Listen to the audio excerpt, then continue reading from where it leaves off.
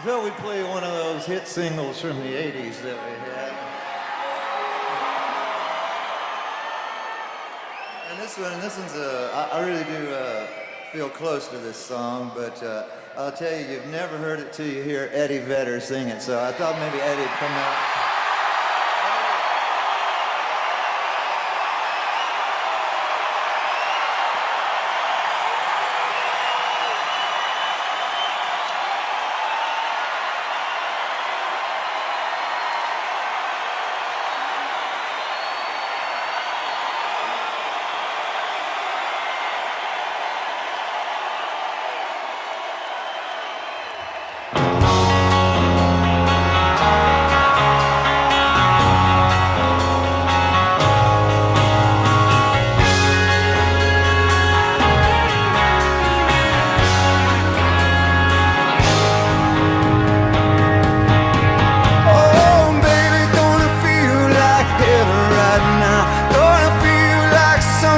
From a dream.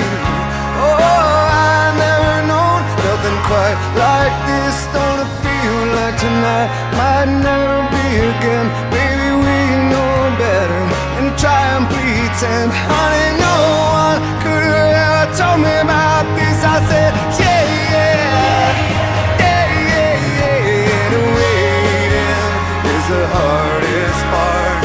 Every day you see one more card. You take it on faith, you take it to the heart. The waiting is the hardest part. Yeah, I might have chased a couple women around. All they ever got me was down. Yeah, and there were those who made me feel good, but never as good as I'm feeling right now. Baby, you're the only one that I know how.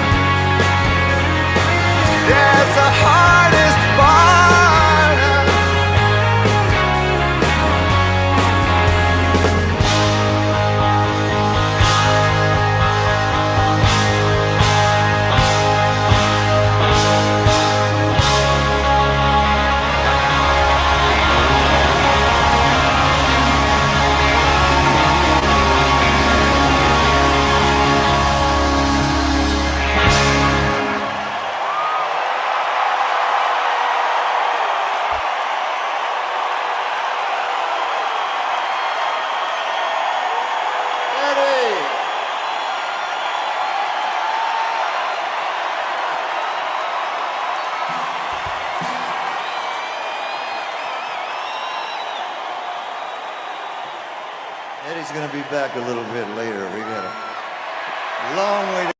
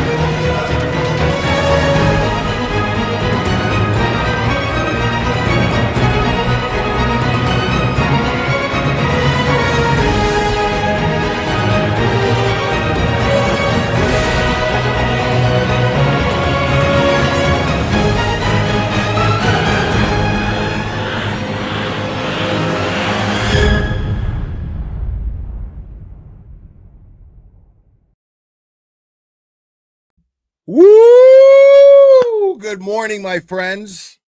It's good to see you guys. Oh man, so we're going to we're just gonna hang out. We are in day 2 of jury deliberations. As I understand it, the jury just got sent back to deliberate for the second day to reach a verdict. I'm sorry, to reach a not guilty verdict on all 3 counts against Karen Reed. It's just a matter of time. So we're gonna hang out at least for a while. What I'm gonna do is I'm going to because I honestly I don't feel that I appreciated Alan Jackson's closing to its fullest extent. And I want to go over it again. I want to watch it again. Because I believe that it just might be one of the greatest, if not the greatest, closing argument in history. I think it's amazing. It had passion. It had a detailed timeline of the facts, and it had the truth. The most important thing that it had was the truth. And so I want to kind of go over it and check it out. And that song that I played before I go on, the Free Karen Reed song, is by a gentleman named Chris Loring, and he was kind enough to allow me to use this song for just about every single live stream that I've done when covering this case. It's a cool song, not just because it's awesome, but it also kind of tells you everything you need to know about the case, which is pretty amazing. Like from beginning to end, the song kind of explains the case like very well. And so yeah, and I'm gonna go over the verdict form too, Melwood. Thank you for reminding me. I will go over the verdict form as well. I have not gone over that yet, so we're gonna go over that too. Oh, thanks, Team Brittany. Thanks for being here. So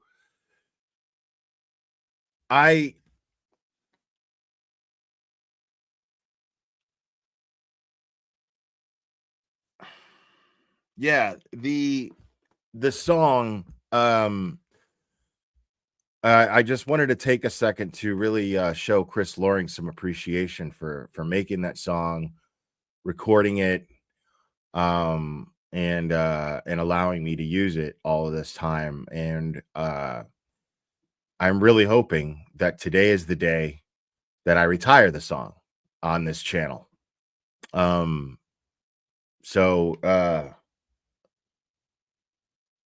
I'm hoping today's the day. And the link to the song on his YouTube channel is in the description. And yeah, Kevin Keene, my man, is in the chat. He has a podcast called Hard Rock Life, and he was kind enough to have me as a guest about a year ago on there with Chris Loring as well. I had a really good time on there.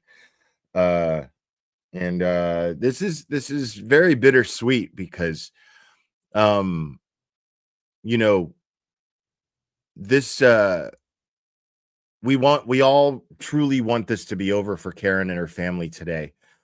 And but you know, it feels like because of all the good that was put into this, it feels like a good thing is coming to an end as well. Even though a horrible thing is coming to an end finally, but there's some goodness to it, a lot of goodness to it that I'm going to miss. And that goodness was all of us getting together, demanding better from our justice system. And I've never been more proud to be part of something in my life. I never thought that I would be appreciated the way that I have been for something so important. It's not something that I ever imagined in my entire life. So,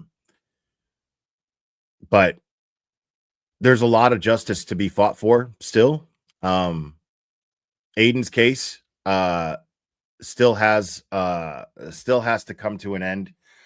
Aiden is being wrongfully prosecuted as well, Turtle Boy. So it's very important that we continue to support him. And it's also very important that we continue to follow the fight for Sandra Birchmore, for justice for her, for justice for at least answers for Enrique Delgado Garcia. So there's a lot to be done in Norfolk County. It doesn't end with Karen Reed. So there's still a lot to be done in Norfolk County. The problem in Norfolk County still exists, and that problem is Michael Morrissey and his DA's office. And it's clearly the problem. So this doesn't just end with Karen Reed. There's still a lot to do, and as long as you guys are in the fight, I'll be in the fight with you. What's up, Scott? Kindergarten Cop.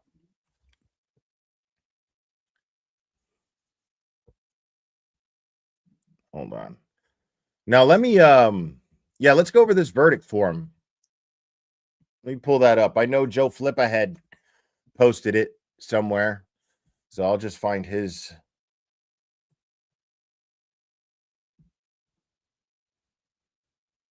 Okay. Okay, so here's the verdict slip.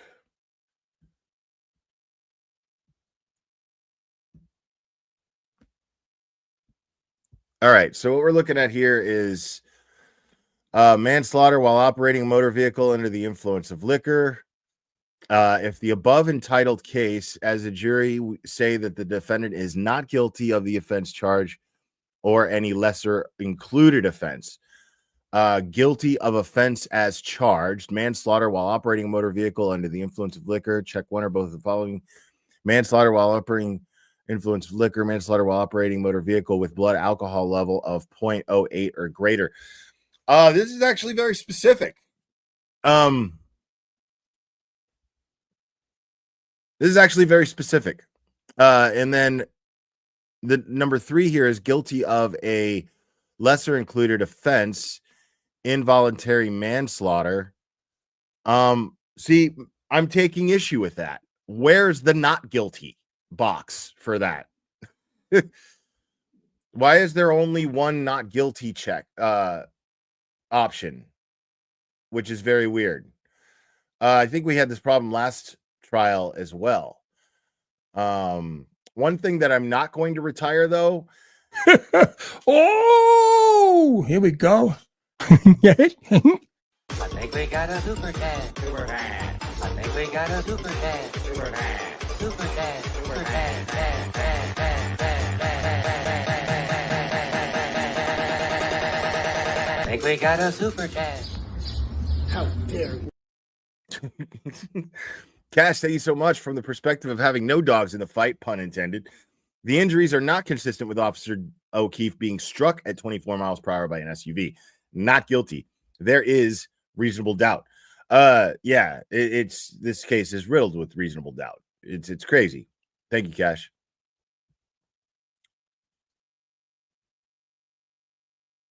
Yeah, this is weird. So where's the not guilty of a lesser included offense of involuntary manslaughter? Where's the not guilty of lesser included offense, motor vehicle homicide, felony, OUI, liquor, and negligence?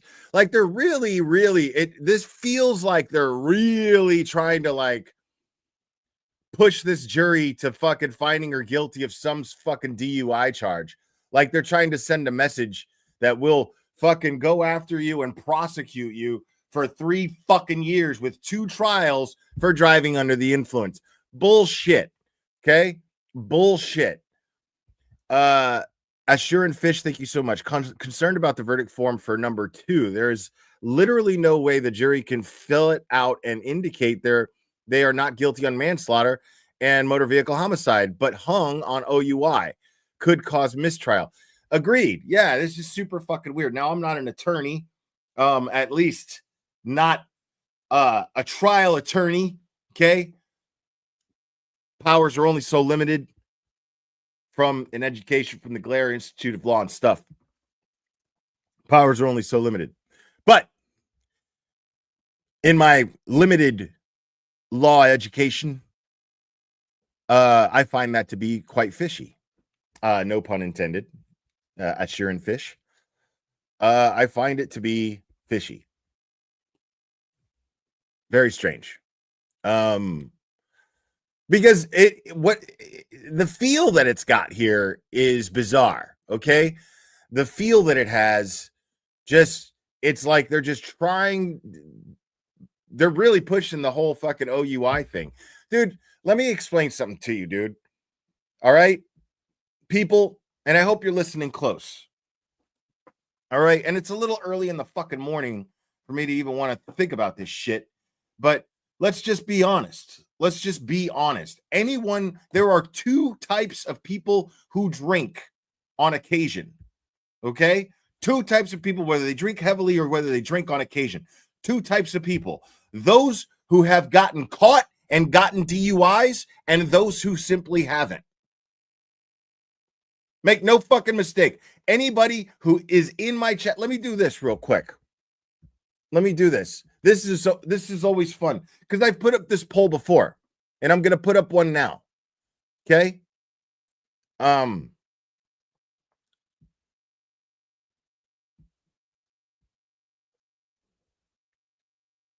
I'm telling you that there are 2 types of people. All right.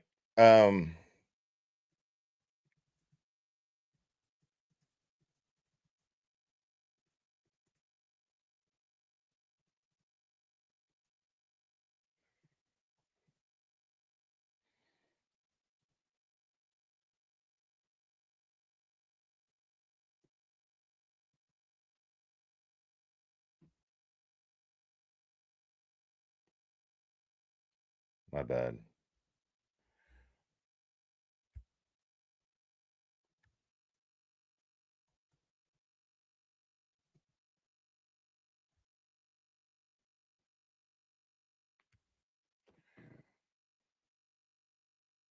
All right. I just put up a poll in the chat, and I want everyone to answer it honestly. Okay. Nobody here it's anonymous. It only tells me how many votes, doesn't tell me who voted. Okay. So there's nothing to lose here. But I put up a poll here that asks, have you ever driven above the legal alcohol limit? Okay. And there's 122 votes so far, 130 votes, 79% of you, 78% of you, 79% of you, it's teetering, say that you have. 22% of you say that you never have. Okay. Those 22%, you're fucking liars. Just so you know, you're fucking liars. Every fucking last one of you, unless you've never driven a car before or unless you've never drank, you're a fucking liar. So, just saying. The petty paralegal member for a year. Awesome. Happy pettyversary. I love it. Thank you.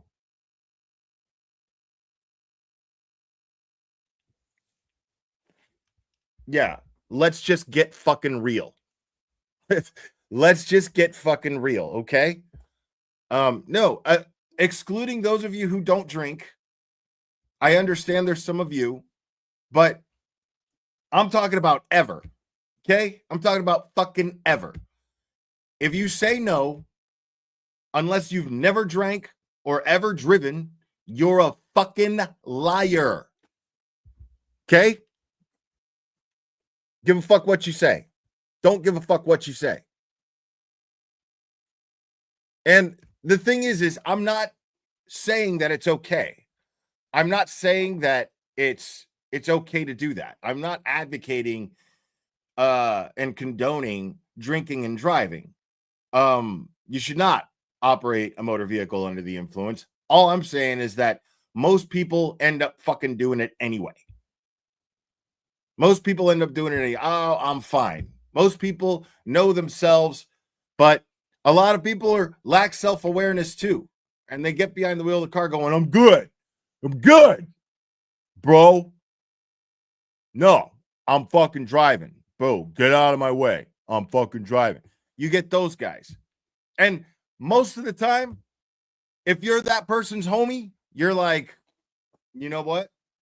All right, dude. Whatever, dude. Careful. Call me when you make it home. At least call me and let me know you made it home safe. But most of the time, they get behind the wheel, they go. It happens. And what I'm saying is, do I think Karen Reed drove under the influence of alcohol? I absolutely do. But if she gets convicted of an OUI, every single motherfucker that was at the Waterfall bar should be charged with an OUI too who drove. Jen McCabe should be charged with an OUI, or at least Matt McCabe. Fucking Brian Albert, Brian Higgins.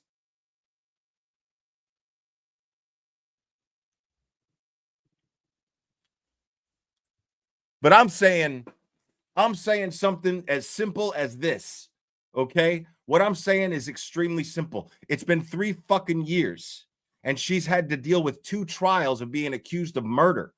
And we all know it's a fucking frame up. So stop it. Hasn't she paid for her DUI already?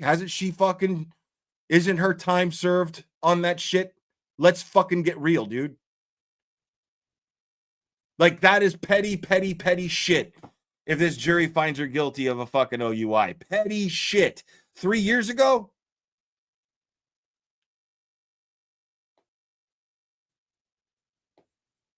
And the reason why I put up this poll, how many of those people on the jury have ever fucking driven drunk? Get the fuck out of my face. I mean, there might be 1 or 2 that never have. There might be 1 or 2, maybe 3. But I'll tell you what, the majority, the overall majority of that jury are fucking liars and hypocrites if they convict Karen Reed of an OUI 3 years after the fact.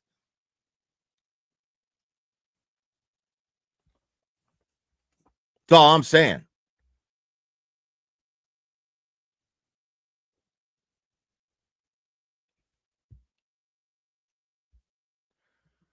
Well, that's the thing is I mean, what will Bev sentence her with? Will Bev at least be like, you know what, dude? Like, yeah, it's been 3 years. I'm not doing this shit. Like, let this woman fucking start her life. Let this woman have her life already. Hopefully, Bev does this when it gets to that point. If it gets to that point. Hopefully, the jury is just not even petty at all and is just like, fuck this. You know what I mean? Yeah, right? I guarantee you, Larry will be like, I got you. Fucking OUI, dude. Get the fuck out of my face. This whole thing, this whole verdict slip is like, it looks like it's designed to trap her in an OUI conviction. It's ridiculous. Everything is some sort of option to make her guilty of something involving being drunk. Are you kidding?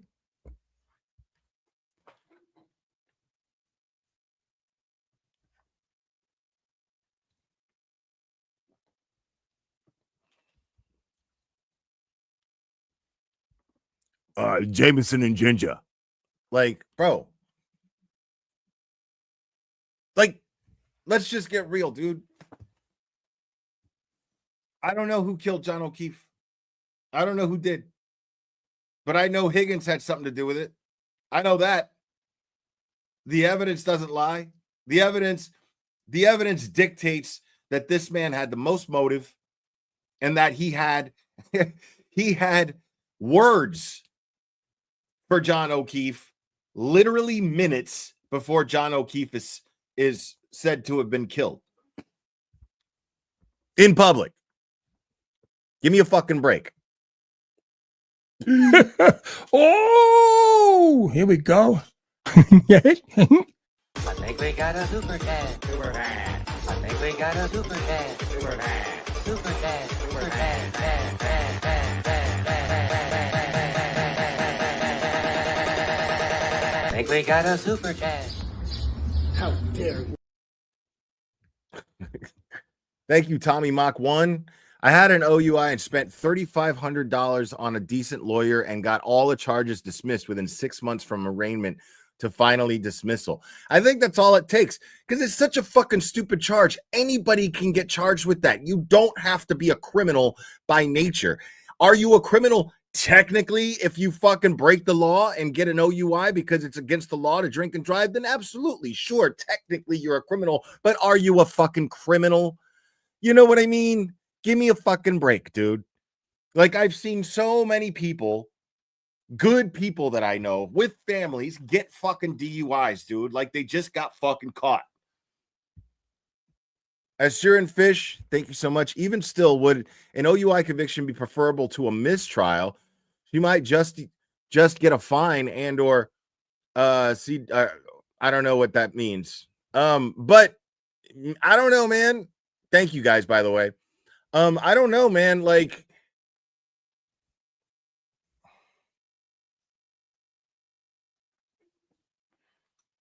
yeah, I don't know. I'll be honest with you. I don't know. I mean, I don't want another mistrial. We know Bev loves fucking slapping out those mistrials, but I sure as fuck don't want another mistrial. I don't want to go through this again. You know what I'm saying? Imagine how Karen and her family feel. You know, they don't want to go through this shit again. They want to get if I'm the Reeds, bro, if I'm any one of the Reeds, bro, I'm anxious to get the ball rolling on suing motherfuckers, bro. I'm already itching to put people's ass in the sling, dude. Like, one way or the other, somebody's paying for this shit. You know what I'm saying? That's where I'd be. One way or the fucking other, somebody's fucking paying for this shit. I didn't go through this shit for the last 3 years and have my fucking life ruined. Fuck that. It starts with the not guilty verdict, dude. Cash, thank you so much. What's your t-shirt quote from? You know, I don't even know. I don't even know. I just like the shirt and I bought it. Yeah, that verdict slip is absolutely crazy.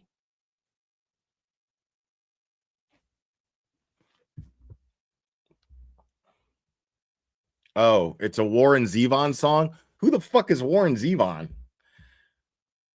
I know people are going to be like, oh my God, Will, you know so much about music, but you don't know who the fuck Warren Zevon is? I know the name, but I don't think I've ever like willfully listened to a fucking Warren Zevon song, bro, in my life.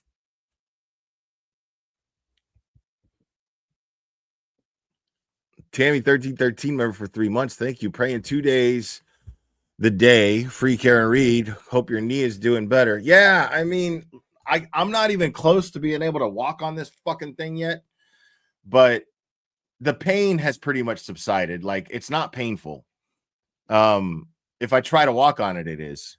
But it's when I'm just resting, it's the pain is it's a lot better. So thanks for asking. I appreciate it. Oh, you know what? I love that song. Yeah, I've always loved that song. Okay, cool, man. All right, Warren Zevon. All right, okay. Yeah, I've always loved that song. All right, yeah, Werewolves of London. Good song. All right, that makes sense.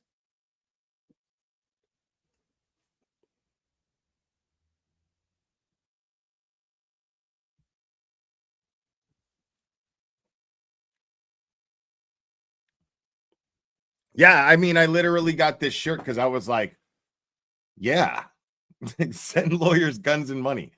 Of course. If I'm in any kind of trouble, send lawyers guns and money. Absolutely. Any kind of trouble.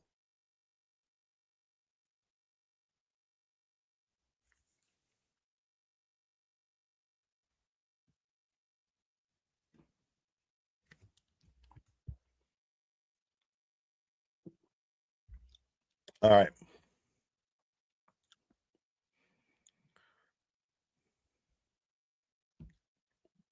Let's do this, bro.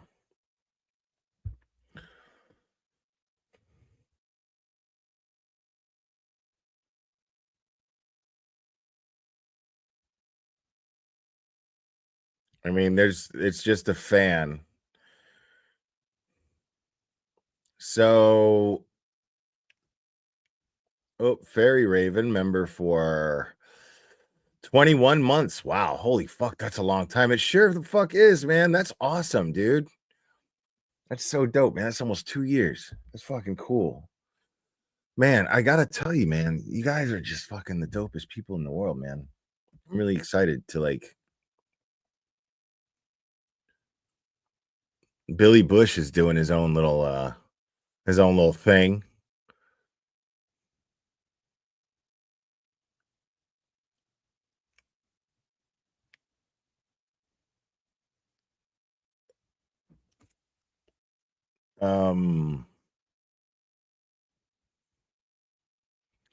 Let's find. I bet you the trial channel has it.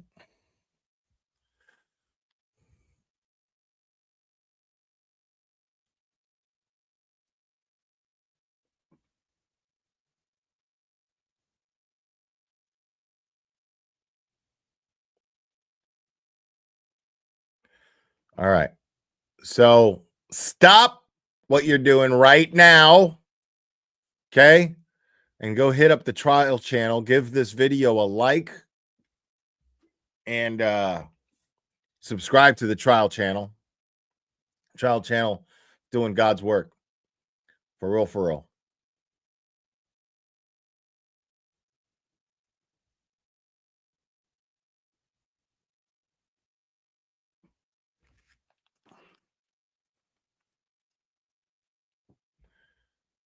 Too many mornings by saying to you folks, I apologize for the inconvenience having you wait around so long. I appreciate your patience. God.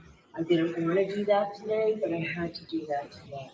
Everybody has worked so hard on this trial. Oh, Jurors, shut up. witnesses. Shut up. Everything has to be right before you hear it. So I needed to do that this morning. I apologize. I do have to ask you those 3 questions.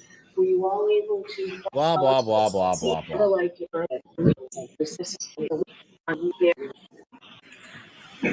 Yeah.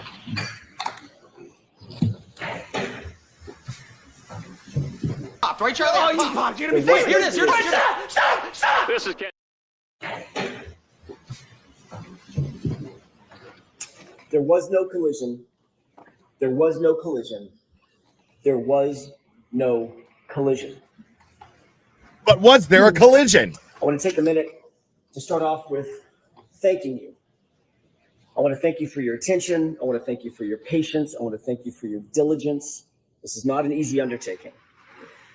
Most of all, I want to thank you for your courage, because courage is what this moment demands. Not just to listen, but to stare directly at injustice and say, not here, not now, not on our watch. That's what you're being asked to do. Stare down injustice. I want to start with a simple truth. You folks, not us, nobody else in the courtroom, you folks are the last line of defense. The last line of defense between an innocent woman and a system that has tried to break her, that falsely accused her, that tried mightily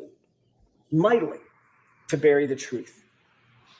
This case was corrupted from the start. It was corrupt. Now, this shit is dope as fuck. Okay? Because Alan Jackson's not holding back at all. I love this because he is outright accusing the Commonwealth of Massachusetts of railroading Karen Reed. He's outright accusing them. And I love it because that's exactly what they did. That's exactly what they're doing. Fuck the prosecution. Fuck the Norfolk County DA's office.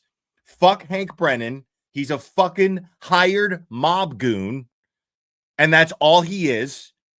He was a hired mob goon to do a dirty job that nobody else was willing to do. That's it. It's not complicated. It's not complicated in the slightest fucking bit.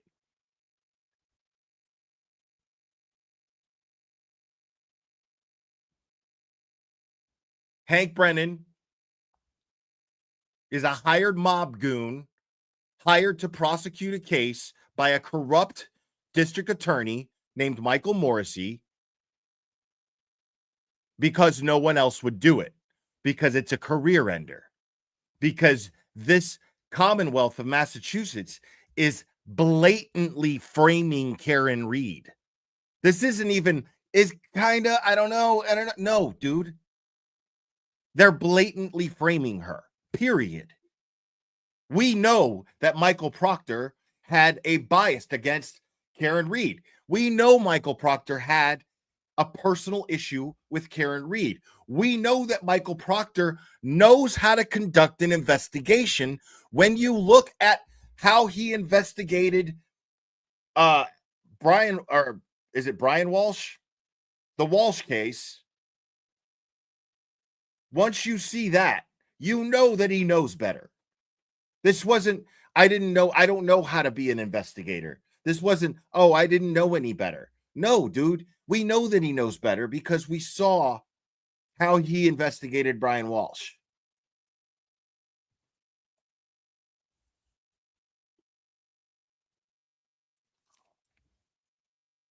Yuri Buchanan, Brian Tully have been trying to intimidate people just in the Free Karen Reed movement, trying to intimidate them with bogus investigations into rubber duckies. No respectable police officer would ever even put any resources towards something like that. No time, no resources. No respectable police officer or investigator would ever do that. Only a corrupt piece of shit would fucking do that. Period. These are not debatable points, folks. And I'm sick of everybody acting like they are. I'm sick of fence riding fucking media acting like it is.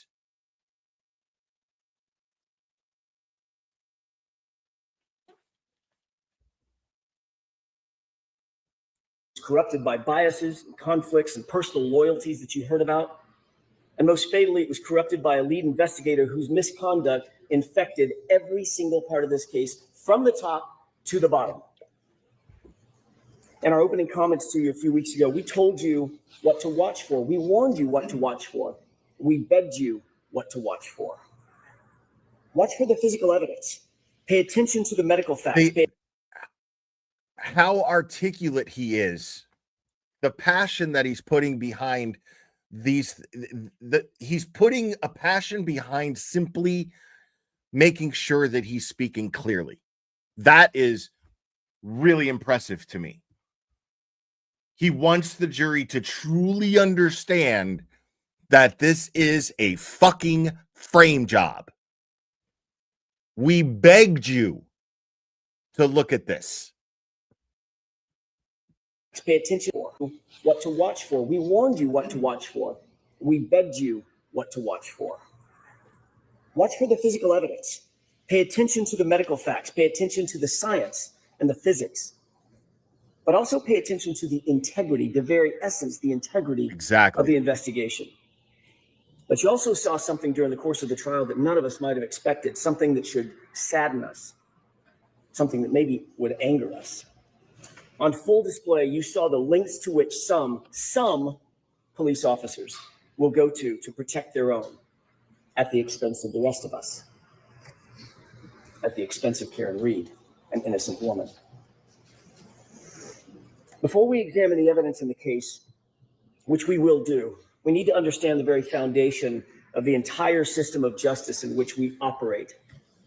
It's the bedrock on which this entire system is built. Reasonable doubt. This isn't just a technicality and it's not a slogan.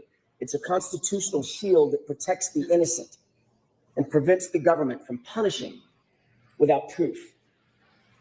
The Commonwealth has the high burden to prove every single element of every single charge beyond a reasonable doubt and to a moral certainty.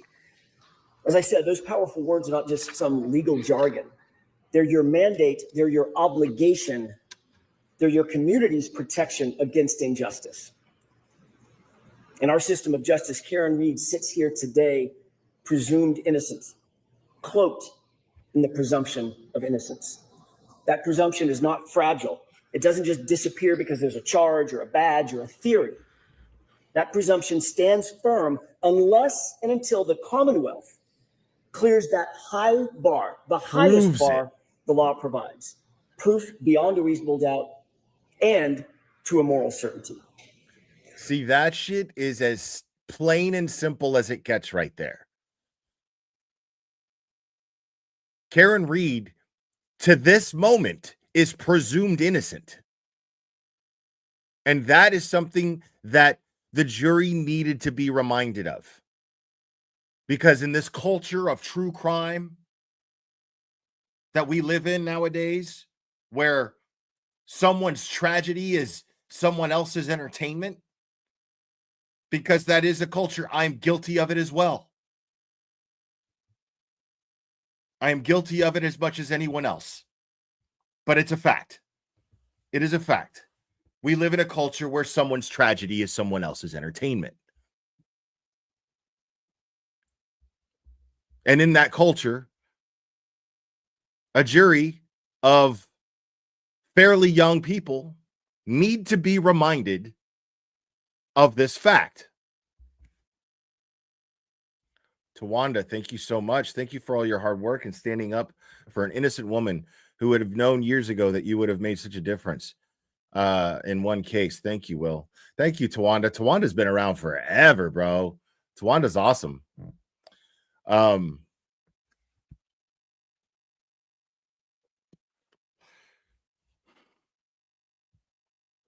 Yeah, this jury needed to be reminded of how important the presumption of innocence and it being maintained really is. It is the bedrock of our justice system. It absolutely is. And that burden of proof is on that Commonwealth.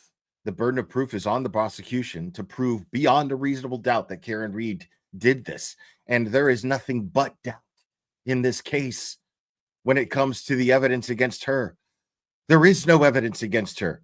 It's all fabricated and none of it makes sense and none of it has any chain of custody. This shouldn't even be a question. The fact that this whole time, most of us were thinking, well, maybe, I don't know, is insane.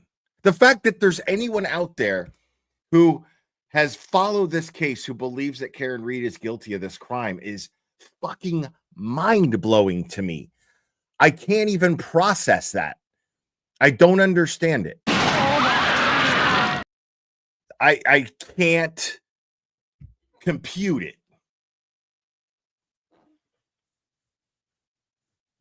I mean, it's real simple.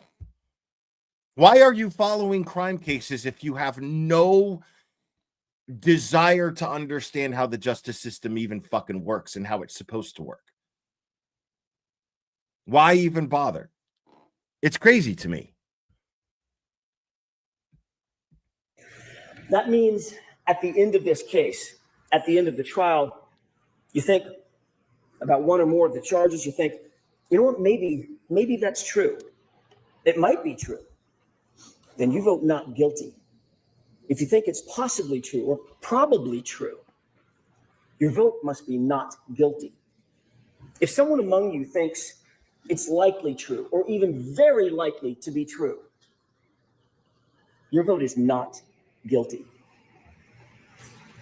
It's because none of those standards, maybe, might be, possibly, probably, likely, very likely, none of those meets the extraordinary burden of beyond a reasonable doubt and to a moral certainty. A moral certainty means a level of confidence so strong, so incredibly unshakable that you could go home, you would go home, look your loved ones in the eye and say, I am certain. Not probably, not likely. I'm morally certain. What's up, burden of proof? It's been a minute. I hope you're doing well. And my certainty remains unshakable. The law defines moral certainty as the highest level of certainty known in all human affairs. Think about that. You must be that certain about the entirety, not part of, the entirety of the Commonwealth's case.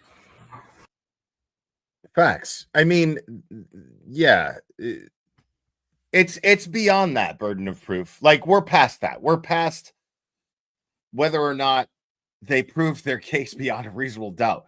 We're way past and beyond that. Where we are right now is the Commonwealth railroaded Karen Read, that an entire local government colluded to prosecute this woman wrongfully. That it's just the facts dictate this. It's not even a theory anymore. It's a fucking fact. This happened.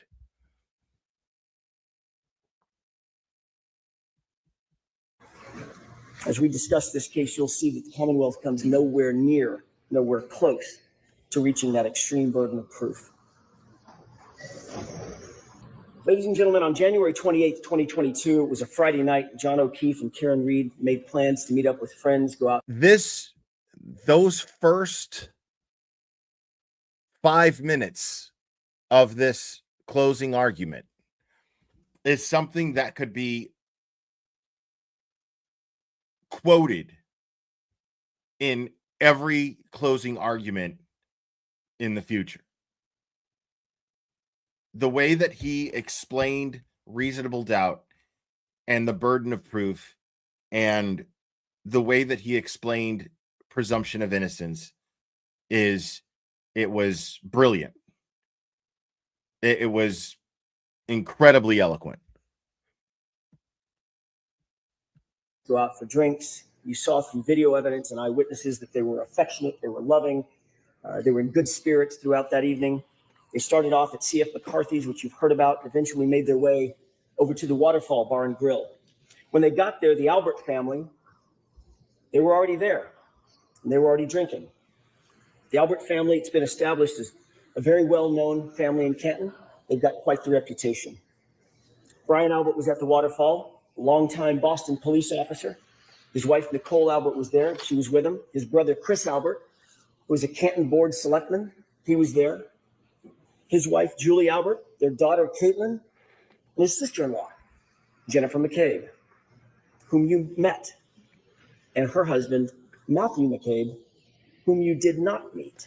Now, they were all there drinking before John. Linda Kenny Bodden from Justice Served TV, who actually knows Alan and is friends with Alan, and has worked against Alan in the Phil Spector trial. And she technically won. And she claims that this is the best closing argument that she's ever heard. Like, coming from someone like Linda with her experience, I think Linda is brilliant. And to hear her say, she's like, I've heard a lot of closing arguments. She's made a lot of them. She's saying this is the best one she's ever heard, which is high praise.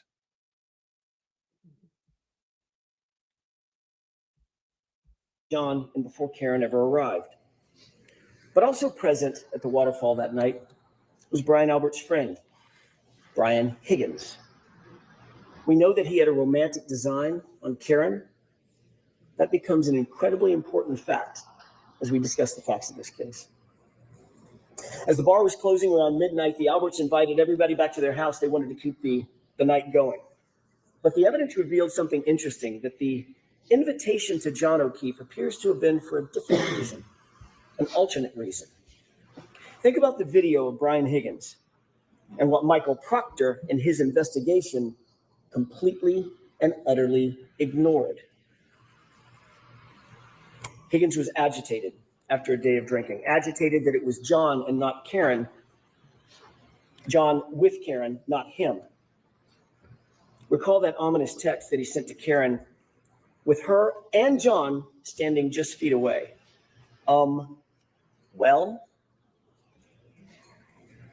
he got no response. And then we see this.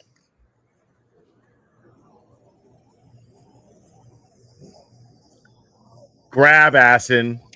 That's what Brian Higgins was confronted with following his well text. What of all things starts going through Brian Higgins' mind?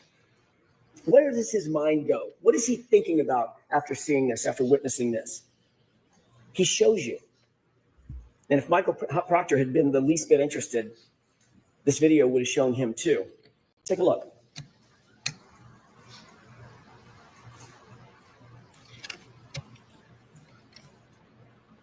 Come here. Come here. Come here. Oh, you're a sexy boy. You're a sexy boy. Come here. Tell me how sexy you are. Come on. Oh, yeah. Oh, yeah.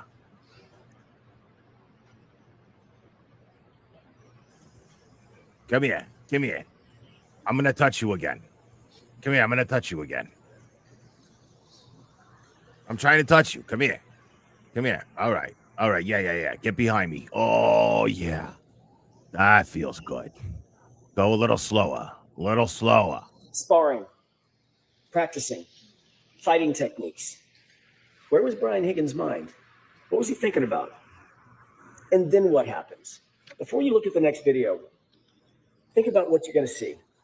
This next video is after he sees John kiss Karen on the forehead, after he sends that aggressive text to Karen with her standing just feet away. What's up, Dana? Watch closely, and this is what you're going to see. This is what Michael Proctor and his investigation completely ignored. Higgins is very clearly upset. He's agitated. Chris Albert tries to control him, tries to talk to him, calm him down perhaps. Chris forcefully grabs Higgins' arm. You'll see that in the video that you're about to watch.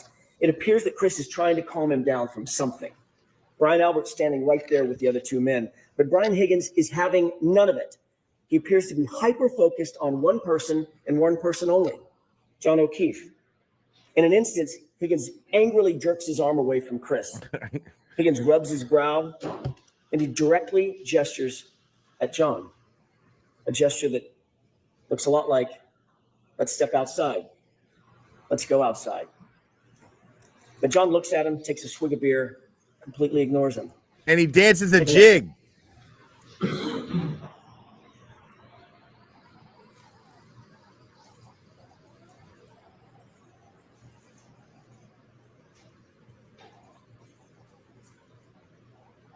Now, what's awesome about this is it's almost like verbatim. The way Alan Jackson explained it was almost like verbatim how Microdots explains it in his video, breaking it down.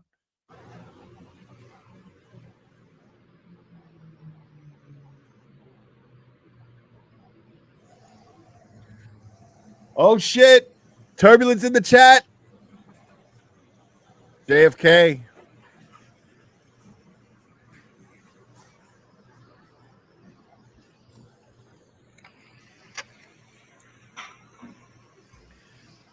Michael Proctor, the lead investigator in this case, had all this footage, but he did nothing. He had access to the exact same thing that you saw. Why did he do nothing? A few minutes later, Higgins then texts John Disclaimer. directly. You coming here? 3 question marks. It's now 12:20 a.m. These guys are not good friends. They barely spoke or even acknowledged each other when they walked into the bar together, other than a quick greeting. So why was Higgins coaxing John over to 34 Fairview? You coming here after this? And why not text Karen? Because at that moment, he wasn't interested in Karen. He was interested in John O'Keefe. Now let's talk about that for a This is second. about 5. Let's talk about that for a second, because he was absolutely interested in John O'Keefe. Now, it wouldn't have made sense to really talk about this so much, but I believe that it is important for Karen Reed's defense to understand that this wasn't about Karen Reed. That night wasn't even about John. It wasn't even about John. Now, you want the jury to know that it was about John, but what it really was about was Brian Albert. It was all about impressing Brian Albert. Every bit of peacocking that he was doing, every bit of peacocking that Brian Higgins was engaged in, every bit of everything that he was doing that night was to somehow impress Brian Albert. And I believe Brian Albert was antagonizing Brian Higgins. I believe he was teasing him. I believe with the physical horsing around that was taking place, there was also verbal horsing around. And I believe that Brian Albert was telling him, basically, if you don't fuck that girl tonight, then you're a fucking cuck. That's what I think was going on. I think Brian Albert is absolutely that piece of shit to do that. And I think that he was absolutely egging Brian Higgins on. And Brian Higgins was just doing whatever he could to impress Brian Albert. That's what I absolutely believe. It wasn't even about John. It wasn't about John, or it wasn't about, think about it. 2 weeks had gone by, or like 10 days. It wasn't it? It was like 10 days between text messages, right? Since, I mean, he had lost interest. He wasn't even interested in Karen Reed. She shows up with John at the waterfall, and then he's drunk. He leans over, tells Brian Albert about the situation. Brian Albert's like, what? You mean to tell me? What's up, Scott McGinnis or Dina? You mean to tell me that this girl right there was texting you? She texted you and told you you were hot, and you haven't fucked her yet? What's wrong with you? What are you, gay?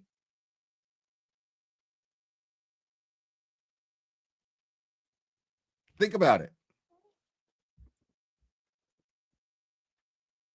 I absolutely believe this took place. I mean, when you watch the video, you can almost hear the conversation.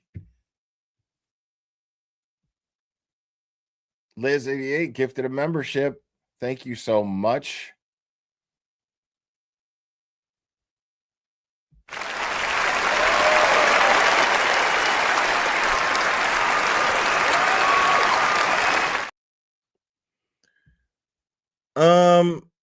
I don't know about that.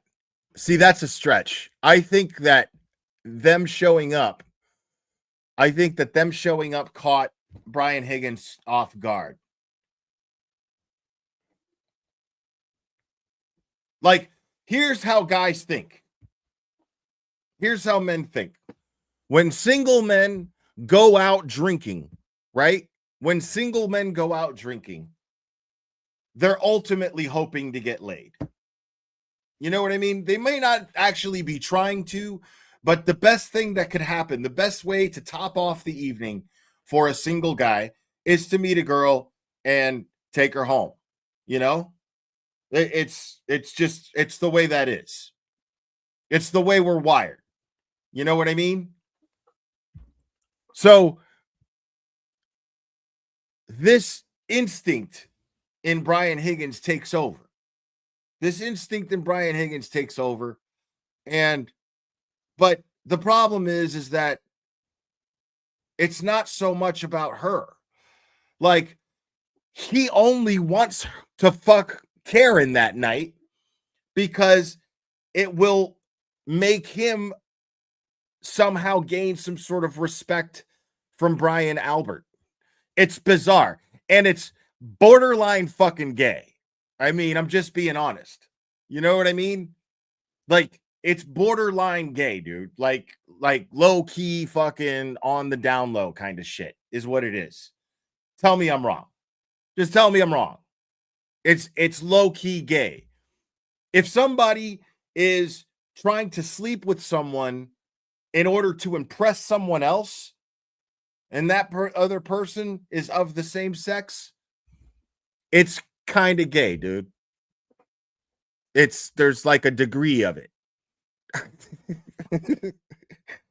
I mean, I'm just being honest. Higgy, if you're watching, I think you got some exploring to do, bro. Higgy, I think you got some exploring to do, my friend. I think what you got to do is take a look in the mirror, okay? Maybe I don't know. What do I don't understand. Like, what does it do to like figure this out? Maybe jerk off in the mirror or something. I don't know.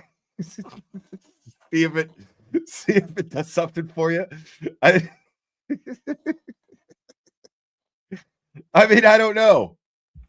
I don't know. Whatever it is you need to do to explore this and figure out, because you can't go around killing people because you got homosexual tendencies, my man. That's not a cool motive, bro. You know what I mean? Like, you can't go around killing people because you low key want to fuck somebody else. It's weird, dude. Like, it's weird. Like, it's dude. Tell me I'm wrong. I mean, I see y'all like laughing about it, but I'm like, tell me I'm wrong. It's low key gay as fuck. I'm just saying. It's okay, but it's not okay. See, that's the one kind of gay that's not okay, bro. Like, be honest with yourself. Be out. You live in a blue state. It'll be okay. Imagine that ATF agent comes out. Yeah. But now it's too pathetic. It's too pathetic. It's fucking sus.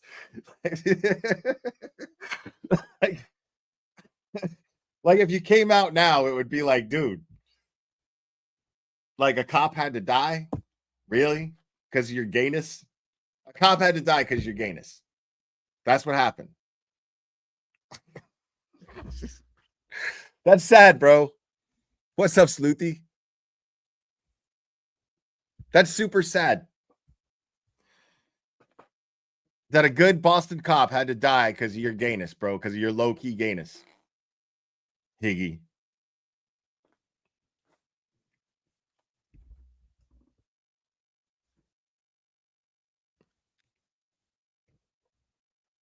Oh, right on. Yeah, welcome from Annie's channel.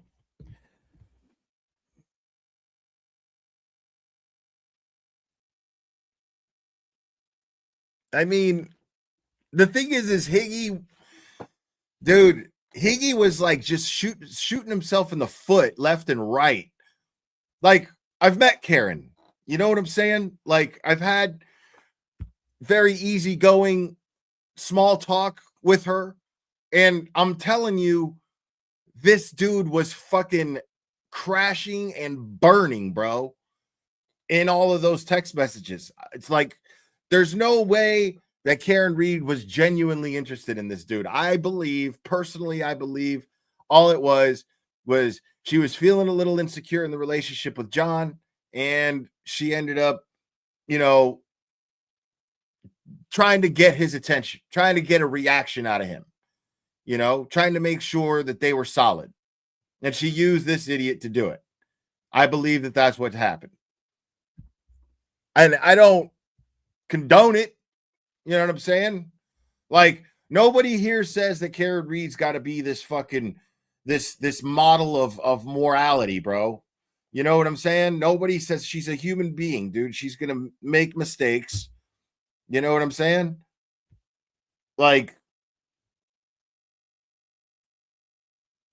nobody's out here claiming that Karen Reed is a fucking saint, you know? Like, she might have had a poor lapse of judgment there in doing this with Higgins, but nothing really happened. You know what I'm saying? Like, at the end of the day, Nothing really happened.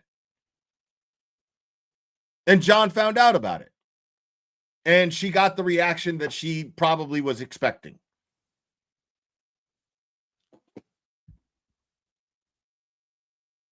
Oh, wow. Holy shit. That's crazy.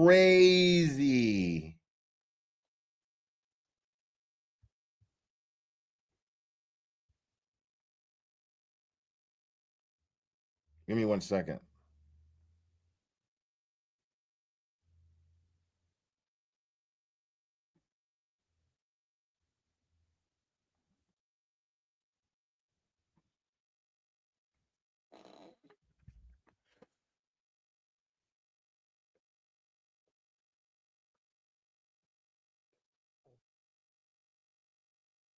Hold on. I'm waiting for a response real quick because this is really cool. 5 minutes before John gets out of the SUV and walks toward the house, about 5 minutes before Karen sees him alive for the last time. So what happened inside that house, or that basement, or that garage? What evidence was there for the investigators to look into? What did they ignore? That's Laceration awesome. over John's right eyelid, black eyes, a large dog at the home, an obvious dog bite on John O'Keefe's right arm, a head injury from falling backward onto a hard surface, alleged surface, a text from Higgins, one of the last people to ever communicate with John O'Keefe. You come in here? Those words now echo in the wake of John's death. But Michael Proctor, he didn't listen. When John didn't come back outside, Karen, very oblivious to what had happened, thinking she was just left alone in the car out in the cold in the middle of the night, she got frustrated. Yeah, it's a little unrelated, but I'm just so fucking proud of my homie, dude. I'm really good friends with Annie Elise from 10 to Life, and we got to hang out in Boston last time I went. It was really great. But she's like just like as far as true crime creators go, she's like the GOAT. And she's not live now because she's interviewing Sherry Papini, bro. Dude, I don't know if you all know about that case, but it is fucking wild, bro. Like, it's one of those that you're just like, I don't know what to think. I don't know what to think about it. Right? So it's so cool that she's got a one-on-one interview with Sherry Papini, dude. I'm fucking blown away. And he's just badass. I just love bragging about my homie, dude, because like she's just badass. She's like one thing after the other, and like she's about to like really blow up too. Like, you guys don't even know. It's crazy. I'm so excited for her. Frustrated, and she drove home. She arrived back at home, and her Wi-Fi connected to John's. Her phone connected to John's Wi-Fi at 12:36 a.m. It's an important time. 12:36 a.m. She left John voicemail after voicemail after voicemail. He was unresponsive. He didn't pick up a single call. He didn't respond to a single text. The longer he didn't respond, the more upset she got. Her voicemails reflect that frustration after the fact. That's the frustration that you hear in her angry voicemails. She uses harsh words and foul language. She's obviously upset. No. Annie is definitely free Karen Reed. Annie is definitely free Karen Reed. She's obviously irritated because he didn't come back out of the house and he wasn't responding. But Karen did not know what you know. She didn't know what the investigators should have known. She didn't know what was happening with Higgins and Albert Now, and with her boyfriend, John O'Keefe. Let me just get the elephant in the room out of the way real quick. At about 5 a.m. I'm sorry, AJ. I got to cut you off here, but let me just address the elephant in the room real quick.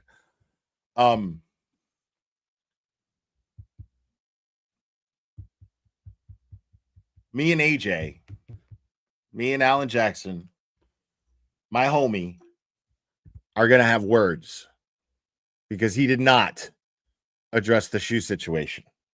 He did not, in his closing arguments, Okay. Now I understand why he didn't. I get it. I do understand it. But me and him are going to have words. Just so you know. A.m., Karen went looking for him in a panic. As you know, her worst fears were realized when she found John beaten, battered, bloody, and left in the snow in Brian Albert's front lawn.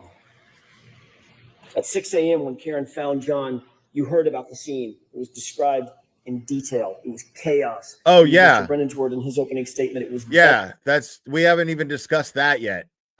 So it turns out that Matthew Farwell wasn't even the father of Sandra Birchmore's unborn baby when she was murdered, when he murdered her. A piece of shit who fucking murdered her for absolutely nothing. So he wasn't even the father of the unborn baby.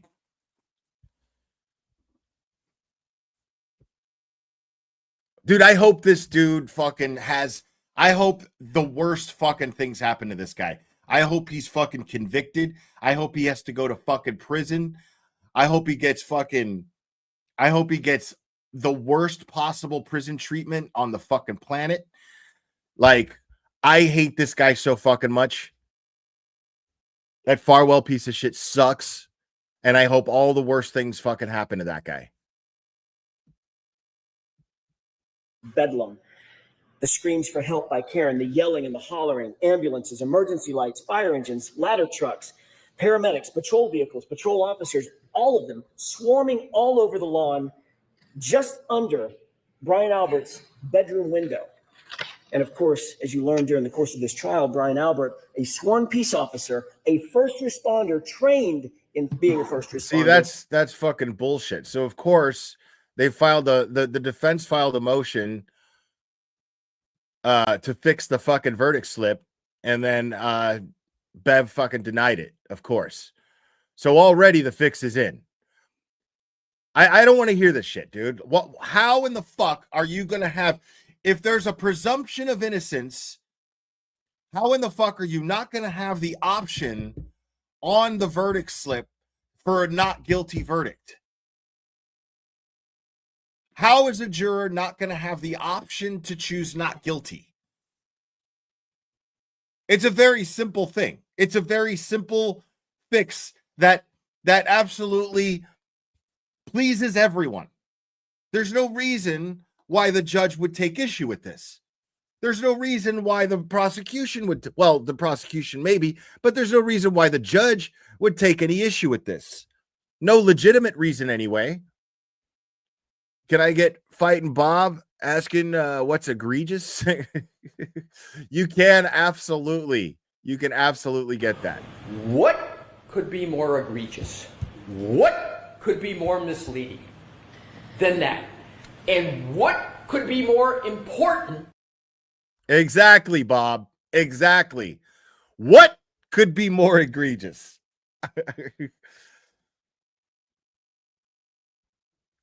I mean, that's fucking wild, dude. There's no ethical reason why a judge would have an issue with there being an option for not guilty for the jury to choose. What's the problem?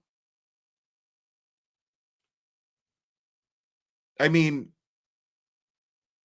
the fix is in, bro. The fix is in. What could be more egregious? What could be more misleading than that? And what could be more important? Exactly, Bob. You can't say it enough, my friend. Never came out of the house. Never went outside to help a fallen fellow officer who was laying on his own property. Never came out. And you learn through the undisputed evidence that the lead investigator, Michael Proctor, for his part, never went into the house. The Commonwealth has struggled to try to prove that John O'Keefe ended up in Brian Albert's front lawn because he was struck by a vehicle. Dude, I'll be honest, man. I'm not even trying to lie. If there's a guilty verdict, dude, like if I was 100%, I would be on the first flight up there. Just ready to go with whatever anybody wants to do. I would absolutely be supportive of any type of protest that would take place. If I was 100%, I would absolutely do that. Like it would be there wouldn't be anything worse. I mean, What could be more egregious? What could be more misleading than that? And what could be more important? They have exactly, Bob. Nothing. They cannot and they will not ever be able to prove that John was struck by a vehicle beyond a reasonable doubt and to a moral certainty, because the science does not lie, the medical evidence does not lie, the physics do not lie. Their investigation was flawed from the start because their investigator was corrupted from the start by bias, personal loyalties. Folks, they cannot prove a collision. John O'Keefe was not hit by a car. There was no collision. It didn't fucking happen. So let's start there. I want to take a minute to discuss the actual science, the actual physics, and the actual medical evidence that was presented in this case. The science, it's an old saying, is known as the silent witness. It doesn't lie, it doesn't forget, and notably, it doesn't take sides. Exactly. If there was no collision, what are we doing here? Exactly. In order for there to be a collision, there has to have been an impact site. The vehicle had to have struck John. We don't actually know when the impact actually took place. Then what the fuck are we doing here, you dumb shit? Period. I want to remind you of some of the most important testimony in the entire case, and it comes from the Commonwealth's own medical expert, Dr. Irini Scortibello, the Commonwealth's medical examiner, someone governed by law to make these decisions. We know that a person struck by a vehicle suffers massive trauma, broken bones, fractures, soft tissue damage, torn ligaments, contusions, soft tissue injury, severe tissue injury, crushing blows. Right on. Tell Brian I said none of that was present with John. None of it. Not anywhere on his body, including his right arm. Not one bruise. Nothing. The fact is, the injuries are not from a vehicle impact. Not his head injury, not those scratch and bite wounds. Not a single medical expert. Think about this. Not a single. But like me and the mighty Mark Betterow were talking about that too. But like when he had like the Black Dragon fucking latex gloves on, dude, that shit added to it. It really did. He was pounding his fist. I mean, I get it. There was a little bit of hyperbole, hyperbole, but I thought it was great. I love it. I thought it was called for. Medical expert called by the defense or called by the Commonwealth has testified that John was hit by a car. Not one. Think about the irony. Not one. That's not just significant. It's literally the most important point in the entire trial. Listen again to Dr. Scortibello's words. Question: you did not include in your autopsy in any fashion any discussion of whether Mr. O'Keefe's injuries were consistent with a motor vehicle accident, did you? Answer: no, I did not. She told you, quote, I did not see any evidence of an impact site. Yeah, bro. She was talking about John's body. The Commonwealth's own medical examiner, Dr. Scortibello, performed the autopsy. She did it personally. She's the only one to have personally examined John's body, and she found no evidence of an impact site on his entire body. That in and of itself is reasonable doubt. You don't need anything more. The Commonwealth's case is done. It's cooked. Their own experts said there is no evidence of a collision, no evidence of an impact. If you want to know what an impact looks like, take a look at this. This is what a body looks like after being struck by a car at 25 miles an hour. And this is what a car looks like after hitting a person at 25 miles an hour. These are exhibits from Dr. Welcher, the Commonwealth's expert. John didn't even have a bruise. Make no mistake, Dr. Scortibello was presented with the Commonwealth's theory of the case, the same case that you've been presented with, and she refused to conclude that John's death was a homicide. She flatly refused to conclude that there was a collision. And you know who agrees with that? That silent witness, the science, the physics, the data. Math. Dr. Wolf and Dr. Rentschler, you just met them recently. They explained Math. they were not initially hired by the defense. They were asked by another agency to conduct their analysis. Math. They looked at the evidence from both sides, not taking a side for the defense or the Commonwealth, completely independent. They looked at the damage to the SUV on the one side of the. You know what we're gonna have to do one of these days soon, maybe even today, dude, is go over Alan Jackson's cross of Trooper Paul from last trial. Just, dude, I will never ever forget the way Alan Jackson looked at him. The funniest shit in the world. It was the funniest shit in the world. Alan Jackson could not figure out if he was fucking with him. Like, is he really this stupid? Is this guy fucking with me? Like, it was hilarious. I can't believe I haven't gone over it again. I have to remind myself to do that. It's so good. It's so good. Side of the coin. They looked at the injuries What's up, to trial John channel? O'Keefe on the other side of the coin.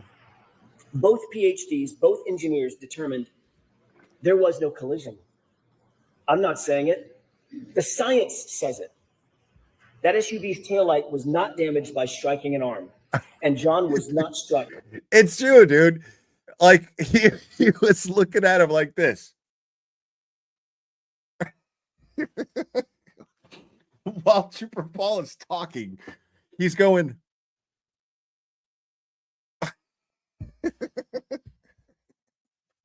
So fucking funny. It's so funny. Alan Jackson, you could hear Alan Jackson's thoughts in his head. Is this guy fucking with me right now? He can't be this stupid. Struck by a 6,000-pound SUV. Period. Full stop. Dr. Dan Wolf did the testing on the taillight. Actual testing, not some ridiculous blue paint kindergarten project. He did lab testing. He did field testing. I love that shit, bro. Kindergarten. Did the testing on the taillight. Listen to that shit. He's not even holding back, bro. AJ straight up just called this shit what it was, dude. Like, let's just fucking look at this, dude. Actual testing, not some ridiculous blue paint kindergarten project. He did lab testing. He did field testing. He did data testing. Actual impact force analyses. In every single test at every single speed, the taillight damage was inconsistent with striking an arm. In every test, the taillight damage was inconsistent with damaging the shirt, the sweatshirt. Remember that severe internal damage to Karen Reed's taillight.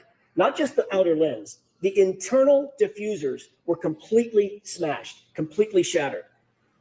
ARCA testing established that all the internal components of every single test taillight, especially the diffusers, remained completely intact. Conversely, on Karen's taillight, the diffusers were almost completely gone. Bro, don't y'all know by now that this channel is not safe for work? Okay? All right? This channel is not safe for work. Okay? What do I got to do? Oi, cunt. What do I got to do? Folks, understand something. If any part of that diffuser portion of the taillight is broken, there is no light. It doesn't illuminate at all. It's just black. Let's take a look at a couple of photos. At 5:07 a.m. at One Meadows, that's the photograph on the left. What do you notice about the right taillight? It's completely illuminated. Later, at 4:12 in the afternoon, photograph on the right. It's lit up. You are a true American hero, Mary B, an entrepreneur in the purest form, and I support you 100%. What's up, Microdots? How can that be? How can that be if the Commonwealth claims that those diffusers, the portion that lights up the light, were already scattered all over 34 Fairview? That's their theory. But don't believe your lying eyes. The taillight's completely lit up. That would be impossible. Dr. Andrew Rinchler, PhD, a biomechanist, explained that at those speeds, the other side of that coin, John's arm would be basically destroyed. Contusions, swelling, torn ligaments, hyperextensions, dislocation of joints, and bones fractured. No fucking way that John O'Keefe's arm would have broken that tail light and come out without a fucking broken bone or a torn ligament or a bruise. There's no fucking way. And shattered. But as you know, John's arm was pristine, save those dog and claw bites. He didn't even have a bruise. Think about this. Think about that photo of those x-rays as you deliberate. You can manipulate a taillight fragment. That's not that hard. You can't manipulate a bruise. That's right. If they claim the car was going fast enough to shatter the taillight and shatter the diffusers, then it was also going fast enough to destroy and shatter John's arm, and it simply did not. How do they square that? They don't, and they can't.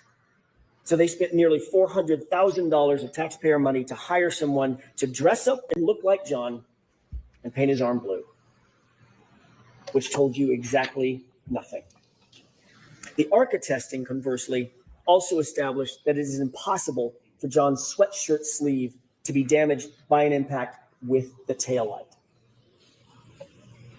The Commonwealth's theory is that the sleeve of John's hoodie sweatshirt was damaged by flying shards of taillight slicing through the shirt and through John's arm. I have 3 questions. Number 1, John's arm had about 36 abrasions. How did 36 shards of acrylic go through 9 tiny little puncture holes? How'd that happen? Somebody needs to answer that. That math don't fucking math, bro. That math don't fucking math, dude. There's no way. There's no way.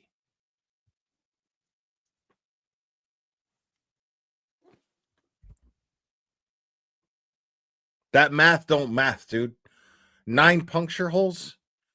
I mean, and dude, like, let's just fucking call it what it is. Like, those are dog teeth, dude.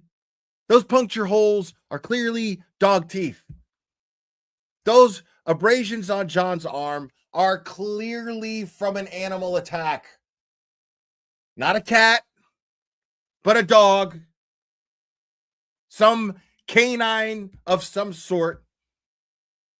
And you've got a mean fucking dog at the very house that John O'Keefe had entered on the early morning hours of January 29th, 2022.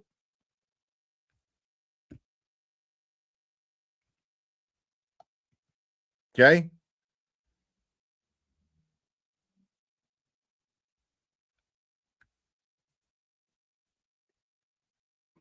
Now, very important.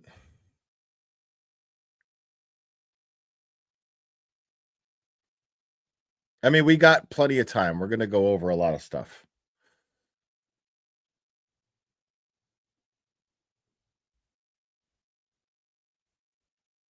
Oh, but wait, what? What? Oh, here we go. I think we got a super cat. Super cat. I think we got a super cat. Super cat. Super cat. Super cat.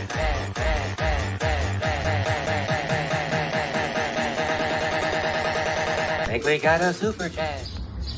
How dare you? Cindy Wade, thank you so much. Claire, I'm with you on the shoe. If AJ had only displayed 2 pictures, the shoe in the snow and the second pic of Higgins walking out at Canton PD shows the bottom of his shoe. Both are black. I mean, I don't know about that. I mean, but I think it would have been beneficial to prove the cover up by showing He's got this shoe in the snow, and this guy claimed and testified that it's the same shoe that he's holding up in court. This one's got a black sole. This one is white, the one that he's holding up. Microdots, my man. Will, your show is legendary. Thanks so much for the dedication for years now. Bro, that means so much coming from that dude, man. Thank you, man. Dude, we got a lot to do. Dude, listen, I'm all in on Aiden's case. I'm all in on that shit. I'm gonna be covering that shit as much as I've always covered that shit. So I'm for the long haul when it comes to Aiden's case. Most definitely.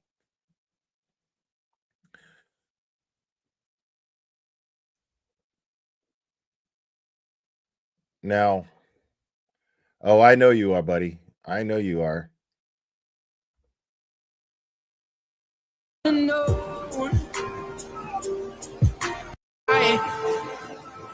If I would have known,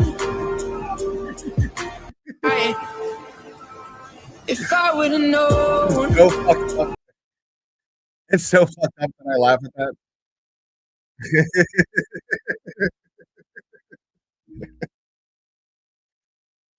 Oh my God, dude.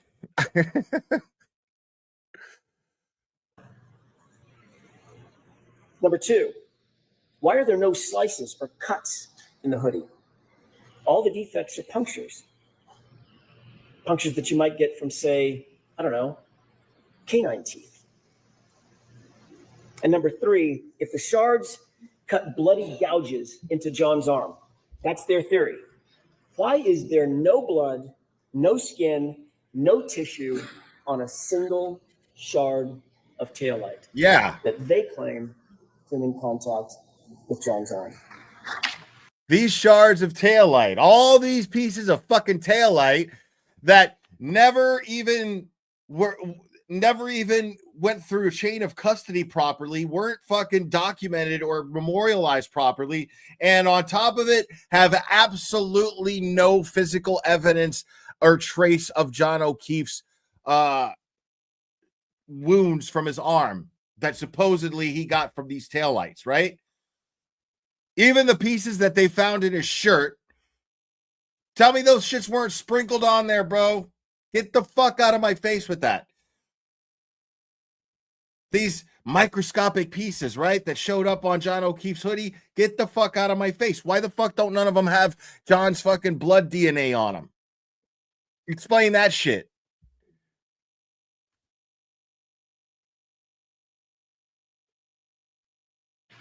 The Commonwealth cannot answer a single one of those questions because John's arm was not impacted by the taillight. It doesn't make sense simply because it didn't happen. It didn't fucking happen. Compare and contrast the ARCA experts and their actual testing to Judd Welcher. He came to you in the Commonwealth's case in chief, and he told you that for the better part of $500,000, he'd come in and testify that John was tall enough to touch the taillight with his elbow. So what happens with this fucking what happens with the verdict form? Because I'd love to know. What happens with the verdict form? Like, can this foreman of the jury go, Your Honor, we have an issue with the verdict form. It's not clear. We think we want to vote her not guilty on all charges. Why isn't there an option to do that on this verdict form?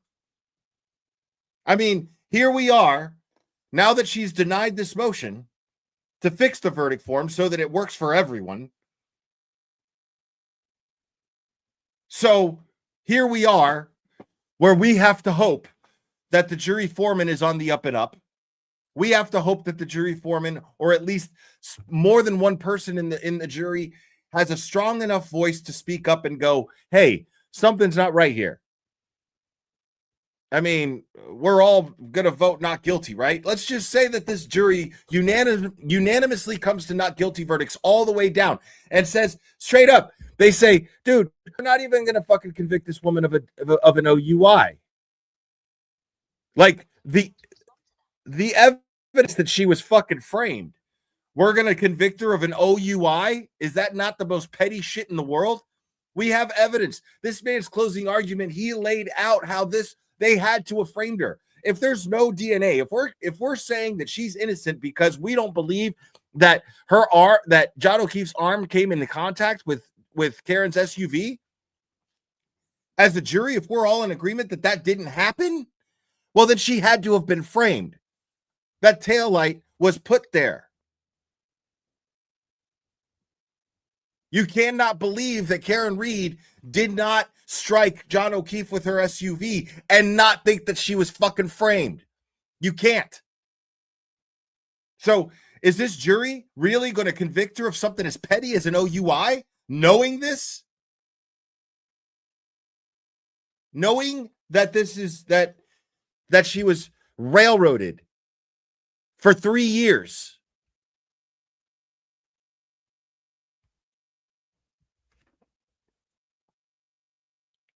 I just don't imagine it. You see what I'm saying? This is why I believe it's going to be not guilty all the way down. But how are they going to be able to do that when the verdict form does not allow them the option to do that? That's crazy. Why is there a verdict form that lacks the option to vote not guilty? That is fucking wild, dude.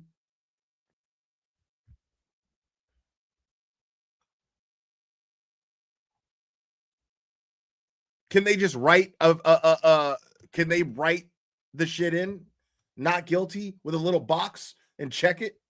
Can they do that?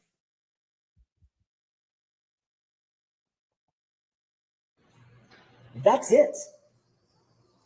And even in that basic demonstration, he had to lean in to manipulate it, to get the results that he wanted. They have not guilty on top. Dr. Welcher then claimed the reason he didn't. They have not guilty on the top trial channel, true. But they also lack, they have all these options following, and they lack not guilty charges on the not guilty options for the lesser charges. So it's almost like she's being entrapped by this form. They're entrapping Karen Reed to get a jury to vote her guilty of a lesser charge. It's wild, dude. I've never seen any shit like that in my life.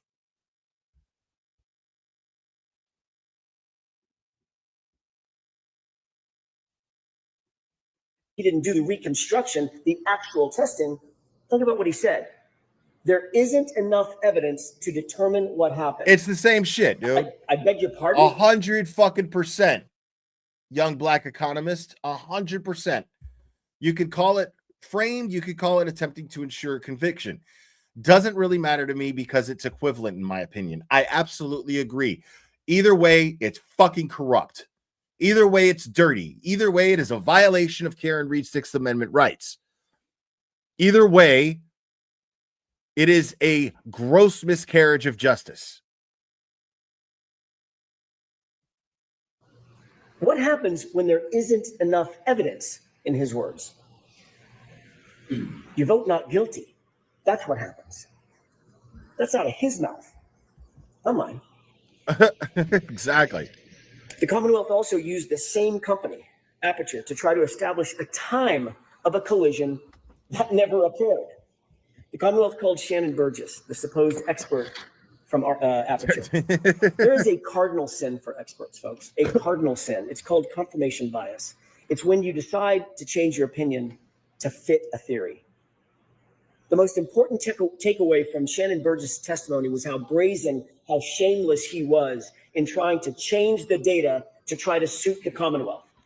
Remember Mr. Brennan's opening statement. He made some promises to you. He said, this case is about the data. He stressed it over and over again. They've had 3.5 years to get this right. The Commonwealth has had this case for 3.5 years to get it right. So his top expert, Dr. Welcher, prepares a report. And that report says that John O'Keefe was struck by Karen Reed's SUV at 12:31:38. Note that time, 12:31:38. He was struck, he was immediately incapacitated, he was immediately unconscious. So says Judd Welcher and the Commonwealth's theory. But there was a huge, huge problem with that. And somewhere in the middle of trial, somebody must have realized it. They must have realized that the very data they produced unequivocally establishes that they are wrong about a collision. It could not have happened. Why? Because John was interacting with his phone. That's what these trolls don't want to fucking pay attention to. Like, the Commonwealth's case is its own problem. Like, the defense didn't win this case. The Commonwealth lost it. That's a fact. Like, the Commonwealth themselves are saying it couldn't have happened.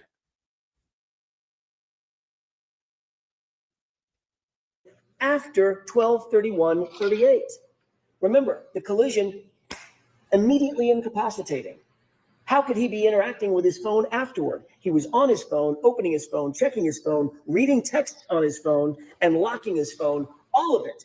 And they even, Bev even allowed them to change their theory mid-trial. And they still failed. Think about that shit. Bev allowed them mid-trial to change their fucking time, to change their timeline, to change their theory of a time. And they still came up short. Bev moved the goalpost for the Commonwealth, and they still fucking failed.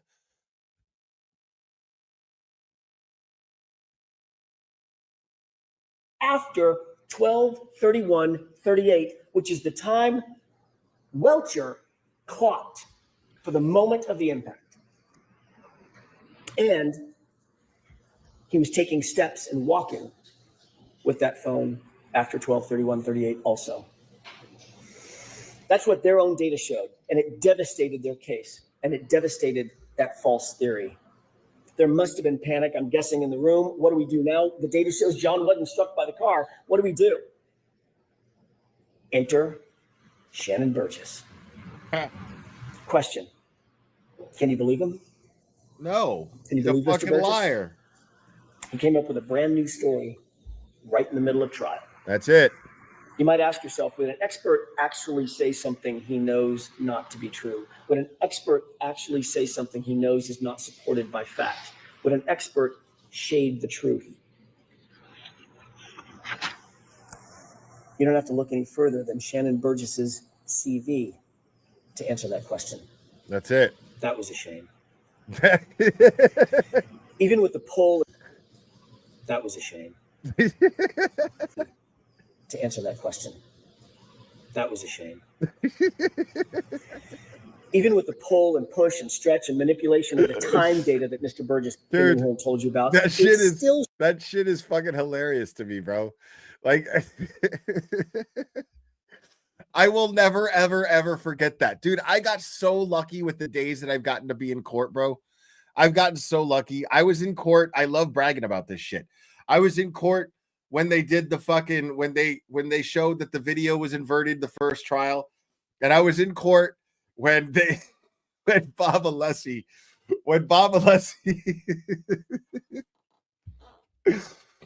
fucking cornered this asshole while he was on the stand about the fact that he totally lied about his education. Like, he fucking lied about every aspect of it.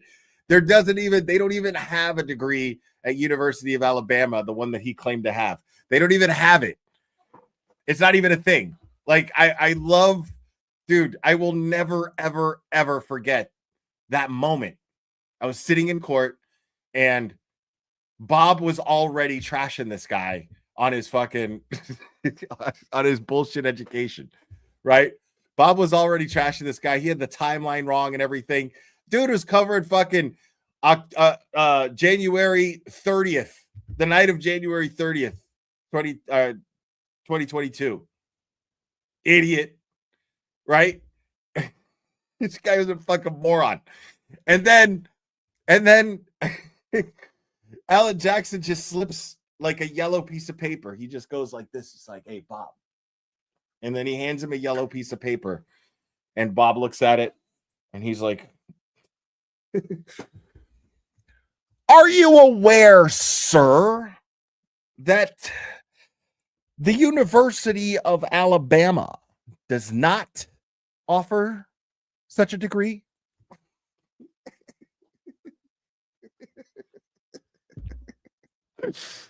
What, dude?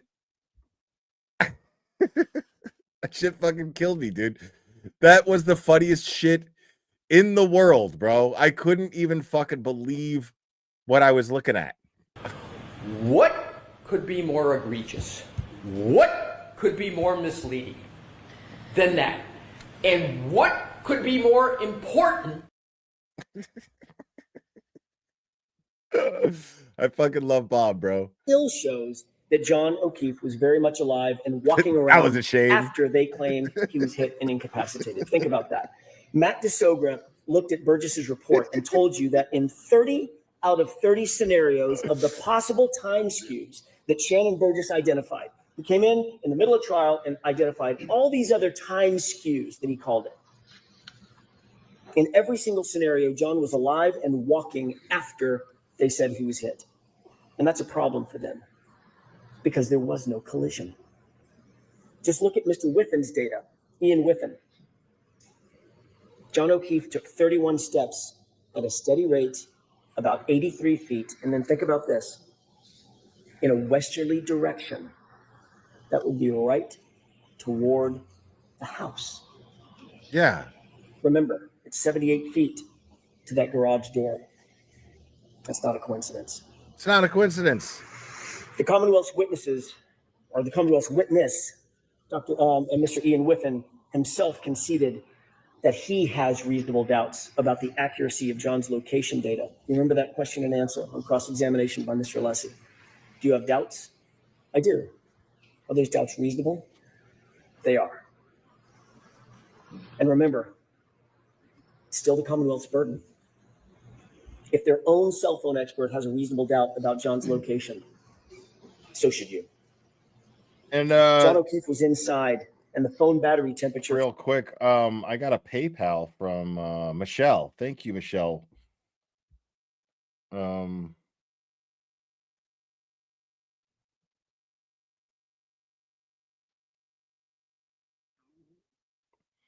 I don't think so. Michelle wants to know if she's blocked. I don't think she is. Further proves it. This is not speculation. This is science, and it's irrefutable. It tells us that he was not laying outside in the cold. He was inside somewhere a little bit warmer. Ian Whiffen told you that when the iPhone is exposed to freezing temperatures, think about these numbers. When the iPhone is exposed to freezing temperatures, it will drop from 81 to 21 degrees in 15 minutes. 15 minutes. That's a 60-degree drop in 15 minutes. Now look at John's phone. It was laying, according to the Commonwealth, it was laying directly on frozen ground. He arrived at 34 Fairview and his phone dropped only 20 degrees over the course of an hour. Then inexplicably, it stayed steady, never dropping below 50 degrees for the next 4.5 hours, never dropping below 50 degrees for the next 4.5 hours, basically through the entire night. He was not outside. He was someplace warmer, like a basement. And why come nobody saw him? Or a garage. Dr. LaPosada confirmed that John O'Keefe did not have hypothermia. No telltale signs, no telltale Wisniewski spots, no frostbite on any extremity. He did not die of hypothermia because he wasn't outside. Dr. Isaac Wolf, Dan Wolf, Elizabeth LaPosada, Judson Welsher, Andrew Rinchler, all agreed. Every expert agreed.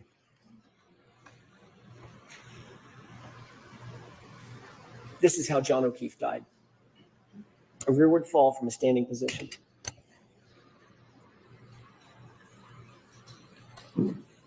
What could make you fall straight back like that? Let's just think about that for a second. What could make you fall from a standing position as Judd Welcher just showed us? Standing up, falling straight back. Add a laceration to the right eye consistent with a fist or a punch, and you've got your answer. He certainly didn't sustain that wound on the back of his head by falling backwards onto a lawn. Dr. LaPosada told you that the patterned injury on the back of John's head could only be produced by hitting a hard, ridged, or ledged surface, like a concrete stair or step.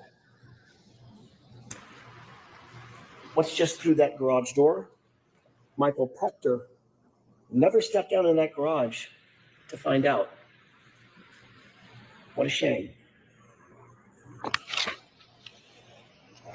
And look at the arm. Just look at John's arm. You don't need the top experts in the country, but you had them. You don't need the top medical minds on the planet on this issue, but you had them. These are dog bites and scratches. These are animal wounds. Not one witness has been called in their trial. Not one. 8 weeks and counting. Not one witness who actually disputes that John O'Keefe's arm injuries are from a dog. The Commonwealth could not find a single medical expert, a single medical witness who would come in here and tell you those are inconsistent with a dog bite or a scratch. And it's equally clear that there was no collision. Dr. LaPosada told you in probably the clearest voice in the entire trial. You remember her testimony. He didn't get hit by a car, in her words. He just didn't get hit by a car. Right. You remember the question that was posed by Mr. Brennan. He just didn't get hit by a car, dude. And she said, speed didn't matter. Right. Because he didn't get hit by a car. Because he didn't get fucking hit by a car. She repeated it 3 times because it's true, not just because she says so, but because the medical evidence proves it. The medical science proves it. There was no collision. Dr. Rentschler told you unequivocally and just as firmly he didn't get hit by a car. The Commonwealth has not met their burden. They cannot meet their burden. The Commonwealth hasn't called a single medical professional, not one, to testify that John's wounds came from being hit by a car. Not Dr. Scortibello, not Dr. Isaac Wolf. Contrast that with the caliber and the quality of the experts who came in here to tell you what is obvious to anyone with common sense. Those wounds on his right arm are from a dog. This was not an oversight by the Commonwealth. It's just that there is no one out there. No matter how big a check you write, there's not a medical expert who's going to disagree with that. The fact is, this is the central fact in the case. The only fact that matters is literally uncontested by every medical expert. Uncontested, undisputed. There is no evidence that John was hit by a car. Right. None. How much more reasonable doubt could there be? This case would be over right now. Done. And it's interesting to see how careful the language, how important it is to be careful with language use, right? So he doesn't say, first thing that comes to my mind is when he says, how much more reasonable doubt do you need? He doesn't say, do you need? But I could see how that could come off as almost combative to the jury, right? Like very, very subtle little things that actually make a big difference that I'm seeing, at least in theory. Instead he says, how much more reasonable doubt could there be? Stating just it is. But what do you need? My instinct to do that, I could see why that would be wrong. You see what I'm saying? I could see why that would not be as beneficial as wording it as how much reasonable doubt could there be? Because there was no collision. So given all that, how did Karen Reed end up sitting here? Why is she even here? Why is she in that chair? Why is she in this courtroom? There is a reason for that.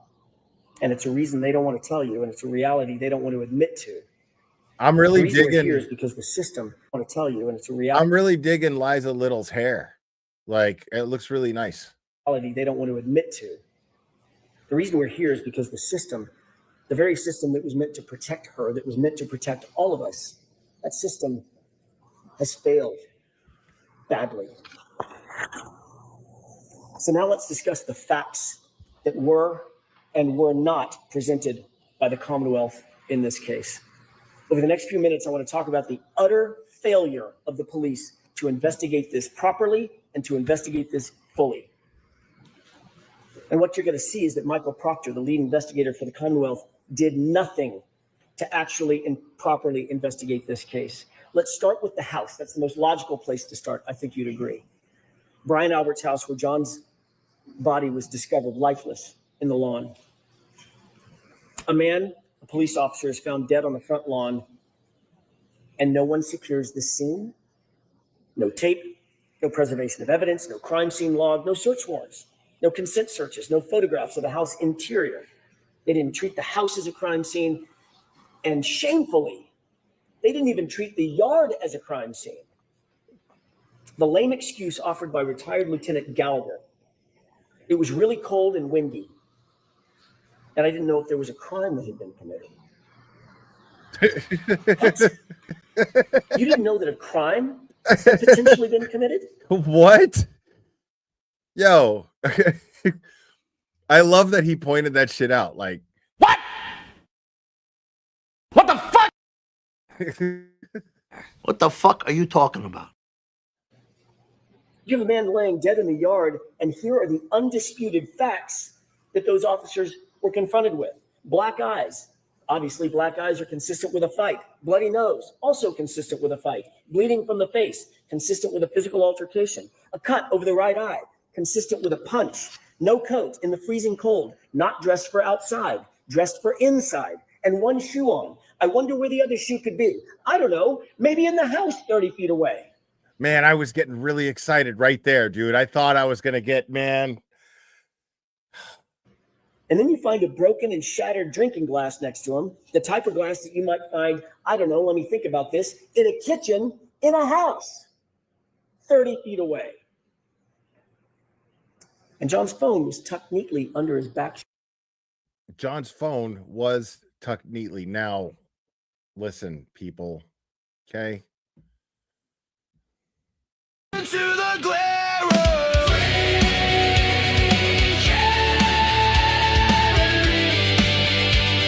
the courthouse has showcase.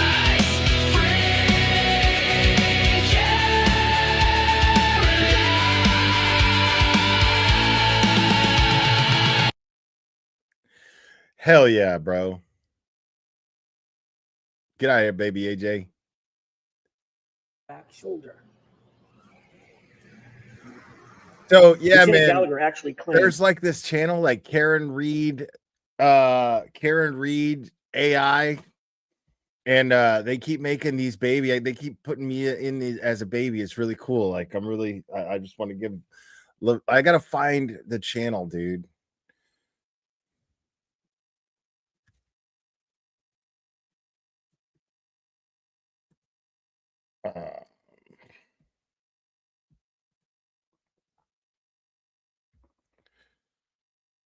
Yeah, here we go. But it's only got one video. That can't be right. Is it? This is the one. Oh, there's a lot of shorts. Okay, they're just in shorts. But yeah, man. So let me give this channel a shout out real quick, man. Here, make sure to subscribe.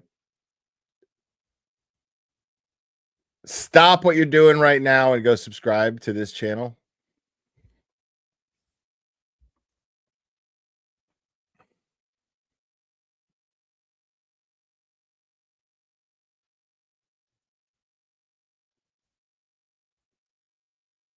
They keep making these cool. Check these out. Something's in the water in Norfolk County, and it goes far deeper than the Karen Reed case, and that's what I think. Is there some big cover-up story? No. No, she was going on and on and on like she does. you were listening on and on and on like you do. Again, I'll point out to you that judges in Massachusetts are appointed. They are not elected. Canton Police Department recused themselves from the investigation. And this tracks with every fucking thing else that's going on with this case. Together, because at the end of the day, our friend was... I gotta say, man, I'm honored to be included in these videos with the likes of Andrea Burkhart and Melanie Little. Dead.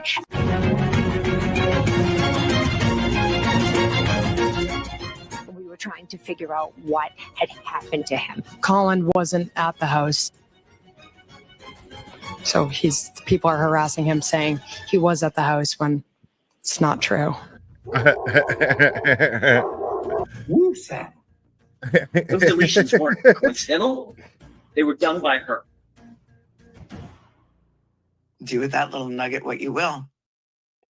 Yeah, those are cool, man. Those are really cool.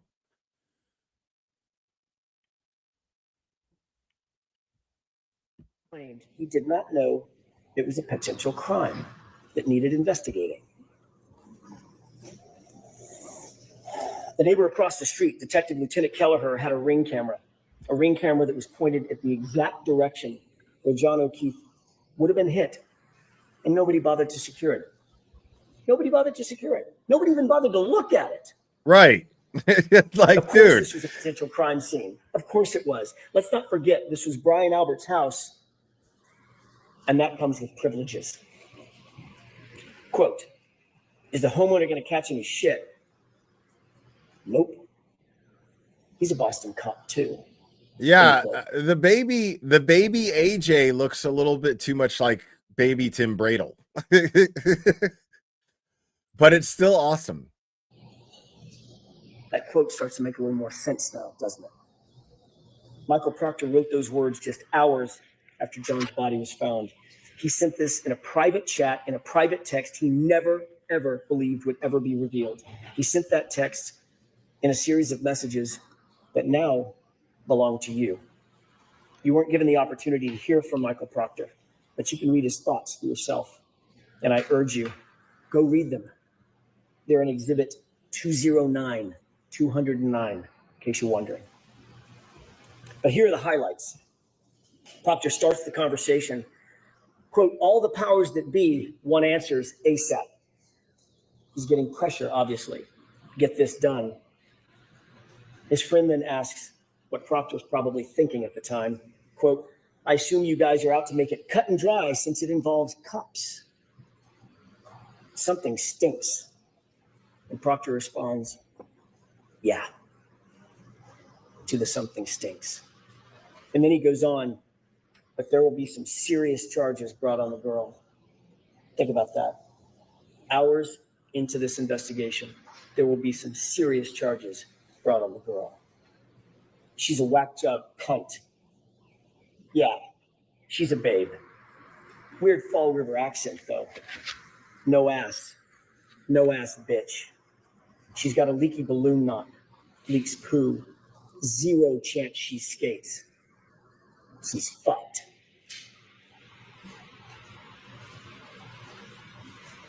And up to this point, Michael Proctor had done 0 investigation, nothing, save talk to a grand total of 3 people, all of whom were named Albert or McCabe. That's it. And this was his mindset. This is the same lead investigator who sent the group chats that you heard about with Sergeant Butnick. Late night, sitting at his office, rifling through Karen's phone, bragging about looking for naked pictures of her. That text wasn't sent to his buddies or his friends. That text was sent to his supervisors at the Massachusetts State Police, for God's sake. And what was their response? Sergeant Buchanan liked this conduct with a big old thumbs up. Yeah. He encouraged it. Ladies and gentlemen, a lead investigator is every investigator is supposed to be objective, an objective fact finder, no bias, no agenda. Michael Proctor went far beyond just insulting Karen Reed. He dehumanized this woman. He betrayed her as a human being. He was fired for this blatant bias. If the Massachusetts State Police can't trust him, how can you trust him with this investigation and with your verdict? And with Karen Reed's life. The lead investigator in a murder trial was never called to testify. Think about that. That should stop you in your tracks. Wouldn't you want to hear from Michael Proctor? Wouldn't you want to hear from the lead investigator in the case? Don't you have questions? Right.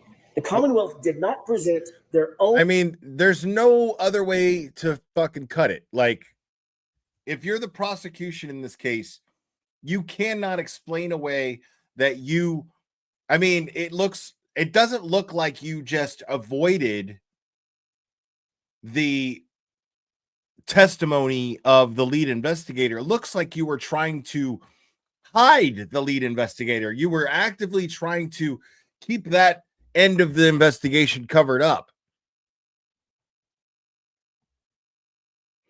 No, I don't know who the blonde woman is, Trial Channel. No idea, actually.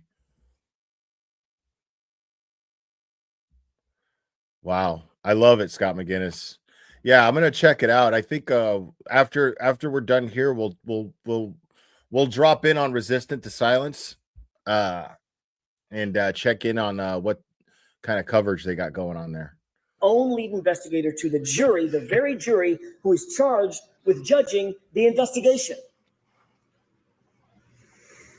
Michael Proctor clearly is radioactive, and the Commonwealth stayed away from it.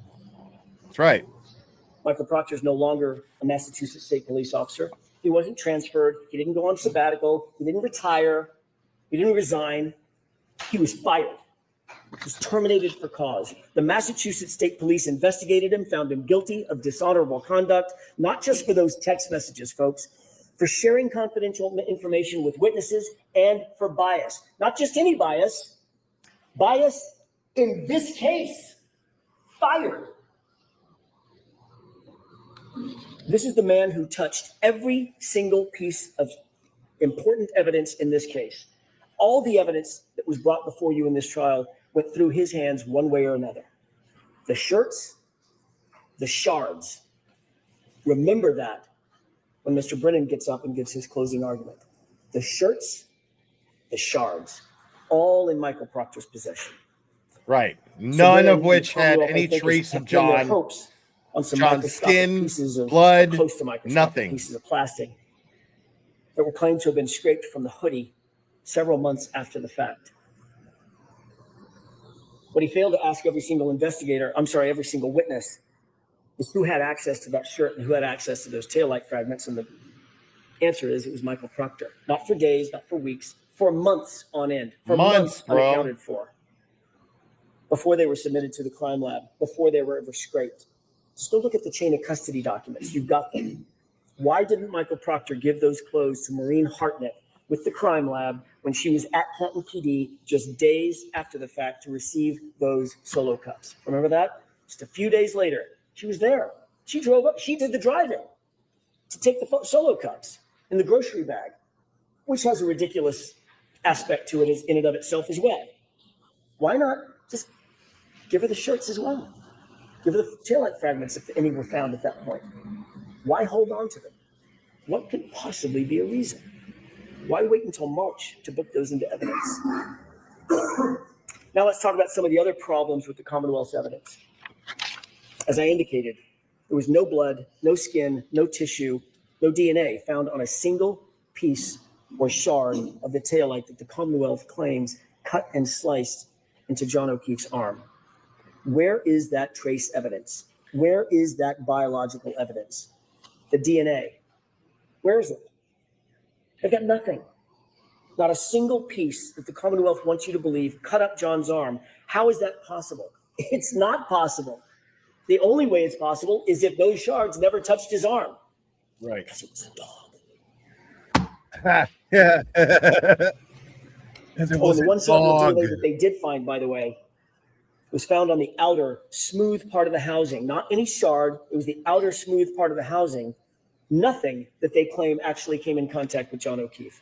Number two, that sample had DNA of two other men, two other unidentified males. That tells you that that DNA had nothing to do with a car strike. That DNA would be expected to be, John's DNA would be expected to be all over that car. Inside, outside, he had access to that car for months and months and months. He was in and out of it all the time. Show me some blood, then we'll talk. They can't, and they won't because it doesn't exist. Wow. That SUV never hit John. The hair found on the bumper. The Commonwealth really stretched its own credibility on this one. That magic little hair on the SUV I will. supposedly survived a 37-mile drive in 47 As soon as I'm done with Alan Jackson's closing, I'll check in with you guys. I might even just check in anyway. mile-an-hour winds. But Watch that the little re- magic hair We'll watch the rest of this in increments. just hung there, just hung on. That same hair that moved in between photos in the Sally port. Remember that? There were 2 photos taken, and it was either the breath of the photographer or just the movement of walking by the hair. It literally moved between the 2 photographs. But that hair is supposed to have hung on in a 37-mile drive in a blizzard. The only thing that hair proves that the Commonwealth is embarrassingly grasping at straws. That hair has nothing to do with anything. But it doesn't stop there. There was another revelation at trial, a big one, a huge one, and it came from a very unlikely source. Christina Hanley, the quiet, reserved criminalist who told you something the Commonwealth likely did not want revealed because it's devastating to their case. Absolutely devastating. And it's this. The glass on the bumper didn't match the cocktail glass. That's it. None of it. Remember, February 11th, Michael Proctor, without any other person with him, no witness, no supervisor, no other And that person with him, screams frame up. claims to have found a single piece of glass at the scene. February 11th, single piece of glass, Michael Proctor. Keep that in mind. Interestingly, the glass on the bumper that didn't match the cocktail glass, one piece did match one other thing. The Proctor glass. Those 2 go together. The only 2 things that go together from that bumper are the Proctor glass. We know that there's no glass in the taillight. We know that nothing else was shattered on the vehicle. Therefore, that glass had to be placed there. Right. Didn't come from a crash. Didn't come from a cocktail glass. That's a frame up. So how did it get sprinkled on the back of the bumper? Exactly. Whose proverbial fingerprints are on that glass on the bumper? That's extremely important. Not only that's probably the only understatement in this whole entire closing argument from Alan Jackson. When he said that this was devastating to their case, that's an understatement. What that screams is frame up. Because if the glass on the bumper didn't match the cocktail glass that John O'Keefe supposedly had, well, then somebody had to put that glass on the bumper. Somebody had to meticulously place it there. That is foul play of the grossest kind. That is an absolute fucking setup. That is a frame job. That is evidence of a frame job.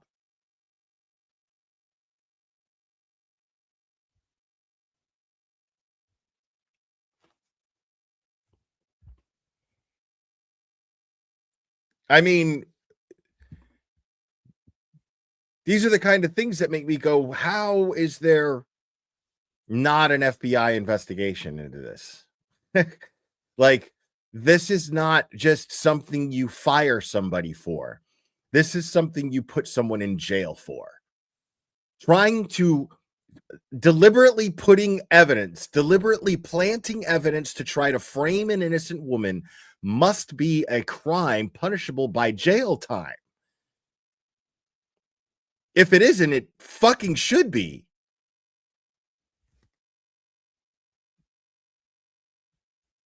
The only thing it matched is Michael Proctor.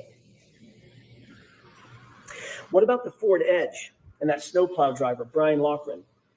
He observed that Ford Edge parked outside Brian Albert's house at 3:30 a.m.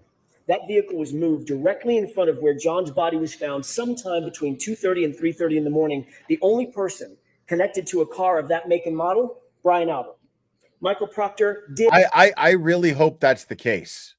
I really hope that what they're waiting for is for this case to wrap up and they have all this stuff on record and so much of it can be used, which is probably why Brennan avoided so much testimony, why he avoided calling Brian Higgins to the stand, Michael Proctor to the stand, probably why he avoided this. So I really hope, I really truly hope that what's going on here is they're just trying to build a case, and this trial will be all they need. Hopefully.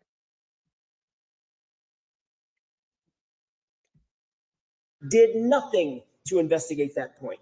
Did nothing to investigate whose Ford Edge was parked in a spot specifically to block the line of sight in the exact position where John's body would be later found by Karen Reed. No one, not Michael Proctor or anybody else, checked it for evidence. No one even asked any questions about it. That Ford Edge, Brian Albert's Ford Edge, completely ignored. Michael Proctor failed to interview obvious witnesses in this case. Why? Why didn't he want to speak to the snowplow driver, Brian Loughran? Why did he falsely claim that no one plowed the roadway that morning? Why did it take Turtle Boy to do it? Dash cam video, you saw the dash cam. It shows plows going back and forth all morning. Why did he wait so long, years even, to interview Heather Maxson and Ryan Nagel, individuals who were literally outside 34 Fairview at the exact same time John and Karen arrived at Brian Albert's house that night? Why? Brian Loughran, had he been investigated or interviewed, would have told Michael Proctor that he drove past the lawn multiple times on January 29th, and there was no body on the lawn. Exactly. He would have had a perfect view. Remember, the weatherman told you there was only enough snow at that time. I think he said the very charming phrase, only enough snow to track a cat. I think that was it. There was no body there.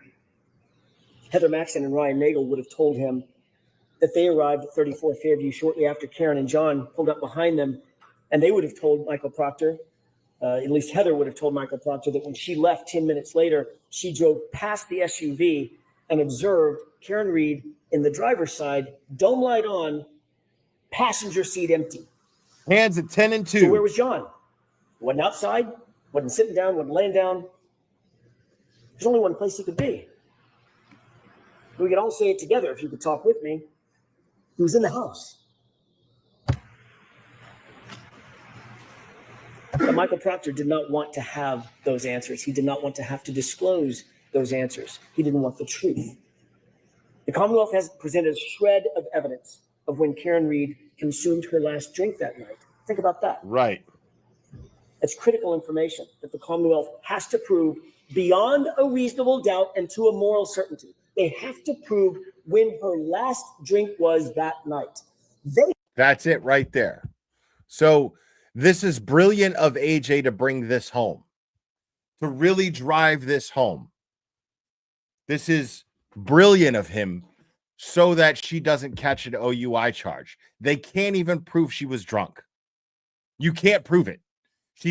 If you don't know when her last drink was, then how can you prove a DUI, an OUI? You can't. It's just that simple. Because if they tested her blood alcohol level after the fact, the next day, if they did that, she could have drank when she got home. She could have waited to get drunk when she got home. She wasn't driving anywhere. She was home. How could you give her an OUI? Well, she did drive over to Jennifer McCabe's, I guess.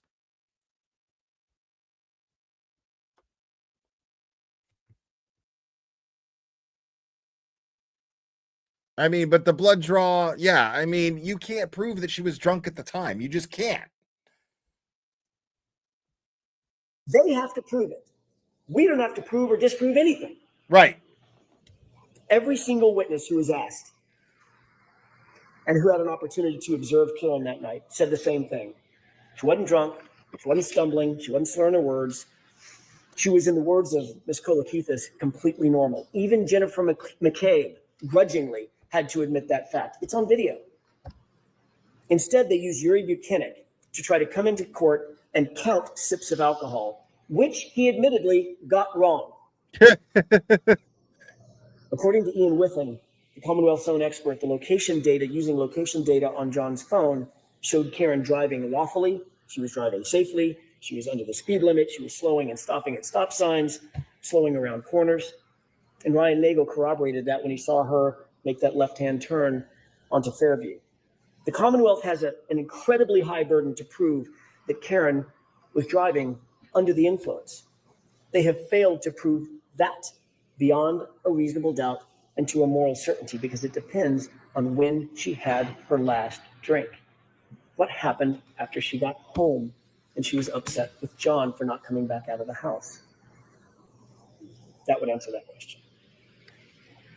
As you well know, no one searched the house for signs of a struggle. Not that night, not the next day. I'm talking about 34 Fairview. Not ever, not once. Not with a warrant, not with consent. They never went into the basement, the stairwells. They didn't look at the walls. They didn't look in the garage. Nothing was ever examined. Nothing was checked for blood. Nothing was checked for DNA. They didn't look for alleged or ridged surface. Zero.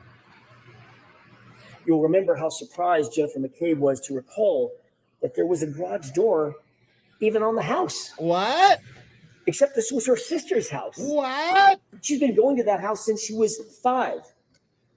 She's seen that house. She's been in and out of that house hundreds of times, maybe thousands of times.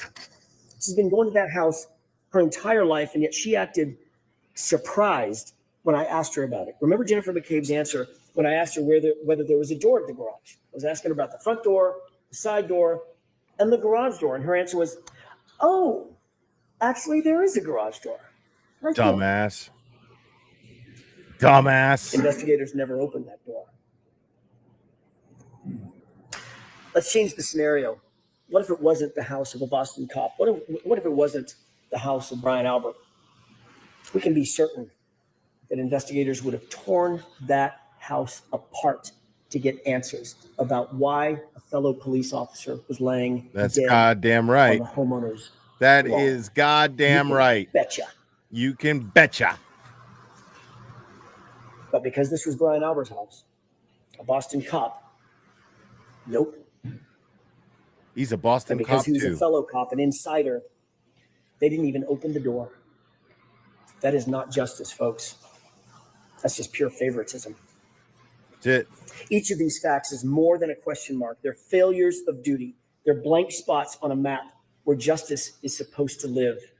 And every single one is a reason why you cannot convict Karen Reed. Reasonable doubt abounds. If the Commonwealth failed to investigate every reasonable alternative, how dare they come in here and ask you for a verdict? They didn't investigate the case fully, and yet they're asking you to take the easy road and do their job for them. These facts do not represent reasonable doubt. Nothing does. That is Every a one of great these facts that you're seeing that we're talking about represents reasonable doubt. Everything. The easy verdict. They didn't investigate the case. How dare they? This is fucking beautiful right here. What he says right here is so effective. Well, failed to investigate every reasonable alternative. How dare they come in here and ask you for a verdict? They didn't investigate the case fully, and yet they're asking you to take the easy road and do their job for them. That is fucking amazing. How dare they expect you to come up with a verdict? How dare they? How do they have the audacity to come into a courtroom, a United States courtroom? How dare they come into a United States courtroom and expect that jury to convict Karen Reed when they failed to even investigate Karen Reed properly, when they failed to prosecute her properly? The investigation is shit. So how dare they expect them to do their job for them? You're going to come here and you're just going to convict? Their job was to present you with evidence. If they failed to give you enough evidence to convict her, it is not your job to put the pieces together. The prosecution should have put that together for you. And if it's not put together, then you have to acquit Karen Reed. There is no other alternative. You must acquit her, period.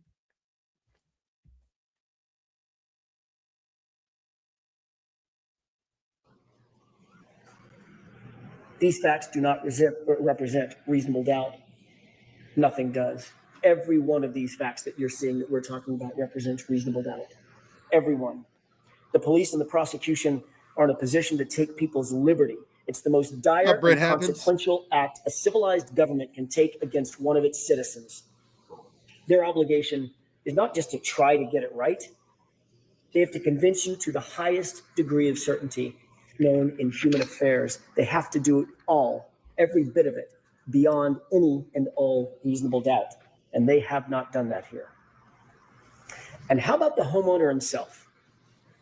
The host, the first responder, the Boston cop, Brian Albert, who was sparring and practice fighting with Brian Higgins just minutes before John O'Keefe appeared at his house, 34 Fairview. Brian Albert, who was watching Chloe that night, the German Shepherd. Brian Albert, whose phone and his wife's phone were never secured. Brian Albert, who never came out of the house. But that doesn't mean he wasn't awake. It doesn't mean that he wasn't on his phone. Think about this. Jennifer McCabe claimed that her sister and Brian Albert both slept through this complete chaos right outside their bedroom window. But Jennifer McCabe's phone records tell a different story, and they tell the truth.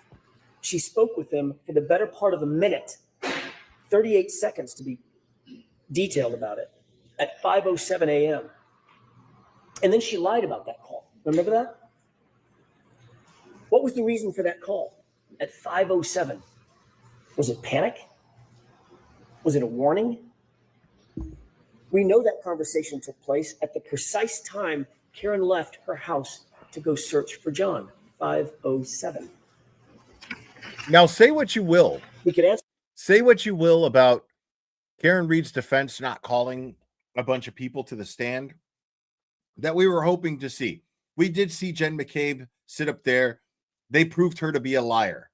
Very easily, they proved her to be a liar. Very, very easily. So, but a lot of people are criticizing Karen Reed's defense for not calling Proctor to the stand, not calling Brian Albert to the stand, not calling Brian Higgins to the stand, not calling Nicole Albert to the stand. The thing is about that is going through all of these witnesses, you are risking confusing the jury. The meat and potatoes is that there's a lack of evidence and that there was a motive to frame her. That's it. That's all you need to prove. That's all you need to show. It makes more sense to make the people in this house ominous. It makes a lot of sense to do that. To keep them in the shadows, for lack of a better term, so to speak. To keep them in the shadows, to keep the jury imagining them a certain way, rather than give them and humanize them on the stand. Give them the opportunity to explain themselves, to make excuses. Give them the opportunity to effectively lie. Rather than do that, it makes more sense to me that they left these people as figments of the jury's imagination. They get to paint them into a certain light, and then the jury imagines them the way that they painted them. And it's brilliant.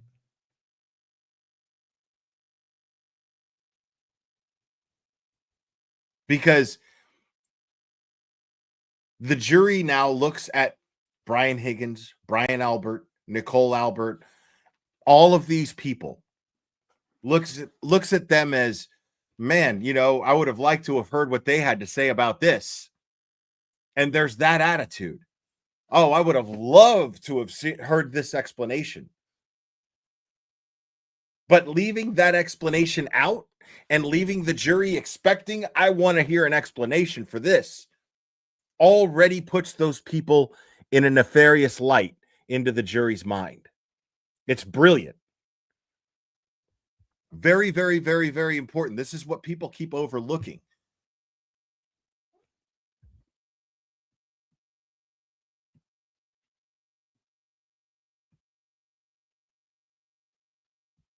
Yeah, I do have court up. This is what people are overlooking. They are left to the imagination of the jury. No manipulation from their part, no excuses being made, no explaining away, no I'm just a soccer mom bullshit.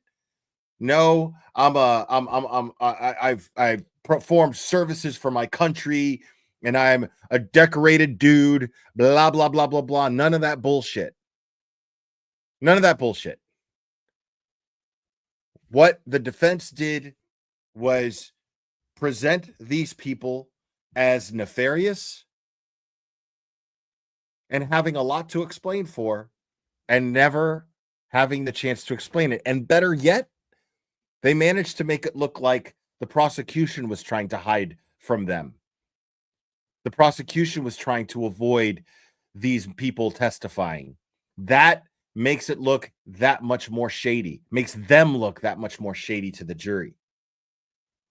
So this was a very, very, very good move on the defense's part, in my opinion. Right. No crying on the stand about harassment. None of that bullshit. Could answer those questions if we just had access to their phones. Brian Albert, Brian Higgins, and Michael Proctor wasn't interested in their phones. Not only did he not secure their phones, he never even asked. And what about Brian Albert's dog, Chloe? A dog with a history, a dog that is, quote, not good with strangers.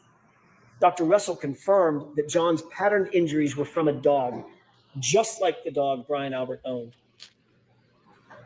And then Chloe just disappeared. Not there the next morning. None of the officers that you heard from said that there was a dog in the house.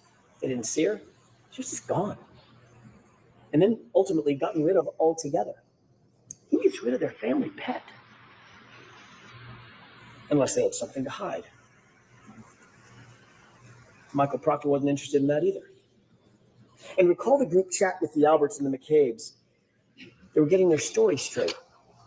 Matt McCabe, whom the Commonwealth did not call in this trial, instructed the group in that group chat, you'll recall, tell him to say the guy never came in the house. Think about that exact quote. Tell him to say the guy never came in the house. And Brian Albert, the patriarch of the family, exactly, exclamation point. He blessed it. With the truth, as we all know, you don't need to get your story straight. You don't need to tell someone what to say. It's just exactly. It's just the truth. And what happened to Chloe? What happened to Chloe? What happened? What happened to Chloe? What happened to Chloe, people? If I would have known, if I would have known, if I would have known,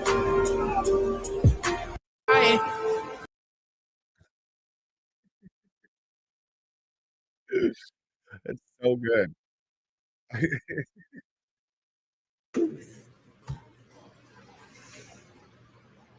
And what about the Google search? A Google search that Jennifer McCabe admitted having made.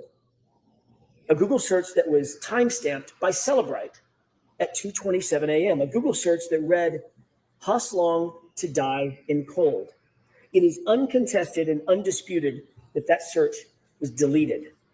If the 2:27 a.m. timestamp is not true, why does Jennifer McCabe have to lie about it? Why delete it? Why delete it? If the 2:27 a.m. timestamp is not true, why create a false story about Karen screaming ghoul hypothermia? Yeah, that's just a fabrication. That's just a made-up fact. Let's just be abundantly clear, okay? I have every reason, everyone here has every reason to believe that Jen McCabe made that 2:27 a.m. Google search of Huss Long to die in cold. There's no reason not to believe that.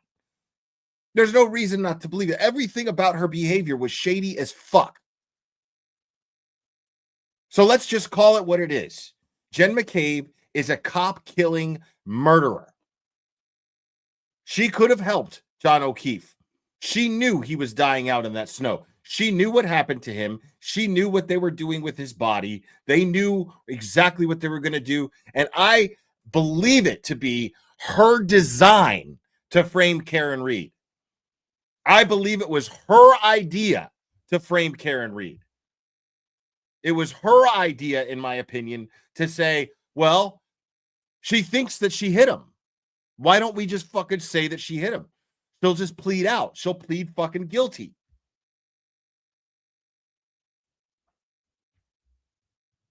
And then nobody will ask anything. She takes the rap for it. And she'll happily do it. She was looking to blame herself for it anyway. I believe it was absolutely by Jennifer McCabe's design that Karen Reed was framed for the murder of Boston police officer John O'Keefe. Period. In my opinion, Jennifer McCabe is a cop-killing, murdering piece of shit. Fact.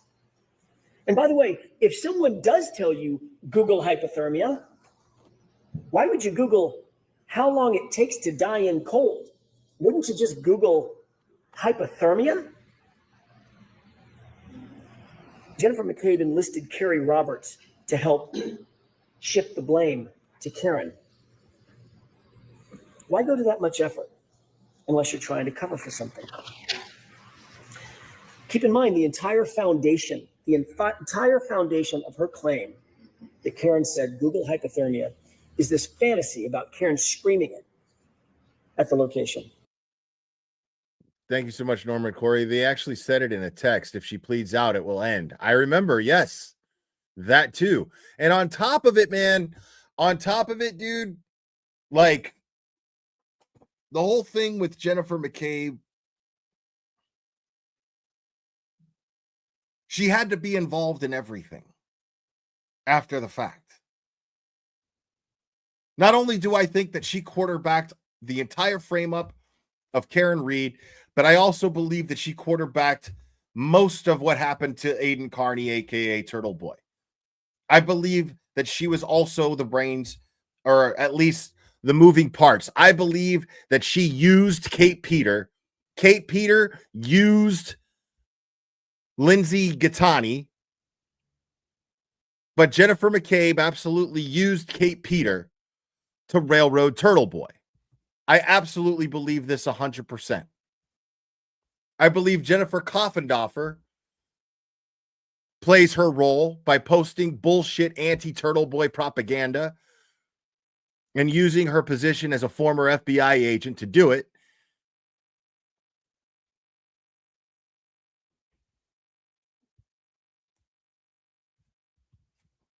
I believe that there is an organized campaign to take down Turtle Boy. I absolutely believe this. I have no reason not to believe it. There are too many people out there who are too vocal about how much they hate him. And not only that, Mark Betterow, the mighty Mark Betterow, according to his letters, claims that he could prove it. The mighty Mark Betterow and Timothy Bradle plan on calling Ken Mello, the special prosecutor assigned to Turtle Boy's case. They plan on calling him to the stand, making him testify. And I love it.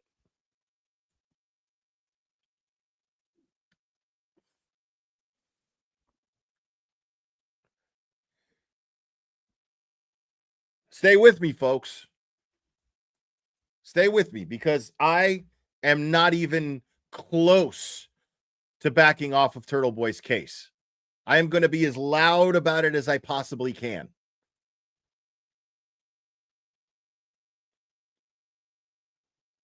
At the scene. That's her entire excuse.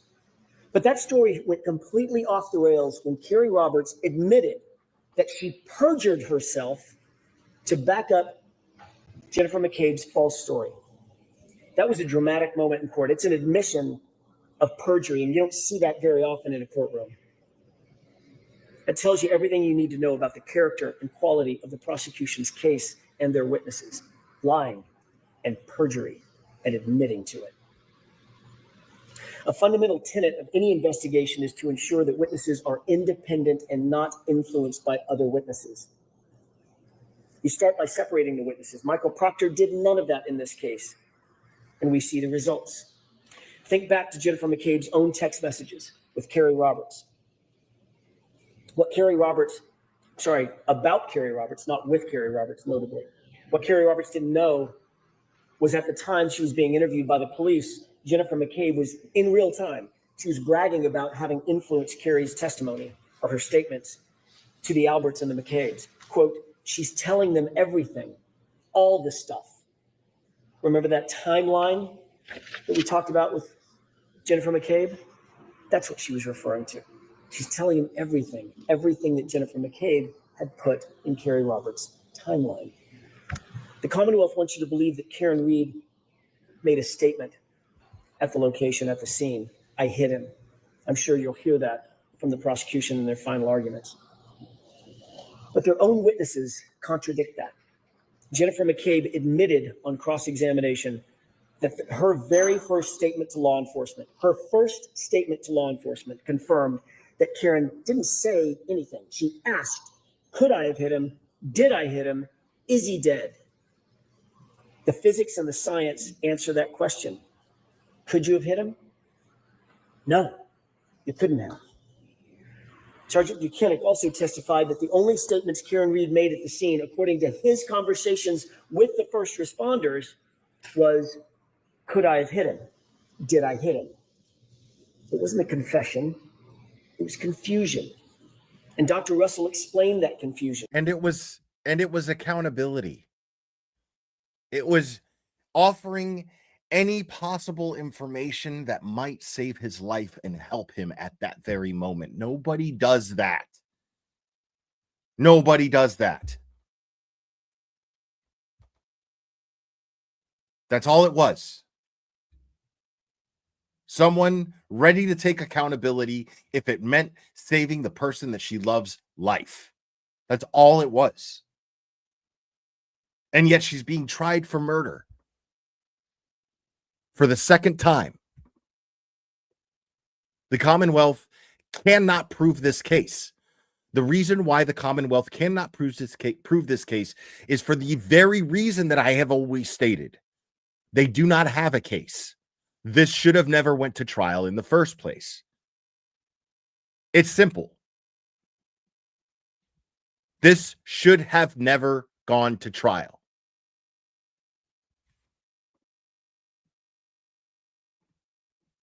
She told you why Karen Reed or anybody in that position might ask those questions. She was suffering from extreme grief reaction, which according to the evidence can last for years. Even her medical records confirm that diagnosis. It's common to ask those questions in grief. It's common to ask those types of questions in shock. You're trying to make sense out of the nonsensical in the moment. And the Commonwealth has tried to twist those words into a confession. There is no evidence that any officer at the scene ever heard Karen Reed say, I hit him. Not a single police officer at the scene came in to support the Commonwealth's claim. It's not on video. It's not on audio. It's not in a single police report. It's not in a single EMT or EMS report. Nowhere. The fact is, Karen never said, I hit him. You saw that. Now, I have Law and Crime pulled up in the background here, and they have a poll in their chat. 43,285 votes. And the poll is, what do you think the verdict will be? 8% say guilty. 10% say hung jury. 82% say not guilty. Out of 43,300 votes, almost 43,400 votes. 82% believe Karen Reed will be found not guilty. Saw the video. Multiple officers were right there. She simply never said it. What did Jennifer McCabe do and not do when she got to 34 Fairview? She would have you believe, I want to set the scene for you, that she's confronted out of the blue with John O'Keefe's lifeless body. Her friend, John O'Keefe. He's bruised and battered. He's bleeding. His eyelid is cut. His nose is bleeding. Karen is screaming at the top of her lungs. Carrie is screaming back to Karen, shut up. Both women begin crying. Both women are giving CPR. There's chaos everywhere. It's building in the yard, just feet from Brian Albert's house, Brian Albert's window. Jennifer calls her sister at 6:07 with all this chaos going on. No answer. Jennifer calls her sister at 6:08 with all this chaos and bedlam going on. Still no answer. No lights come on in the house. In the midst of all this screaming and this chaos, Brian Albert doesn't come outside. Nicole Albert doesn't come outside during this maelstrom. And yet, Jennifer McCabe never goes inside to check on her sister. But once the first responders leave, she does. Signs of life inside the But house. once the first responders leave, she does. That's interesting.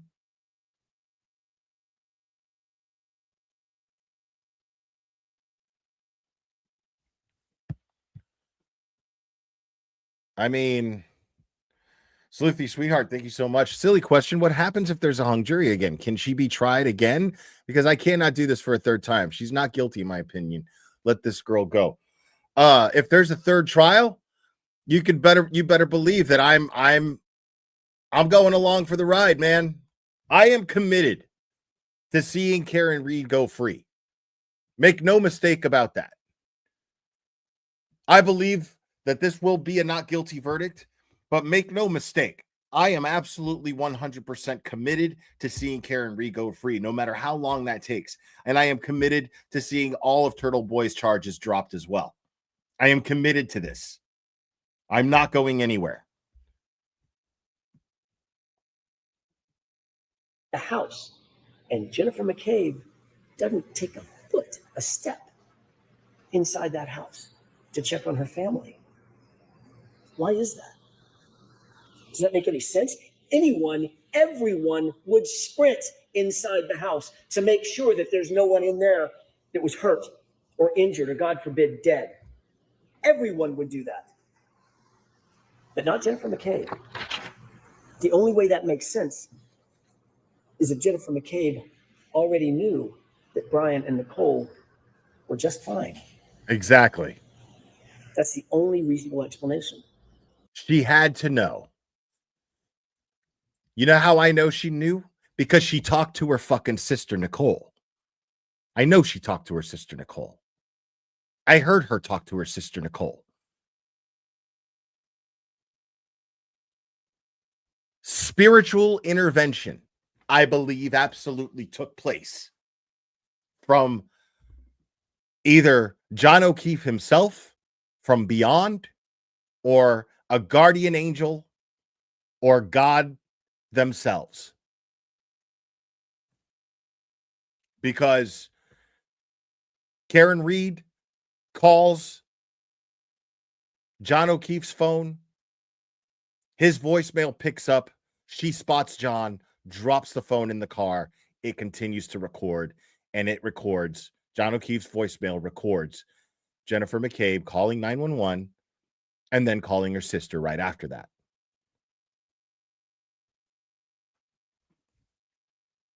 I know what I heard. I know what the fuck I heard.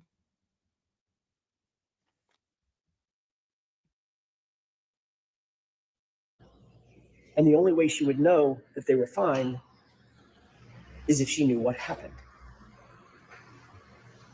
But Michael Proctor never explored this incredibly suspicious behavior. After the first responders leave, Jennifer McCabe is caught on dash cam running inside the house.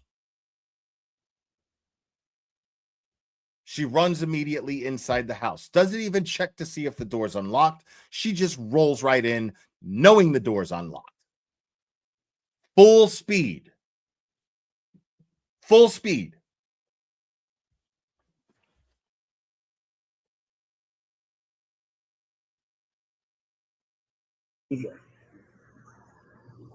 Don't you have questions? This would give anyone reasonable doubt. And don't you have questions also about Brian Higgins? Michael Proctor certainly didn't. Higgins had been sending flirtatious and romantic texts to John's girlfriend, Karen Reed. Remember, I asked Sergeant Buchanan a simple question. Romantic is a stretch, dude. Of course. Yes, you're hot too. Were those texts flirtatious in nature? He refused to answer that simple question. Do you remember that?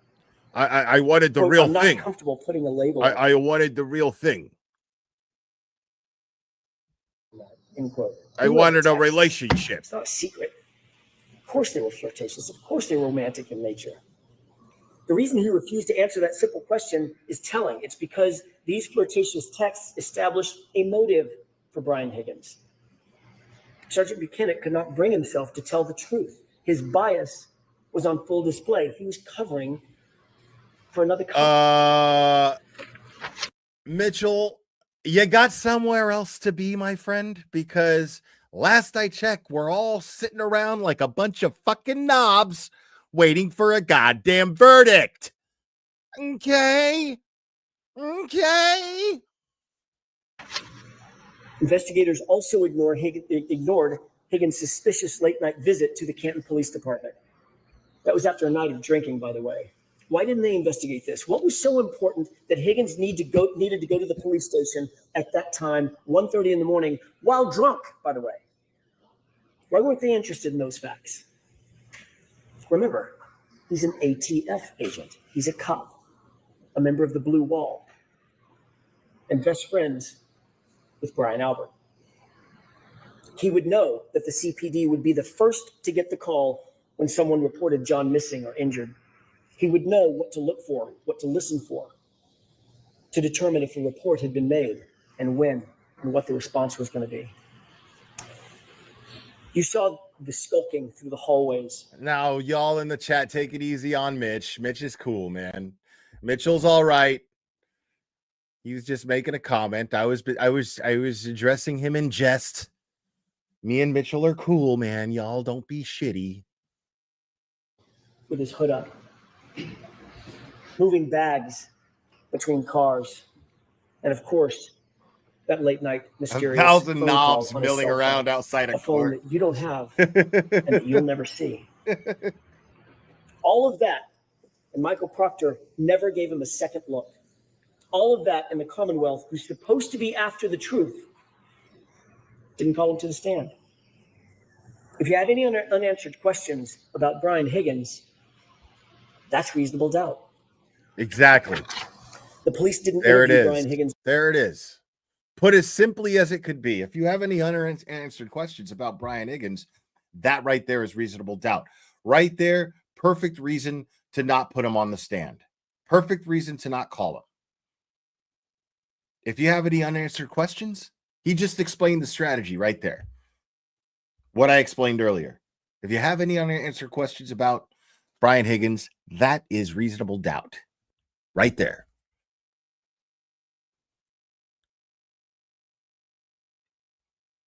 Mitch. Now I'm going to take a second real quick, folks. I'm going to take a second, bro. I'm going to shill some of my merch. Okay?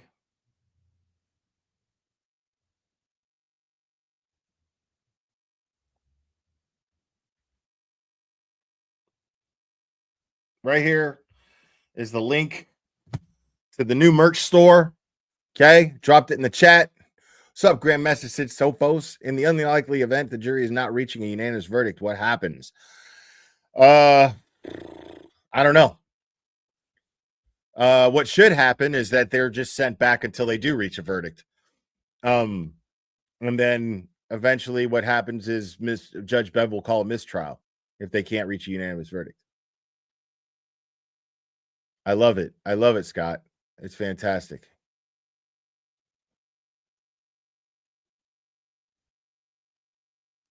Yeah, man.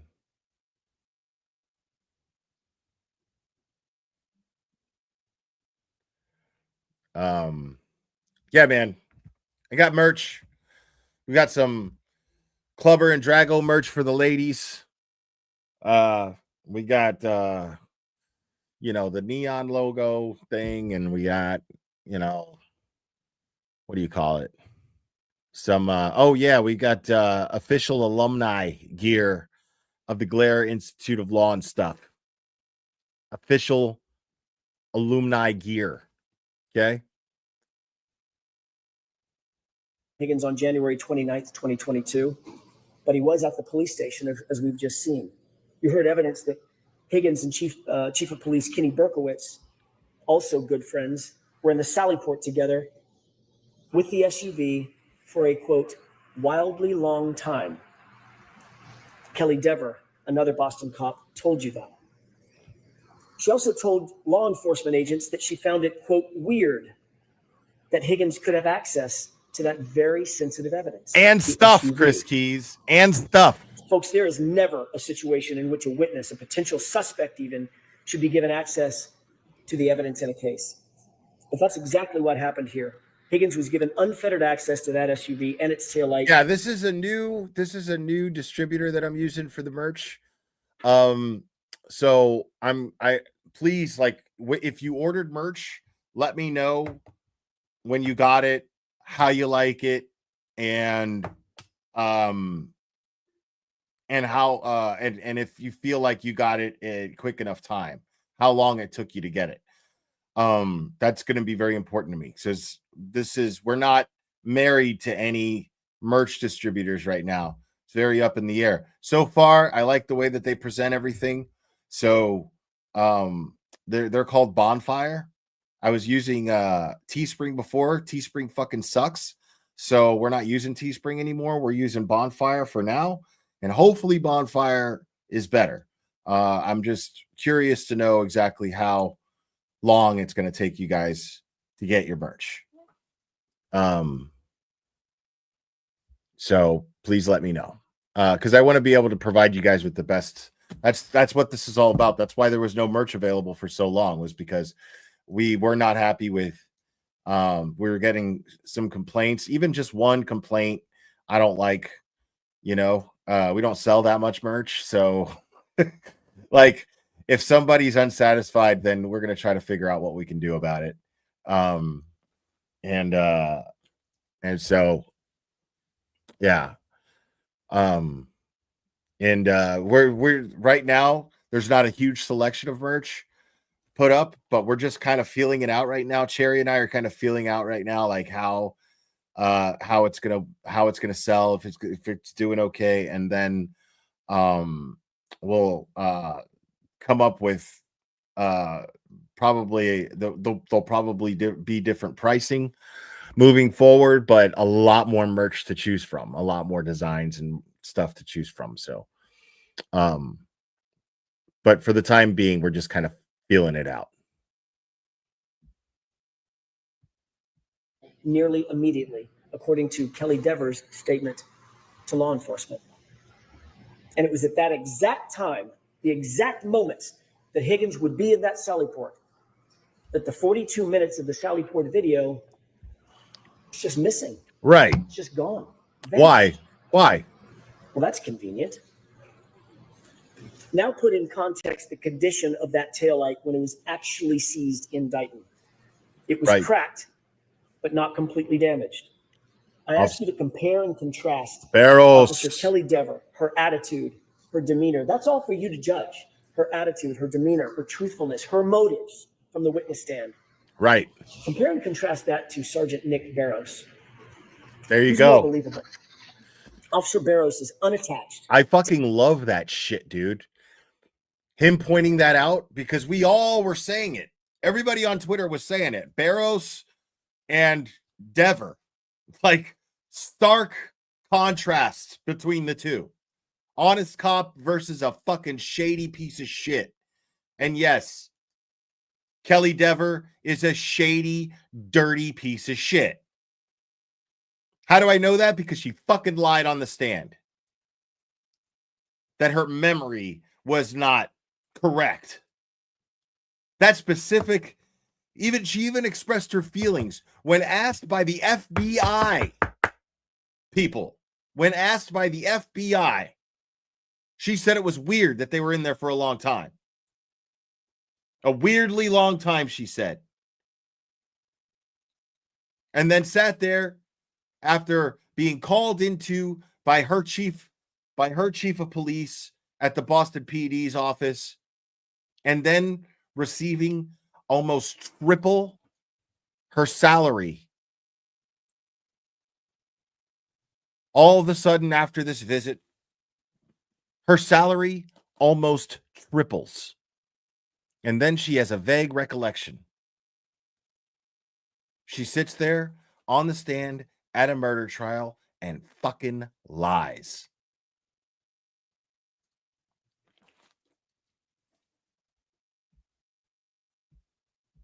To any of the players in this grand play directed by Michael Proctor. He's truly independent. And what did he tell you? Was the taillight, he was asked, was the taillight in this condition when Michael Proctor picked up that SUV at 412? His answer? Absolutely not.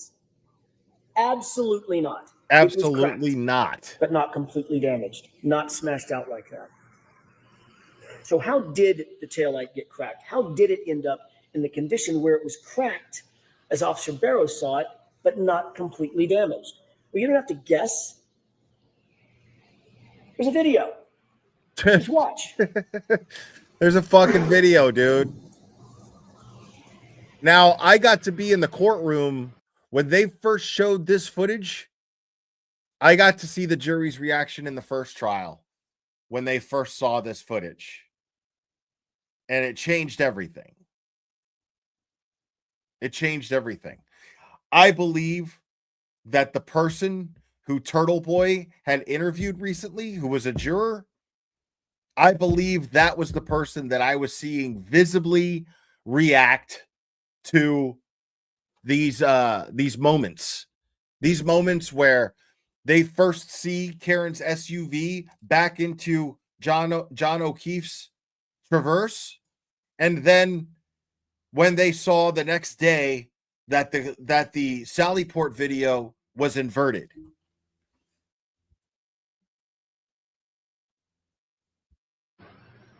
That's how it got cracked. And Judson Welcher's own recreation confirms it. Look at the contact. That's from the Commonwealth's expert. And that further is confirmed by the fact that there were no taillight pieces found in any of the initial searches conducted at the scene. 2 searches, 50-foot area searched. Not a single fragment was found until after Michael Proctor had access to and control of. But what about the fucking shoe? What does that say about the character and quality of this case? This motherfucker.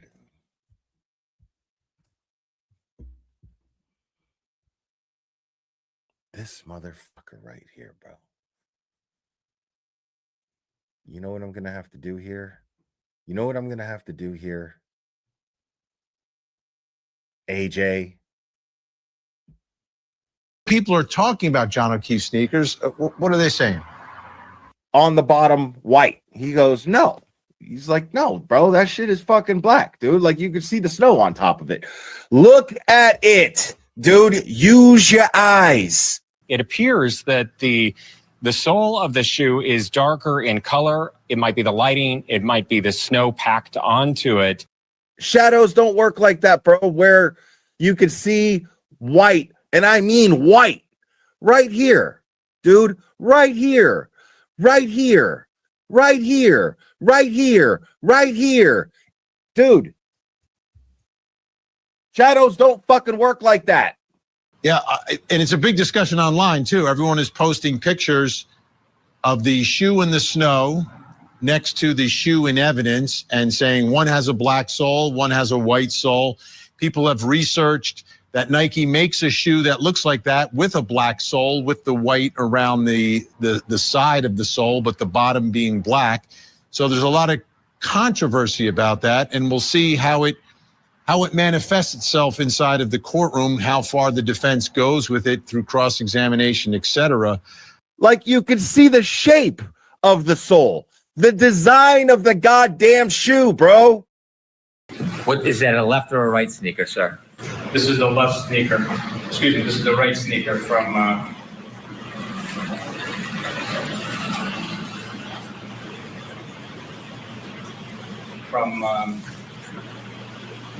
34 Ferry Road, Kansas. Yes, you are. Sure. If you could put the speaker back in the bag and let Mr. Brennan bring the bag over, please. What was that? I don't care what you say. That is not the same fucking shoe. Is there a theory that a shoe was planted? Where did that shoe come from? Where's the other shoe with the white? How did someone have another Nike with a black sole? There's a lot of questions that it raises. It doesn't take a fucking attorney to see that that's a fucking black soled shoe, dude. It takes someone with eyes. What are we doing? Magic tricks here? Eklund, what just happened? What is that? Foolishness. Because that's not the same sneaker. Listen, I am not a sneakerhead by any means, but that is two different sneakers. I think this would open the door to like a Michael and Vinny type moment in which you make a sneakerhead an expert. I don't like your attitude. What else? Two fucking sneakers, bro.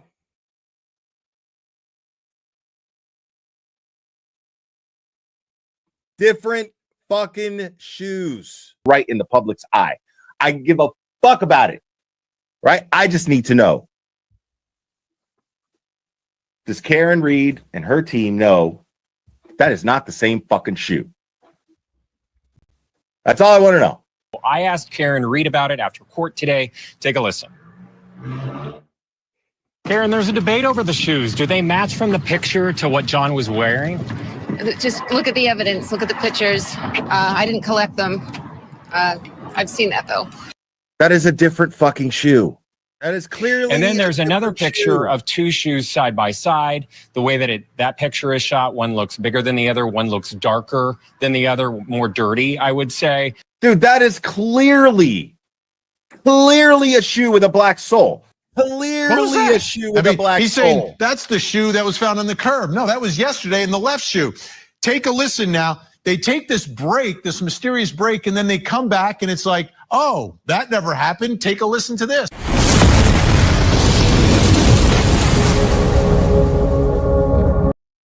Kingdom Radio. Kingdom Radio.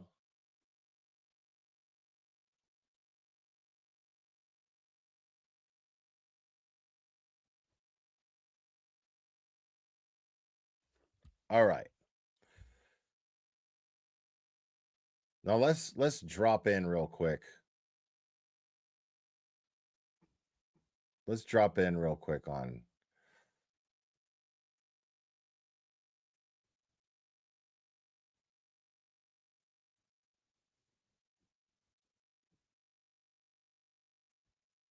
dude. Okay.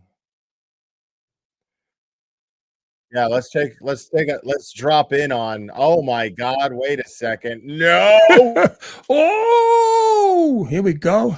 I think we got a super dad. Super dad. I think we got a super dad. Super dad. Super dad. Super dad. Dad. Dad. Dad. Dad. Dad. I think we got a super dad. How dare you?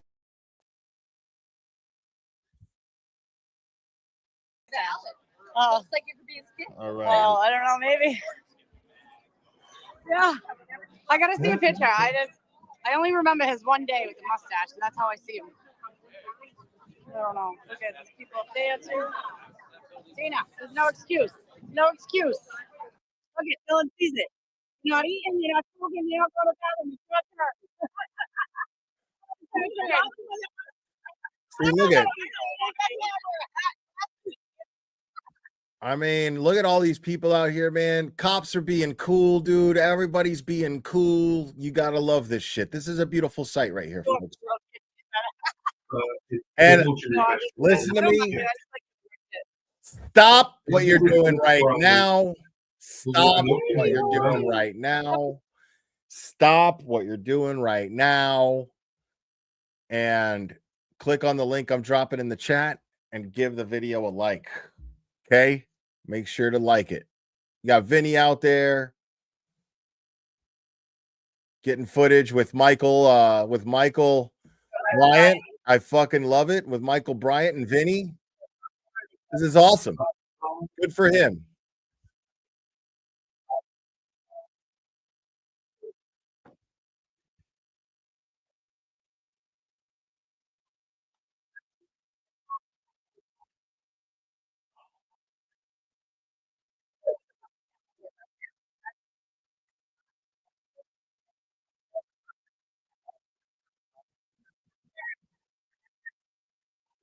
everybody now. Yeah. Hey.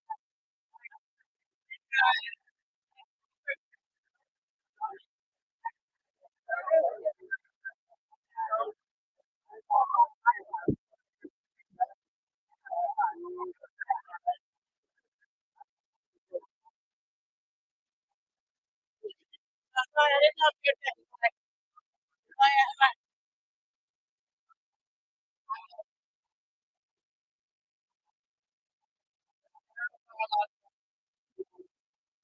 Well, do you want to do? No, Oh, do that too, yeah. Okay. I don't know. It's they're all outside. So as long as they don't film it, it's fine. I don't know if it's too much, you know? Have people It's not bad either. It's like it's the camera in your hand. So it's fine. I mean, this is beautiful. Look at all those people. I really wish I could be there. look at it. Oh, every time I come up here, It's wild, man.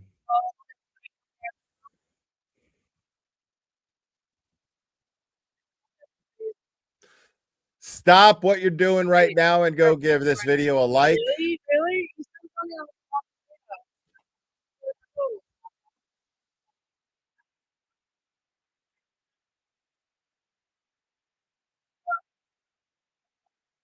I know. But there they are. Yeah. I don't know I was knocked out with my arm. Yeah, I wish I was too.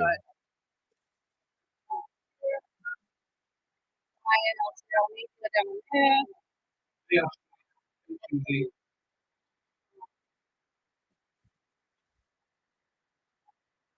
No, man. I can't.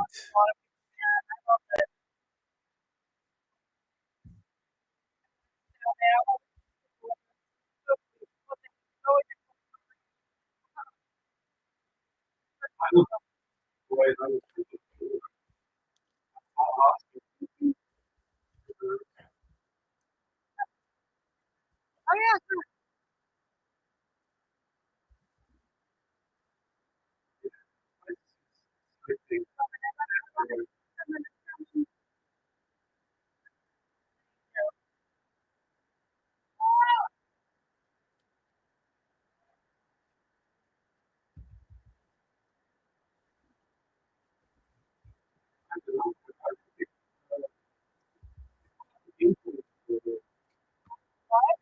How many people do you think are there? I mean, who's doing a fucking head count? You know what I mean? This is wild, bro. Look at all of this support for a woman who is fighting.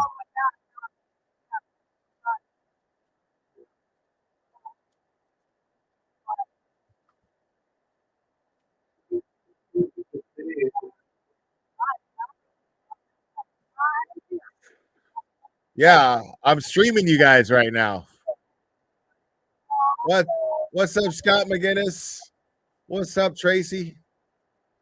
I think that's Tracy. There's Brian LTL.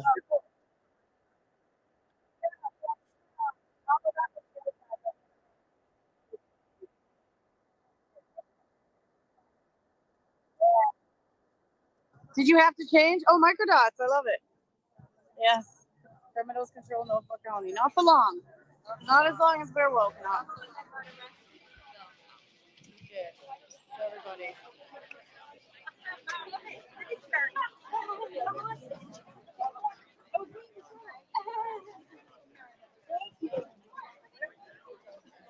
Hey guys.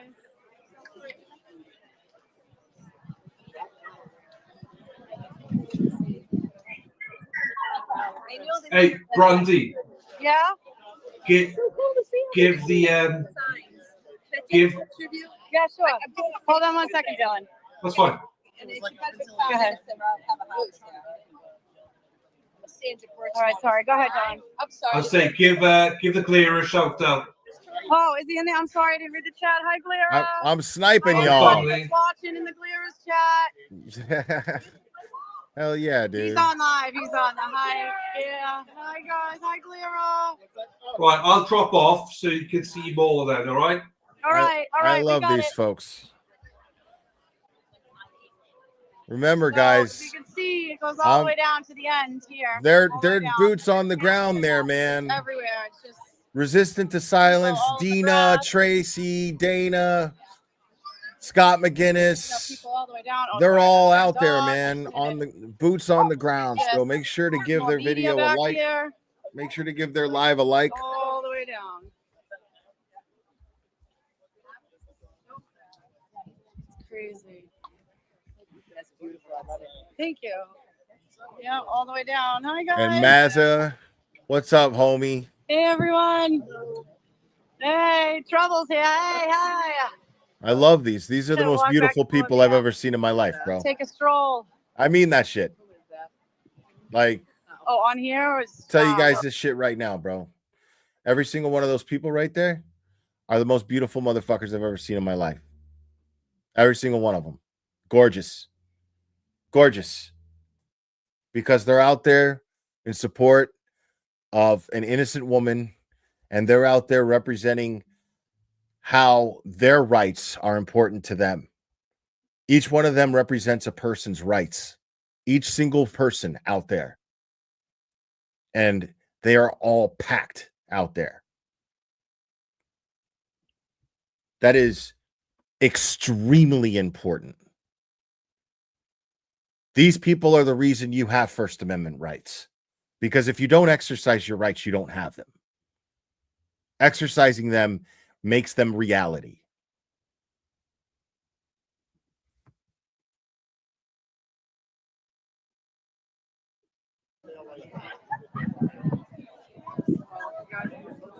Exercising your rights validates your rights. Thank you. Sorry if it's buffering, guys. There's just a lot of news people down here. There's a lot of people, but a lot of people probably streaming. But look at everyone here. Amazing, right? It's beautiful. These people all baking in the sun. Like, it's dedication. It's dedication. It's a clear sky. You know what I mean? It's a really blessed day. And I know I said it earlier, but if we can't get things done like this peacefully. It's a really, really blessed day in Dedham right now.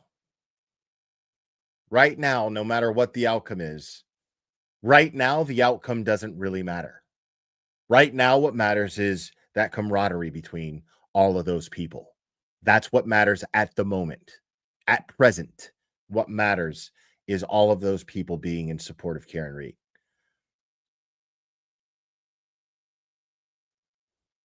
We'll worry about the verdict when it happens.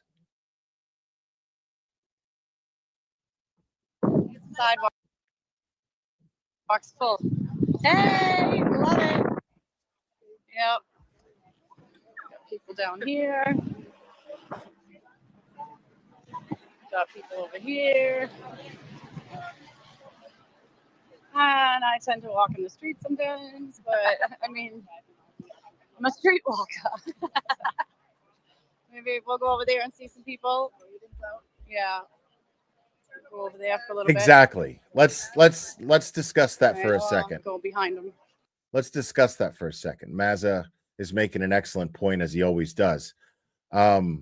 They have a lot to go over. There's so much in this case. They have a lot to go over.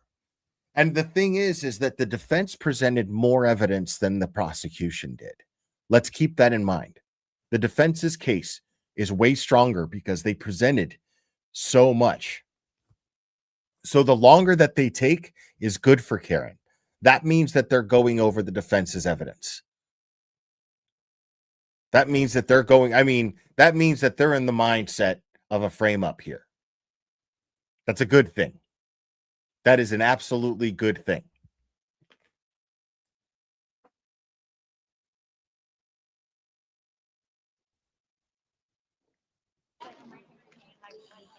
Yes. We're getting good color today. Yeah, yeah, you are, definitely. Yes. It's not for nothing. Yes. Look at all the pink. Look at this, guys. Like, just to see pink. I love it. Everywhere. It's amazing. Hi, guys. Hi. And then we got the yellow, fluorescent yellow over there, but, you know, they got to do their jobs, too. Sidewalks definitely got crowded over here again. Yeah. Hey. Hey. Did you hear about the I get more pink everywhere. Love it.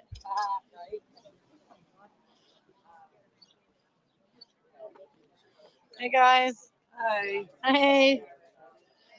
Get all the way down. All the way down. I see you hiding. I see you hiding. Hey, hey.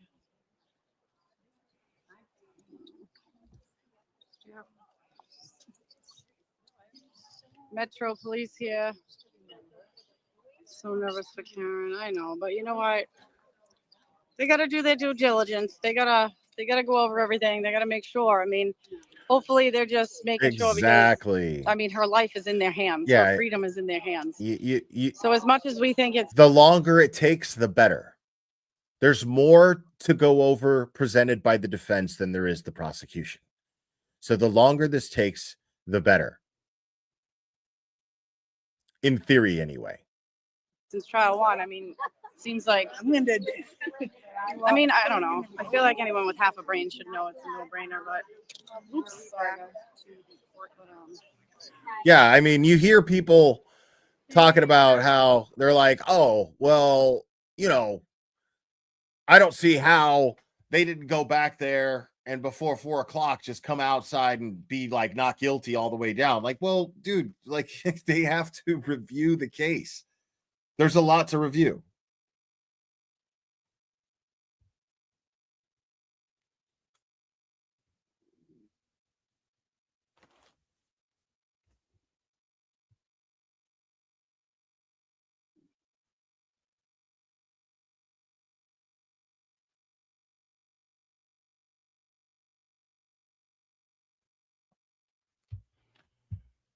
I mean, yeah, it's gonna take a minute, dude.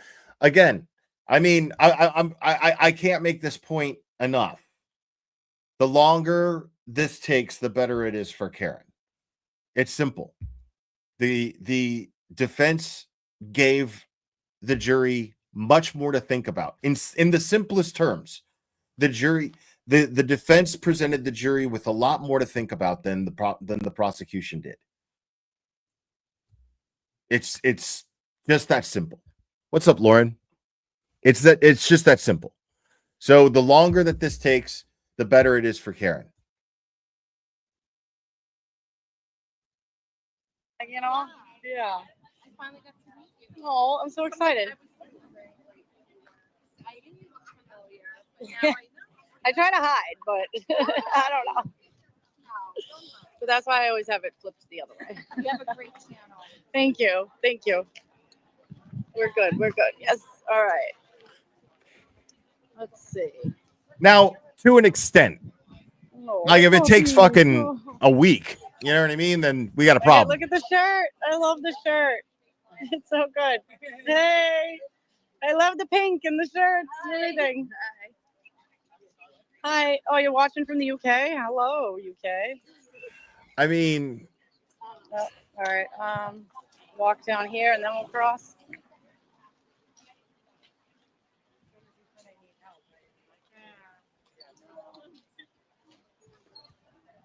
Look at the traffic though. It's crazy. Stop. I know. Getting out of here is going to be a blast. I know. Ross wants to buy this place and turn it into a bar and call it the side bar. Yeah. The jurors will be going over there getting drunk. So, let's see. so Oops. Look at free TV. I see that. Free TV. So I don't know. Now in the here, I'll drop the link. So I did this. We did the first one we did the very first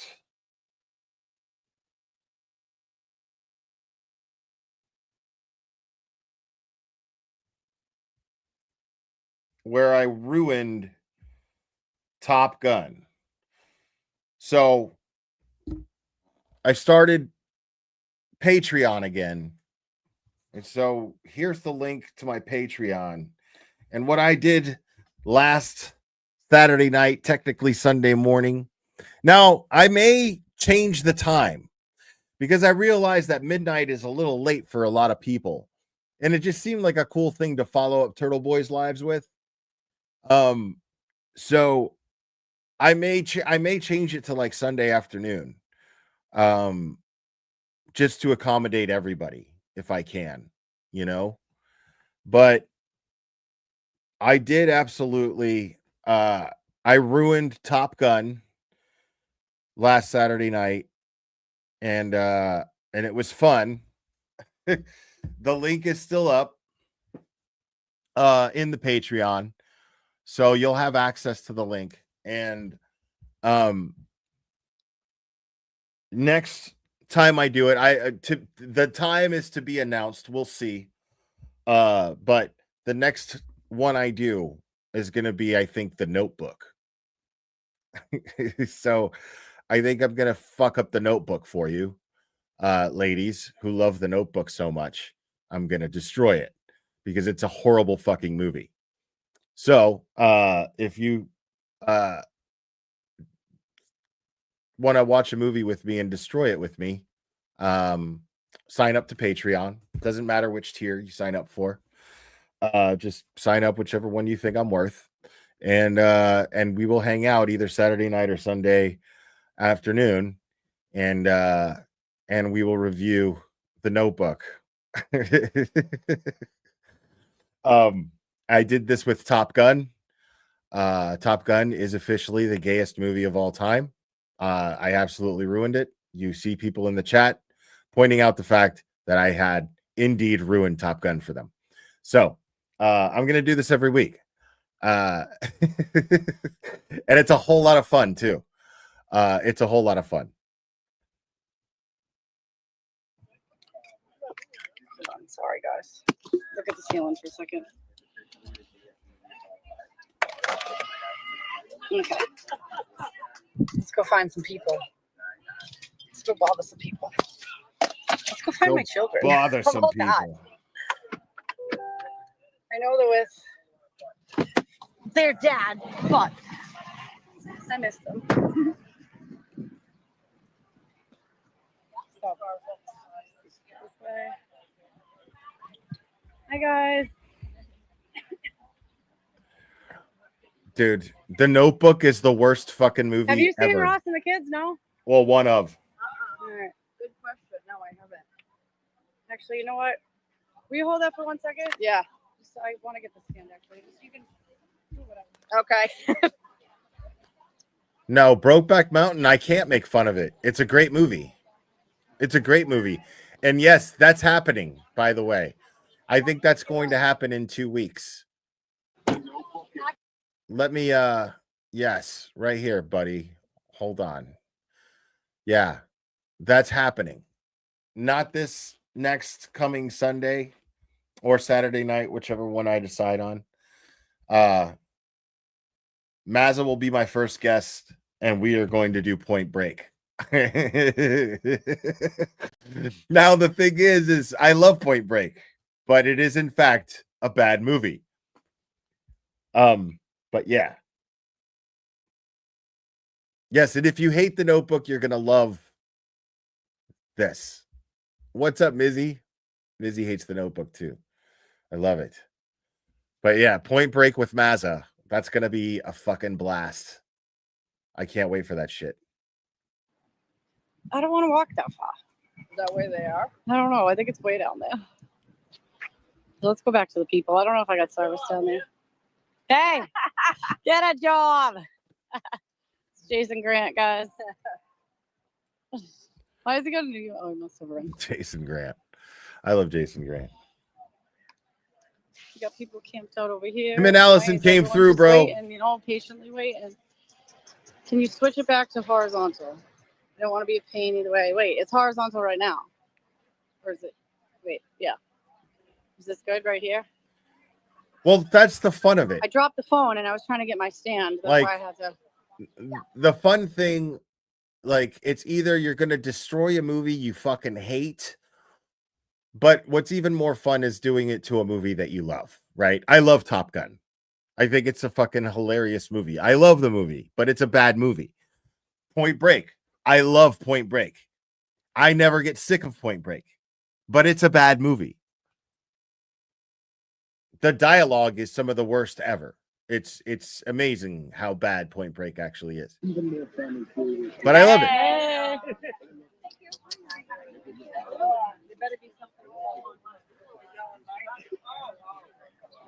Yeah, trouble.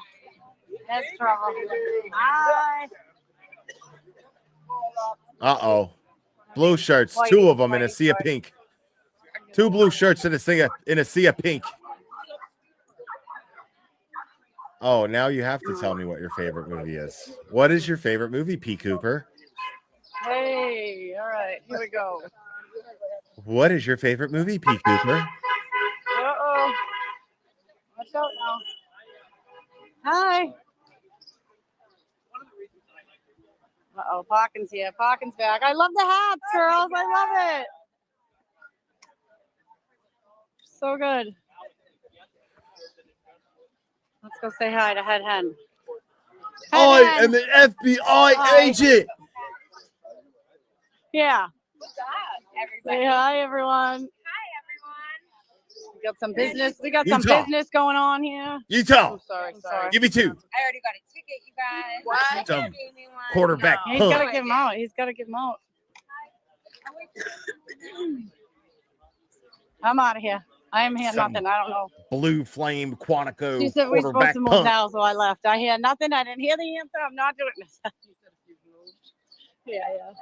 You guys move already? They're like, yeah. Yeah. So. Hi. Hi, my darling. Did you get ice cream?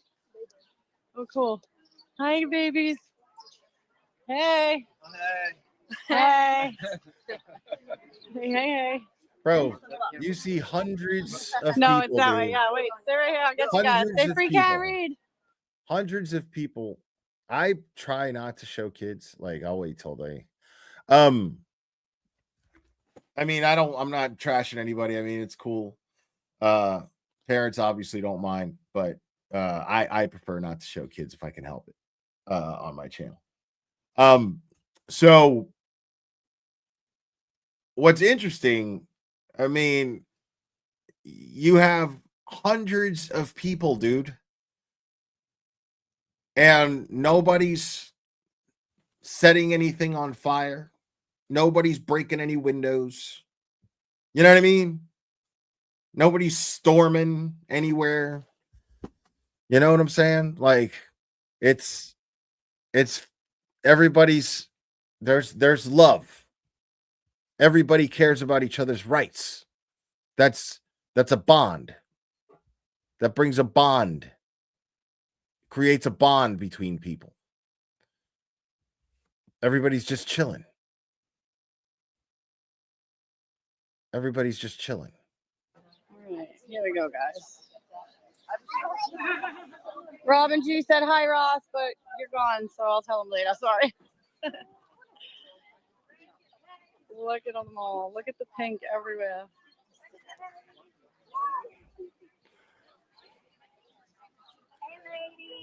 Hey, you still holding that umbrella, and I'm still holding this.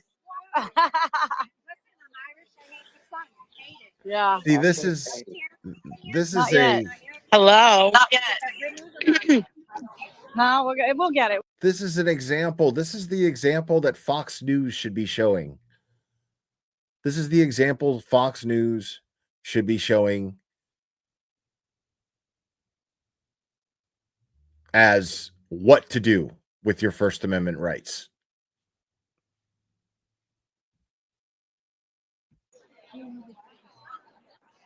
Yeah, we'll start at the end here. So there's people down here. Are you on the side of the courthouse? Yeah, Oh, I see you. You're down there with the. yeah. Oh, I see you. Okay. There's I'm got to on the be other side. close. This is way more than we had last year. There's got to be about 1,000. You think so? Yeah. Yeah, there's 1,000 people here. Yeah. Easy. That's wild. Resistant to silence? Resistant to silence? Oh. Yeah. In the alternate corner, Dylan. Dual streaming. You want to say hi to anybody? You want to say hi to anyone? I can't hear Say anyone. hi. Oh, hey, what's up? Hi, Nana. Oh, we're good people. Oh, people are signing the thing on my car. It better not bleed through on my new car. Oh, don't mess That's up why your I didn't car. put a pen out. Someone must have pulled a Sharpie out. Oh, jeez.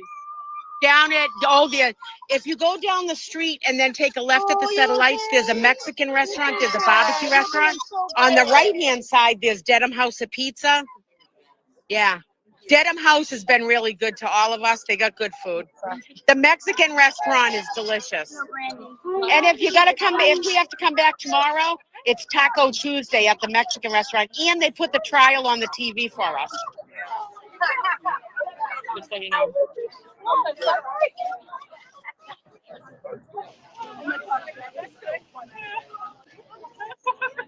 That's the one that yelled at me for saying peekaboo. But I still appreciate they have a job to do. Look at how many people are here. This is amazing. It's absolutely beautiful. Here we go.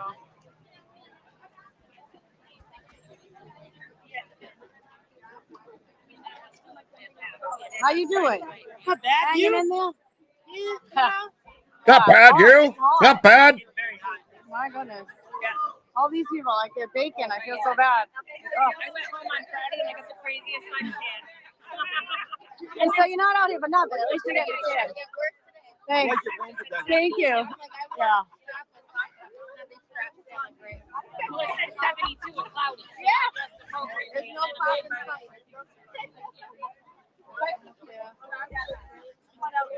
It's awful. I was going to say.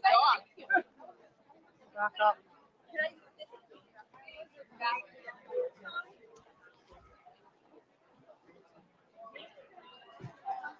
From upstairs, they keep this path cleared on both sides. You know what I would? People still You know gotta what I wish I would have done? use the deed.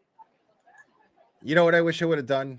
I wish that my knee wasn't fucked up and I could just show up to fucking the courthouse, right? Show up to Dedham and have like a pink shirt on and then fucking rip it off and then have a blue shirt on like fucking Hulk Hogan when he joined the NWO and just totally heel out and just be like, boo, Karen Reed's going to prison, boo, and just everybody be like, oh my God. Everybody would fucking freak the fuck out. It would just be over. Everybody would just fucking panic and just fucking their heads.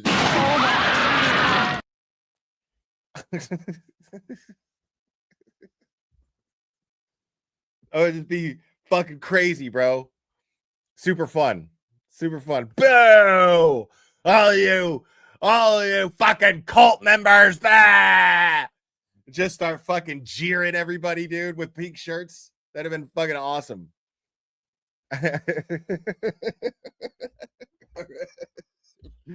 Everybody would be like, what the fuck? They wouldn't know what to make of it. It'd be so much fun. It'd be worth it just to fuck with everybody. No. I don't know why they haven't yet. What time is it anyways? Oh, 12:35. You know what? What if they are waiting for 2:27? Don't get nervous till after that. You know what I mean? Because maybe the world just works like that. I mean, that would be un-effing believable. You know what I mean? But I mean, everything in this case is un-effing believable. I love this guy. How are you? You know what I mean? So never say never. Nothing's happening. What do you think's happening? I don't know. Your guess is as good as mine. Yeah. Yeah, resistant to silence. It would have been amazing, bro. You just imagine just screaming out to all the pink shirts. Turtle Boy's going to prison. Kate Peter speaks the truth. Everybody going, oh my God, what the fuck, man? Kate Peter was right. Kate Peter was right. Kevin Linehan was right.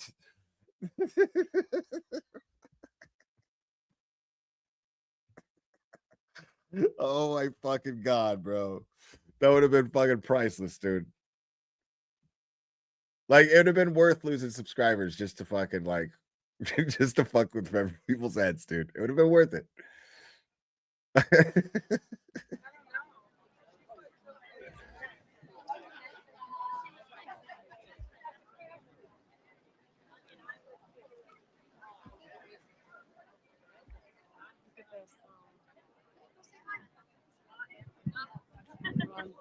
Hey guys.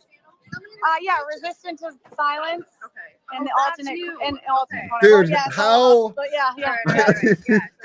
How does a guy like me not fucking deal with a crowd like that, bro? You know what I mean? Like, come on. Like, I mean, it would obviously be a joke, you know? It would just be to fucking be funny.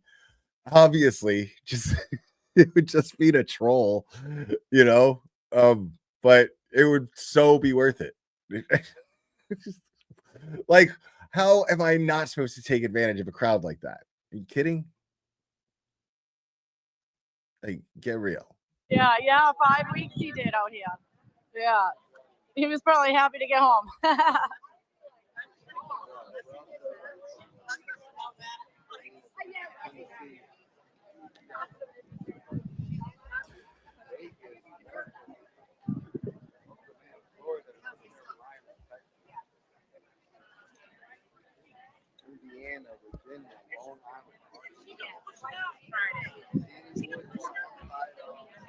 Totally. That would have been, imagine, dude. Just to simulate a fucking heel turn, bro. Would have been fucking hilarious, dude. Just to simulate a heel turn and be like, DePietro, I love you, man. Listen to this man, DePietro. Everybody needs to open their fucking minds and listen to DePietro. He's the greatest journalist to ever walk the steps of Dedham Court. Was Christina? You're all just jealous.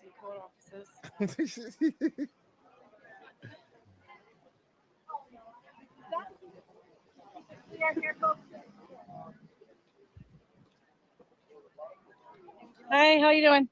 How are you? I don't. No. I haven't seen anyone. They should though. You're the third person that asked. Yeah. I know. Yeah, go ahead, show us. 3, 2, 1. Yeah, awesome. I try not to. Yeah. Ooh, so good. No, he's the cutest. Look at his shirt too.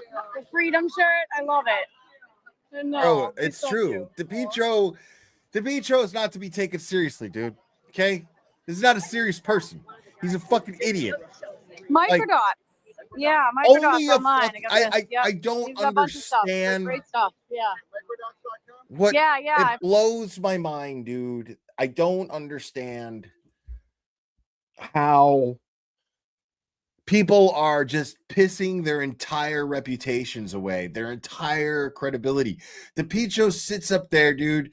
He posts stupid lie after stupid lie, not even believable lies, dude. This is like he's bad at spreading the propaganda. He's just everywhere doing it.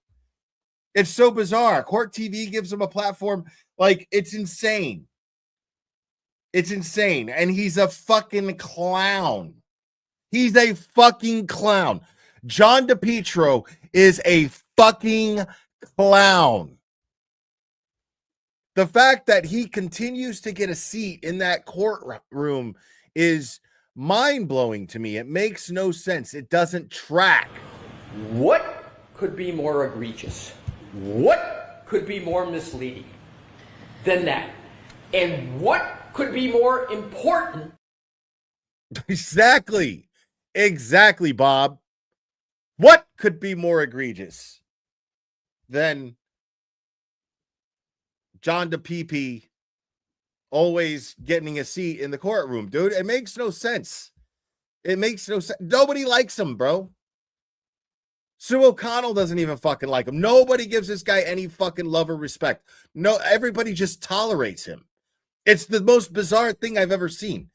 Dude, I hope there's like this fucking, I hope like, so Turtle Boy has like a documentary fucking team following him around, right? I hope that they fucking do a whole goddamn petty ass fucking thing on DePepe, dude.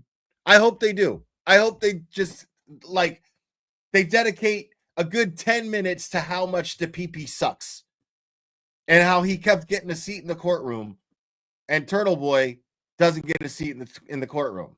This lottery is fucking ridiculous, dude. It's bullshit. It's bullshit. Makes no sense.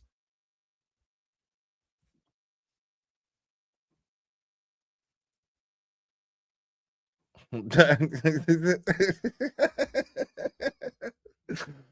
got Dickhole made you look when you were in Boston. I said on his stream, "Hi, Glare," and he fucking looked. Listen, Clara, listen. I'm in the middle of a broadcast right now. Okay? It's FCC regulations. It's against policy. Okay? It's against policy. Dude, this is not a serious person. This guy is a fucking retard. And like he's everywhere. It's so weird. It's so weird. You know how bad Court TV looks by giving this guy a fucking mic? You know how bad Court TV looks doing that?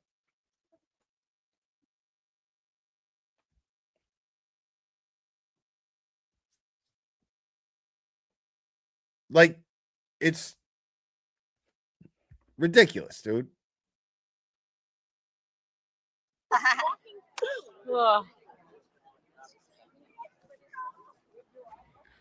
Bro, there's nobody out there that wants Karen Reed convicted, bro. There's like nobody out there that wants Karen Reed convicted. It's so ridiculous.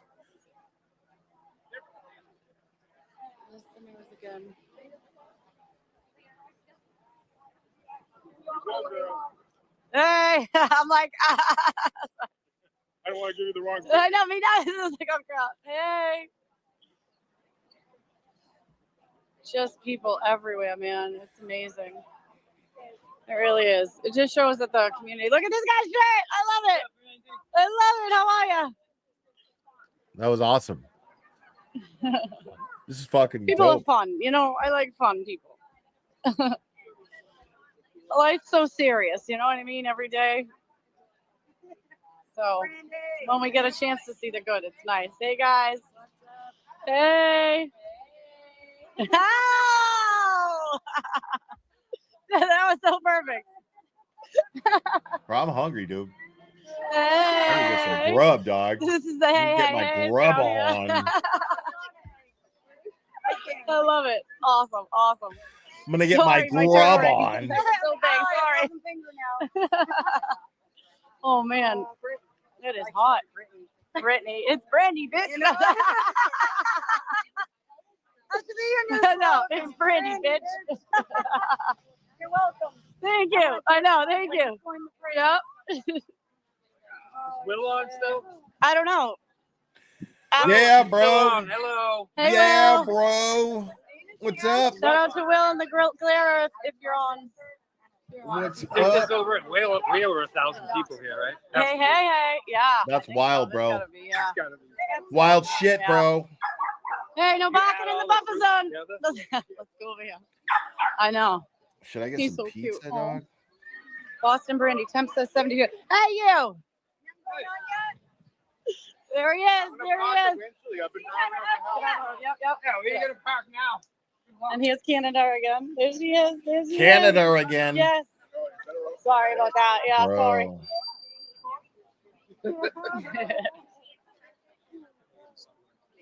What's happening down there? Oh, I heard bad words. Let me get some Sonic, Hey, dog. guys.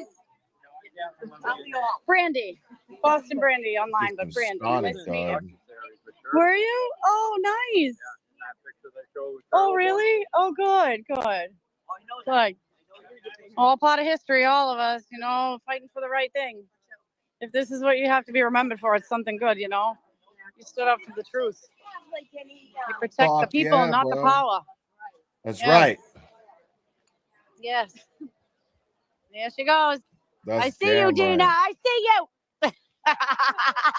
Look at her trying to run. Look at her trying to run. No, I know. I just like giving you shit. I said I'm fine. I just like giving you shit. She deserves it. Listen.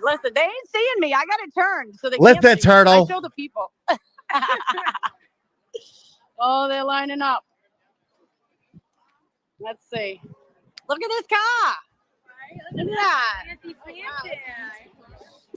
You got me some fucking Sonic on the That way. thing. You don't see that every day. Whoa. The That's hell? that's Come tacky back as here. fuck. Pick me up. Take me for a ride. I got a fucking Louis Vuitton fucking Beamer, bro. What? But it. Oh, look at her skirt. It's cute.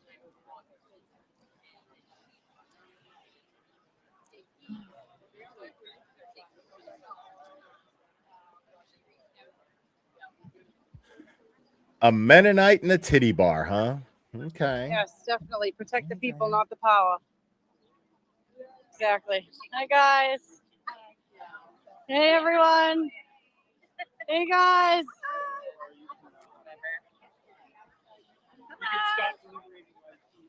Come on. We can't go past 227. Can't go past it. Hey, guys. Yes. Microdots. That. Yep. I love this. It's beautiful. Hey, guys. Yeah, for the frame. Yeah, he's got a lot of stuff on his website. Oh, yeah, I'm a member. Yeah. It's awesome, but this is my favorite. I love it too. I saw one other person, my little phone twin. I like it. Oh, yeah. Yeah. This is Resistance to Silence on YouTube, but I'm on Instagram. It's Boston Brandy. Yeah, so it's either Boston Brandy 25, and Boston Brandy 100 on Twitter or something like that. But Boston Brandy somewhere. Yeah. Hey guys. Oh, I like your shirt. It's nice. Looks nice and cozy. At least there's a breeze down here. Yeah. It's nice. Yeah. So, oh, look at the moments. Hey guys.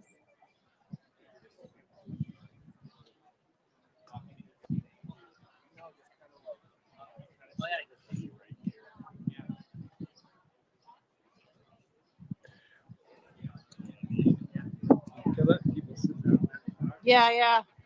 I know. Maybe because they don't have cameras. So.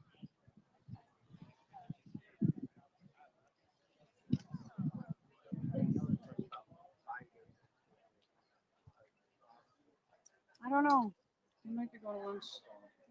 Who knows? But I mean, they're gonna go to lunch soon. What's happening? You lose. Good day, sir. I said good day, sir.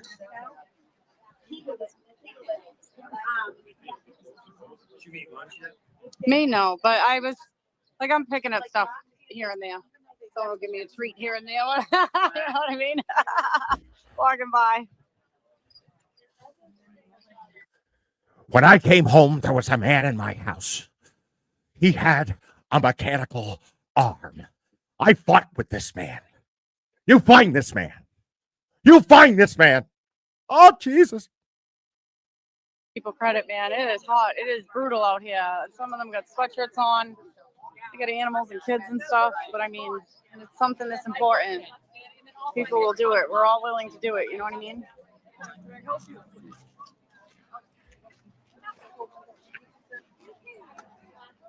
Man. Hey. You switch the samples. So that Devlin McGregor could give you Provasic. He's up there. He's live streaming up there where Aiden can't get to him. Oh, it is. Oh, thank you. Thank you.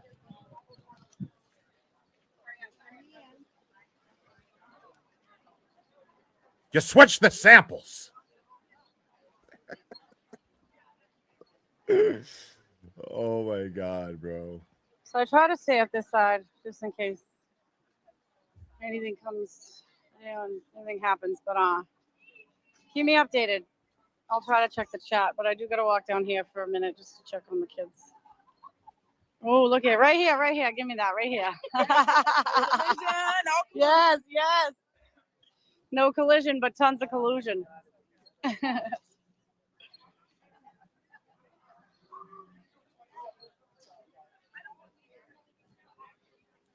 Say hi to Erica. Hey, Erica. Hi. Somebody's like, I heard they're telling back there. Hey. You're still over there. Hey. Yes. Besties for the resties. Hanging around. Yeah. No, we're just meeting. At least 1,000 people. Yeah. What's going on now? Lunch? I don't know. I don't know. Hi.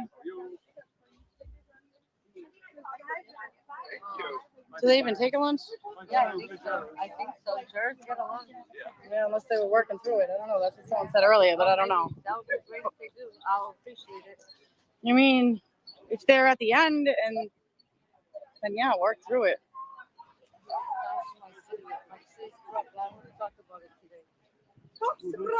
Hello. You switch the samples. Hey.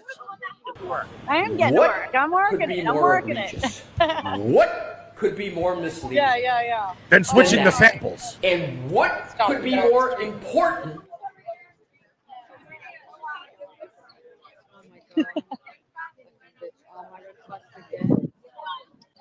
Yeah, I know. Hey. You okay? Oh, fine. I love you. Yeah, we'll see. I wish I down here. I know.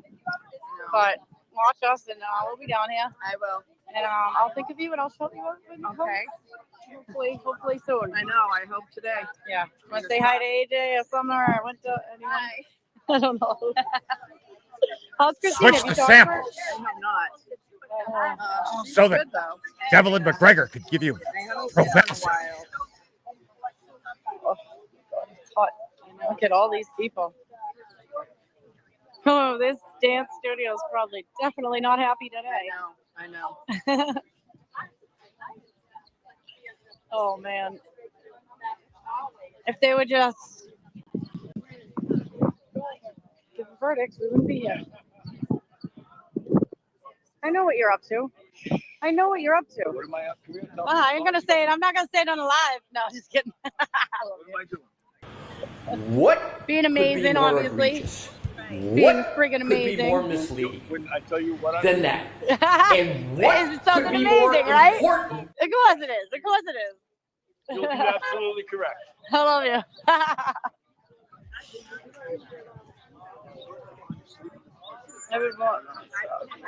Dana, What yeah, where is could he? be We more saw him once, egregious? but you know what? It's gonna take a What while to find could be pockets. more misleading? Hey! Yes. Oh, hi. So come on today. Hi. How are you?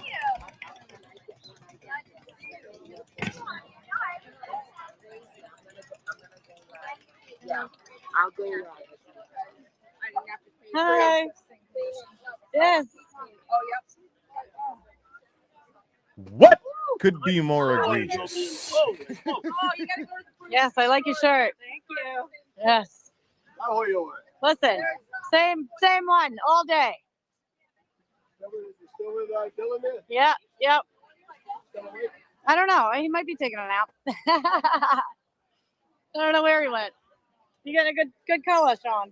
All my freckles had a meeting earlier last week. They're joining together for one awesome can. That's what they do. Amazing. I love it. Hey guys. Wow. He said all of his freckles. They had a meeting. All of his freckles had a meeting. Oh, it's a puppy. Bye, guys. all my freckles at a Nobody is meeting. moving.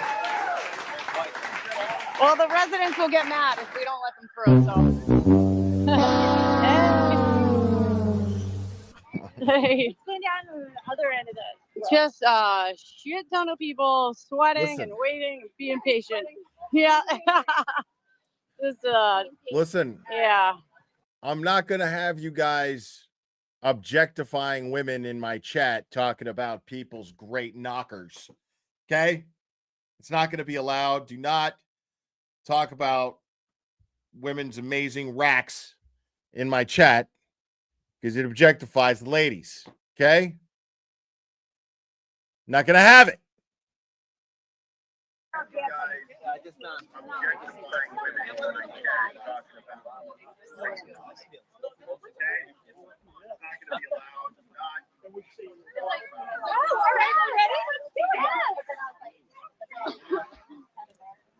No, I love it. Not going to be pointing out I'm gonna people's say hi to Clara. bazoombas. Hey, Clara.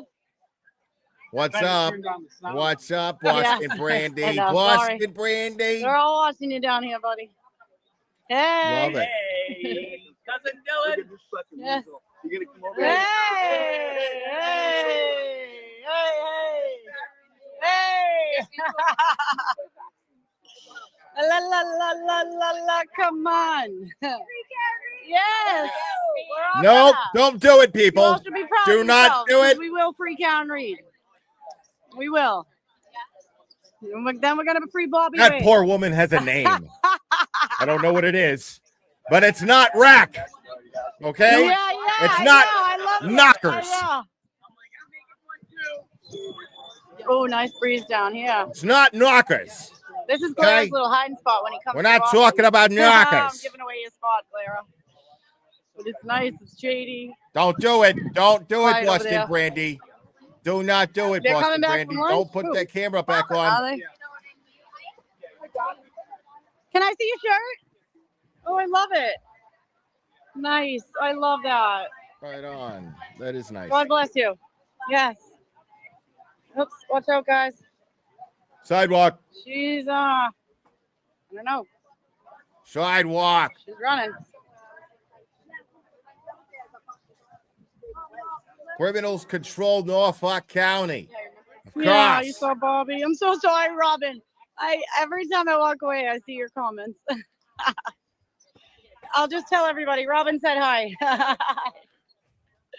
From now on. How you doing? Did you eat and stuff? I go get something. I know it's so like you don't want to miss nothing. No, I know. Oh, do you want me to go get you something? No, I'm old and slow. If I get too far away, I Yeah. won't get back in 10 minutes. Do you want me to go get you a pastry or something? No, thank you. I'm good. Oh. I'll send Rodney to get something. Yeah. Oh. I really thought this was, well, I Yeah. Yo, why you got to bring that evil in here, bro? I'm hopeful for Ain't no 227. goddamn rigged juror. Epic Calm the ending. fuck down. You know? You got no evidence of no rigged You said juror. I never say never because half the shit that happened in this case, you know, it's crazy. So, but I don't know if I can get back up. There ain't no My jury back. update, dog. Yeah. Jury has been we're on. deliberating for 5 hours. Yeah. So I'm just trying to, and the glare is watching it too. So he's say hi. Trooper since day one, right here. And I love it, bro. yeah, just trying to keep getting all the crowds and stuff. What do you think? I think there's like 1,000 people here at least, right? Easily, yeah. At least 1,000. Some people have come. Some Tell them all to tune into the At Glare. least, yeah. Tell each confirming it. person, get on a megaphone, a sound amplifying Everyone's device, getting hot, tired, say- and annoyed now. You know? Oh my everybody God, I was too. I had my sweatshirt on. needs, I forgot I was wearing white pants. I don't know if I was that and shit already. everyone Whatever. needs I'm good. to listen to the Glare.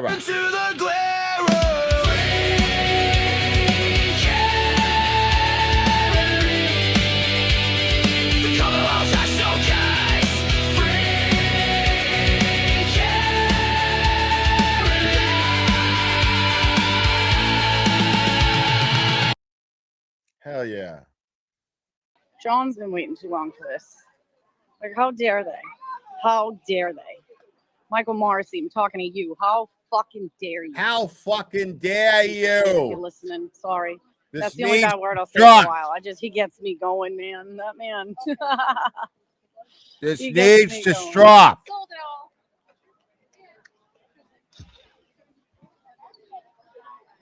Oh, I see Shay's mom over there. Hold on, I gotta tell this. It's hot out here. Look at twin doggies, more twin dogs. So cute. Yeah, so cute. We got a lot of them here. Absolutely. It's awesome. The dogs are supporting. Yeah, canines for Karen. Yeah. K9 for Karen. Yeah. Got people down the street. I know, maybe 3 or 4 of them. I don't hope so, but I think the clock stops, so they should be coming. But yeah, I say to the cops, the state troopers down here, they're gonna miss us and stuff. But then I also joke, well, I joke around with them. I mean, they're all good guys. They've got a job to do, whatever. You know what I mean? We gotta have respect. That's what America lacks today. The reason we have so many problems is because we lack respect. And it's disgusting. If we can get back to having manners, then I think the world would have like a quarter less of the problems. You know what I mean? We're all angry. We're all overworked. We're all underpaid. We're all just sick of the bullshit, the crime, the corruption, all of it. We're done. We're done. And you've woken up a lot of us to this. And you know what? Just because Karen's going to be freed, we're like, it's just going to start to get justice for John. Like, it hasn't started yet because Massachusetts has delayed it. The state of Massachusetts, Maura Healey, all the leaders who are absolutely silent, have prolonged justice for one of their own Hell employees. yeah, Brandy. One of their own men. One of their own boys in blue. Hell Prolonged yeah. justice for 3.5 years. Trying to get started.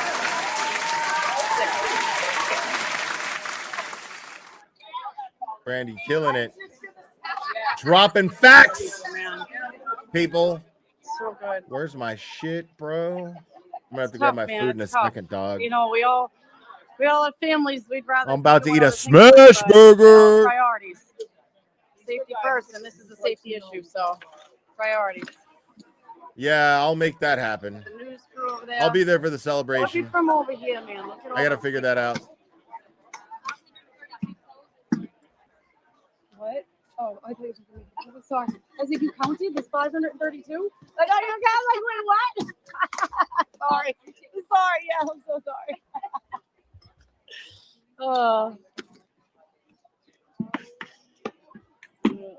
So all these people are just listen to the glamour. It's hot. It's hot.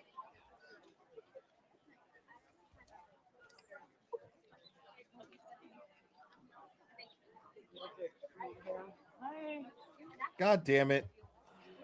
Fucking dropped it off at the wrong door. I'll be right back, y'all. Oh my God.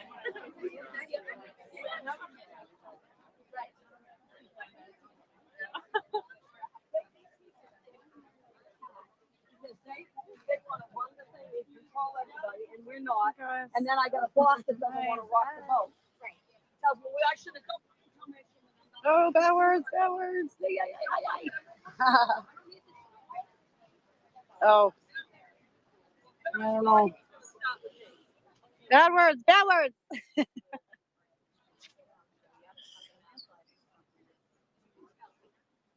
So anyone who's has FOMO, fear of missing out, and you feel like you're missing out, I mean, nothing's happened yet. So as long as you're just watching, you're here supporting in spirit. I mean, that's all that matters.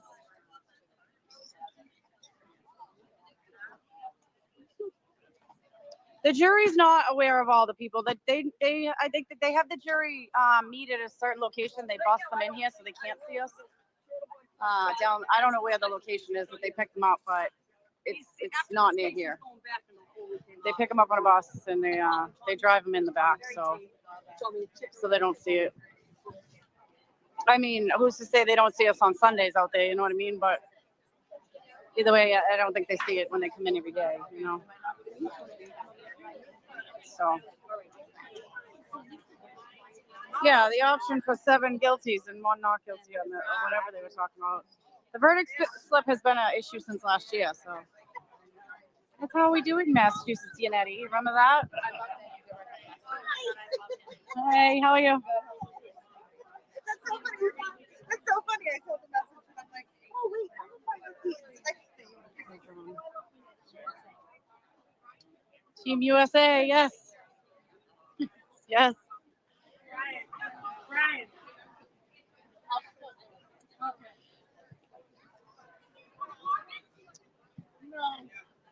Oh, look at this one.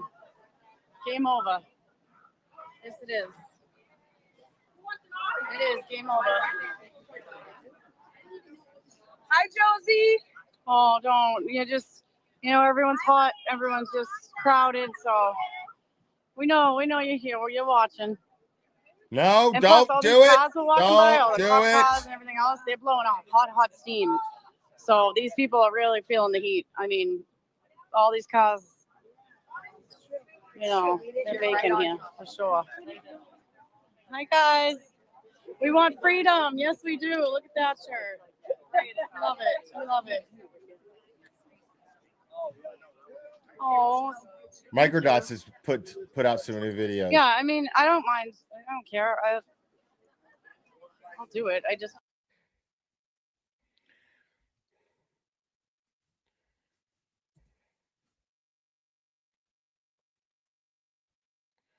We'll watch the newest. I think we already watched that.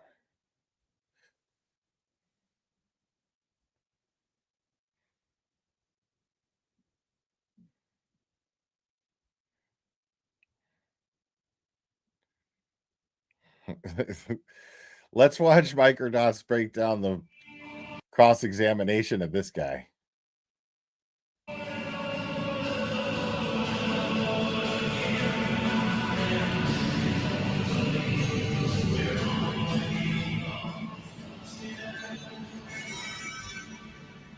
What you are about to see is a hired gun special prosecutor face the expert witness he fears most.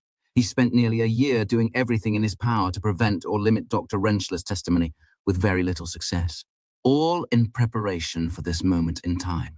Also worth noting, heading into today, the Commonwealth's case was already on life support after a string of strong defense witnesses.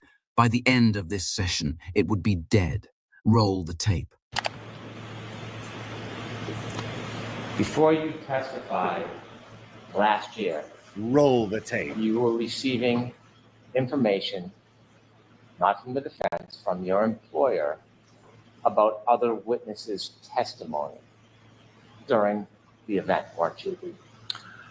I don't know if they told us about witness testimony. They told us about certain evidence. I had no contact with the court, with the prosecution, with the defense. I had no idea what was going on. We were retained by a certain organization, and they contacted the court. They were in talks with the court about, I guess, what we could or couldn't do. Anything I got was from that organization.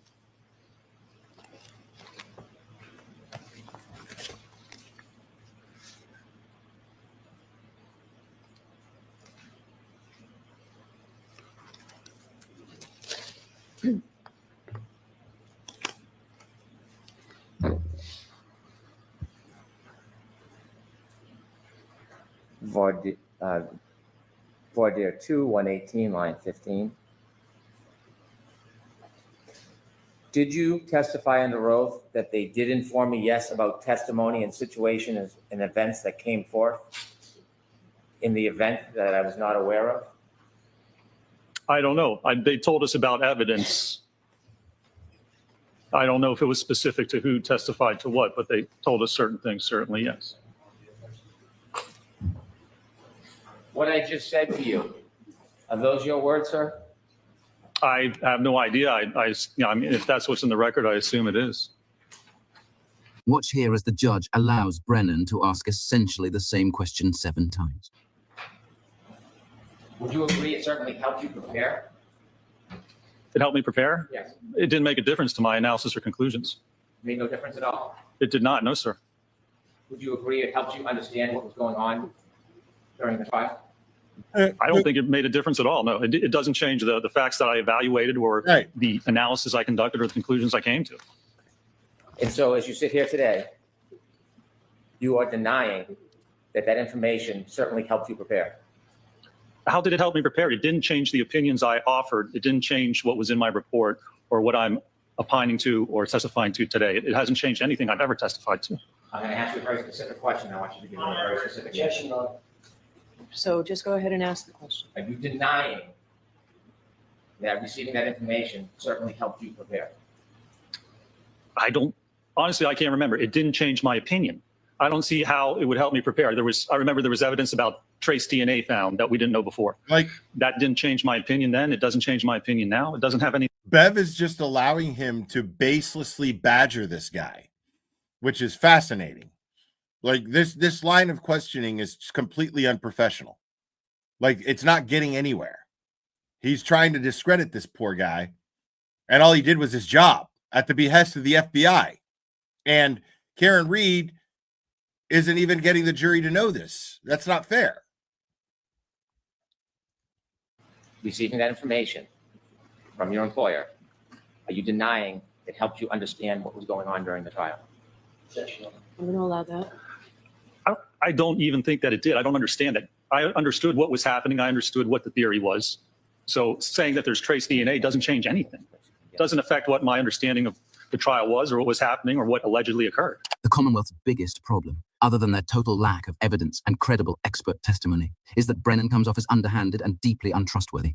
His nasally, high-pitched voice and awkward mannerisms make him feel more like a cartoon villain than someone you'd look to for the truth. Human nature leans towards siding with those we like and relate to, and Brennan is anything but relatable. Fucking Micronauts called him a cartoon character. In stark contrast, Dr. Rentschler presents as calm, credible, and genuinely likable, a true authority you can trust. The next example makes this dynamic crystal clear. Brennan questions Dr. Rentschler about his direct testimony regarding the x-rays of John's right arm, attempting to suggest that Rentschler misrepresented the medical examiner's diagnosis as his own. But Rentschler responds with a clear, straightforward explanation, one the entire courtroom can grasp. Everyone except Brennan. You've talked a lot about this photograph. Do you see it? I do, sir, yes. And you described, well, you didn't describe, you read that these were superficial abrasions, correct? That's the diagnosis, yes, sir. Any of those wounds a puncture in your mind? I don't make medical diagnoses, so I'm not going to comment on that, sir. Well, you talk about x-rays and injury. I know you don't make medical diagnosis, but you were very careful to be detailed about what this was. Not a laceration, right? It is a superficial abrasion. That was what was diagnosed by the medical records, yes, sir. And you were very careful to make that distinction when you were critiquing Dr. Wells. Sustained as well. And so you also looked at x-rays, didn't you? Yes, sir. And when you look at them, did you try to give the impression that you've read them, even though you're not a doctor and you can interpret them? Sustained. Were you trying to interpret them for us? No, it was actually interpreted by the medical examiner that there were no acute injuries. So when you were giving all that information to the jury about the x-rays, was that your personal opinion, or were you just regurgitating something you had read? That was the medical examiner's opinion, but certainly you can look at the x-rays and see that there are no actual fracture You lines. hear this asshole, dude? Was that a medical opinion, or were you just regurgitating? Dude, what a douchebag. Or space displacement between the joints. But it's the medical examiner and his diagnoses that I rely upon. So when you were going through an explanation of all these different photographs and x-rays, you weren't trying to portray that you were giving your own personal opinion about it? I don't give diagnoses, but if there's no fractures on an x-ray is diagnosed by an MD or physician, you can look at the x-ray and then you can see why there are no fractures. You can look at the x-ray and see where the fractures are if there's a diagnosis. So the diagnosis was no fracture, no acute injury, and that's certainly consistent with looking at the x-ray itself. Yeah, When you were looking up the x-ray and holding it up, was that just a prop? I mean, were you simply just regurgitating what you read in the report? Or were you doing a certain kind of, were you doing any kind of... Were you just holding it up as a prop? Were you just regurgitating? Dude, what do you mean, bro? Like, it's a fucking x-ray. And if a medical professional already diagnosed the person on the x-ray of not having any broken bones, he's merely pointing that fact out. That's it. Somebody else already did this. Any kind of analysis yourself when you were sharing with us what those x-rays showed or didn't show? The analysis is that there's no fracture or acute injury. And that's what the medical diagnosis is. And that's what the x-rays showed. Are you giving us your opinion, or are you regurgitating what you read in a report? Wow. That is what the medical diagnosis is, that there's no fractures and no acute injuries. That's what the medical opinion is. So you're regurgitating what's in the report. Sustained enough. Hank Brennan seems to be truly unaware of how poorly he comes across. His problem isn't that he's not intelligent or lacks skills. He's simply not a likable person, at least from what we've seen in this trial, rendering him his own worst enemy and a gift to the defense. Totally. However, it's only a short time 100%. later that the wheels come off, and Hank Brennan drives the whole thing straight into a ditch. Looking at Exhibit 1, have you done any study about the directionality of glass or broken plastic? What do you mean by directionality? About when something shatters, how it shatters. Does it shatter the same every time, or when plastic shatters, does it shatter differently? It certainly depends on the impact. Do you have any studies where plastic shatters exactly the same way on different impacts? I doubt that it shatters exactly the same way. It has a lot of different variables, doesn't it? It could. Depends on a number of different equations, doesn't it?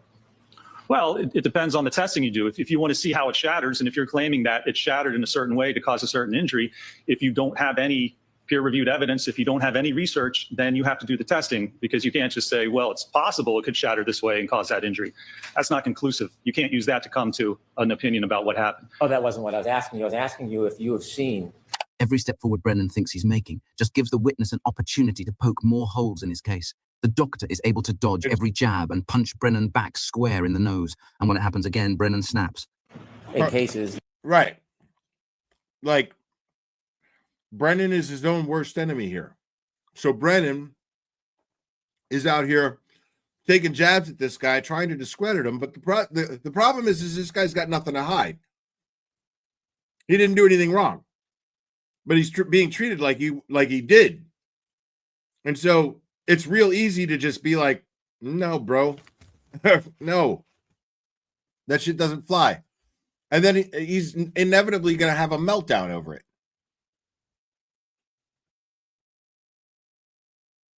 Is that when plastic breaks, it breaks differently. Well, sure. The testing we've done here, the taillights covers fractured differently, and we didn't get any contact. So I have personal experience just with this case alone. We'll get to the contact. When you look at all the tests you did, the plastic broke differently in each and every case, every experiment, didn't it? Sure, it's broken like that, and I've never seen a case where you get these types of abrasions. I didn't ask you that. Is that funny? It's not funny. Okay. So, wow, dude. I'm going to strike the comment. Next question. Next question, Mr. Brennan. No more comments. This judge refuses to ever admonish the Commonwealth, yet is on a hair trigger with the defense. Brennan, undeterred by her warning, will do it yet again, and Jackson is forced to call it out. When you did your experiments, the sizes of plastic that broke were different in each experiment, weren't they? They were, yes. The number of breaks in each experiment were different, weren't they? They were, yes. The angles of the break changed from piece to piece, experiment to experiment, didn't they? I'm sure they did. Did you watch the videos and watch the damage and take a look and count how many pieces broke in each experiment? Thank you, Christine. I didn't specifically count. No, we looked at contact to the sleeve and to the dummy itself. You never counted the broken pieces in each experiment? I did not. There was no need to. Not a matter if there's a need, did you? I did not, no, sir. You had talked quite a bit about Dr. Welcher's test with the paint, so I want to ask you some questions about that. Were you ever under the impression that Mr. Welcher, you can take that down, please. Were you ever under the impression that Dr. Welcher was trying to reenact the actual collision when he did that blue test? I'm going to allow it. Well, that was the only test he performed, and he referenced that test for his opinion that the position and orientation of the lacerations are consistent with the taillight cover. So if that test was not intended to signify or demonstrate the position of the arm, he has no evidence to say the position and orientation of the arm in the lacerations, which are abrasions, are consistent with the taillight cover. That's the only test he did. So if it doesn't represent that, it's really meaningless in his analysis and conclusions. Now that you've shared your opinions, can I get back to my question? Sustained. So, Mr. Jackson, Mr. Brent, I'm going to see counsel at sidebar. This is Judge Beverly Cannoni losing control of her courtroom. So much so that the lead defense attorney had no choice but to call her on it in front of everyone, including the jury. It's difficult to make out his exact wording, but sounds like he says, "I'm asking you to admonish counsel." Instead of doing so, she calls a lunch break, and the topic is never brought up in open court again. Dr. Rentschler, you wrote a report back in February 2024? Yeah, that's correct, yes, sir. And in that report, you provided a number of opinions, didn't you? I did, yes. Do you remember if you opined or had the opinion that the injuries on Mr. O'Keefe's arm would not result from impact with a non-damaged tail lamp cover. I believe that's correct, yes. And the amount of force required to fracture the tail lamp cover would result in extensive soft tissue and likely bony injury to Mr. O'Keefe's right arm. Correct. And so your opinion back in 2004 was that if a person's arm were to cause the damage to that taillight on that Lexus, you would expect to see extensive soft tissue and likely bony injury. Yes, soft tissue referring to ligaments and tendons of the elbow and shoulder, correct, and the wrist. And so you're saying not superficial abrasions, but in the arm? Yes, when you look at, and you can see from the testing we did for this case, for this round, that the arm extends and you have contact with the arm, you would expect at those speeds damage to the tendons and the ligaments, the elbow, the shoulder, likely the wrist. In the x-rays that we looked at, or that we saw, and you offered the words of the medical expert, there is no MRI studying any ligament damage, is there? There are no MRIs that I'm aware of, no, sir. And x-rays wouldn't fairly depict some of those internal injuries that you're referring to, would they? As I described before, it can show laxity of the joint, but it normally doesn't show the actual soft tissue damage itself, no, sir. And a crash test dummy is different than a person, isn't it? Certainly it is, yes, No sir. muscle, That's correct. no ligaments. That's correct. The crash test dummy does not react or respond Thank like you, a guys. human being. Well, it does to a certain extent, yes. There are differences. Certainly there are, yes. And so when you're looking at a crash test dummy, you can agree that there are significant differences between what you might see on the dummy's arm and what would maybe happen to a human being's arm on the inside.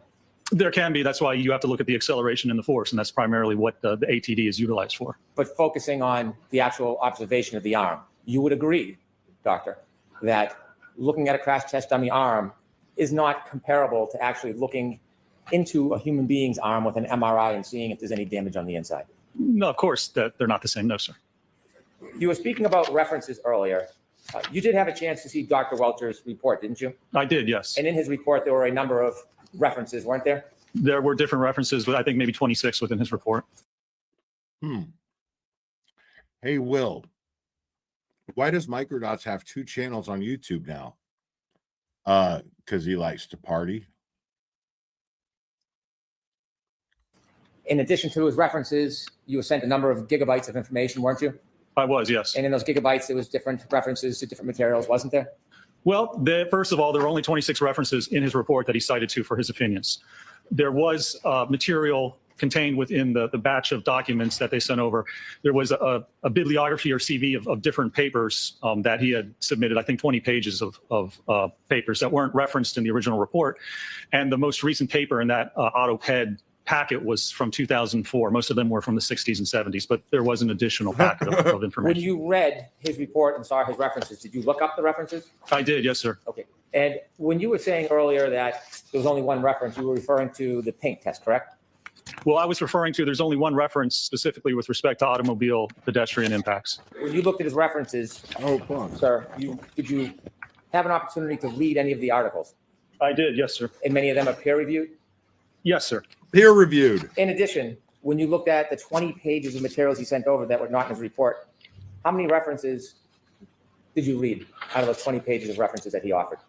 Well, I didn't read any because they weren't referred to in his report for his actual opinions in this case. Do you know whether or not he considered those references or whether he read those references? I'm going to allow that. He didn't cite any of those references in either the PowerPoint presentation or in his report. That's the knowledge I have of whether he reviewed those. So you don't know what he considered or thought, do you? I know what he cited to and he referenced to in his report in PowerPoint. That's the extent. The question is, you don't know what he was referring or reading or relying on other than what was in his report cited, correct? Well, right. If he referred to the other articles, yeah, certainly other articles in the 60s, 70s, and 80s he may have, but they don't really pertain to what happened in this case. How many references were in your May 7th report? Well, I think there were...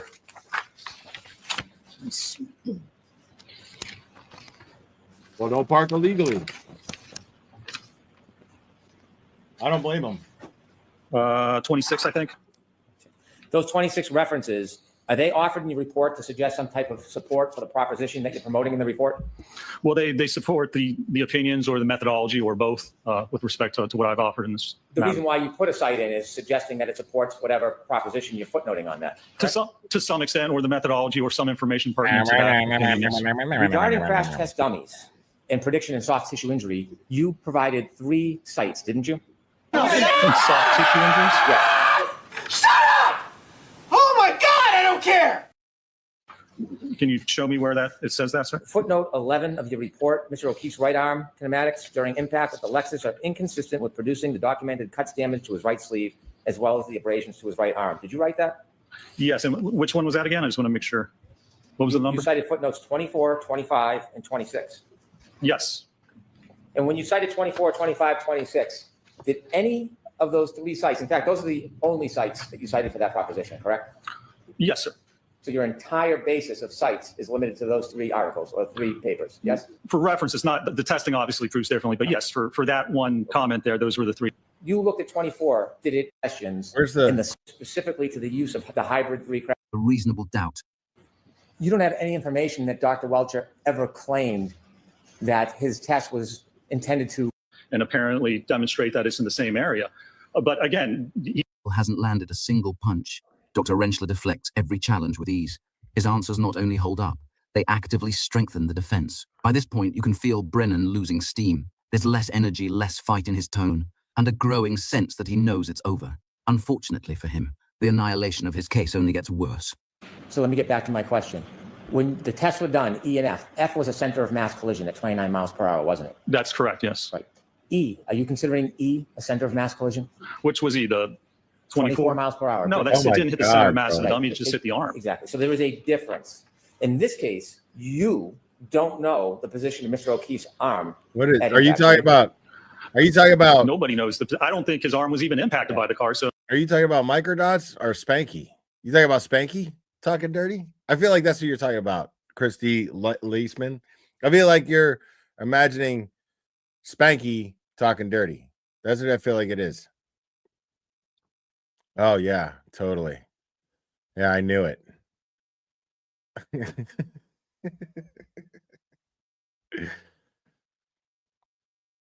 So I see that your breasts are heaving right now. And what if I propose to you that you perform some fellatio? How would you feel about fellatio? Maybe a little cunnilingus. What do you think? Would that be does that sound doable?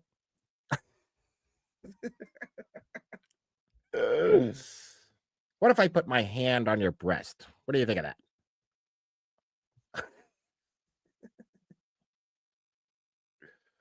Again.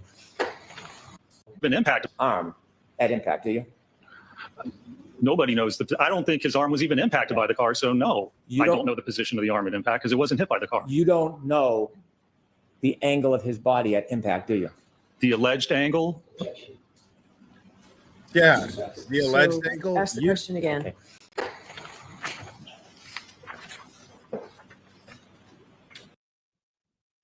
You have no information about the angle of Mr. O'Keefe's body at the time the defendant's Lexus was traveling backwards on January 29, 2022, do you? We have no information that he was even hit by the Lexus. So there wouldn't be any information on the angle if his body wasn't hit. When you talked about force equations with this jury, you cited a number of pieces of literature, didn't you? I did, You cited concentrated forces, didn't you?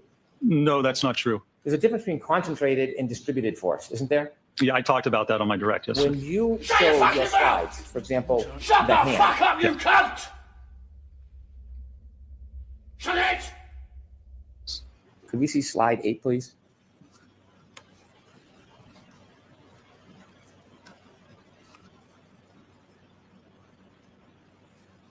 Okay. Let's try slide 56.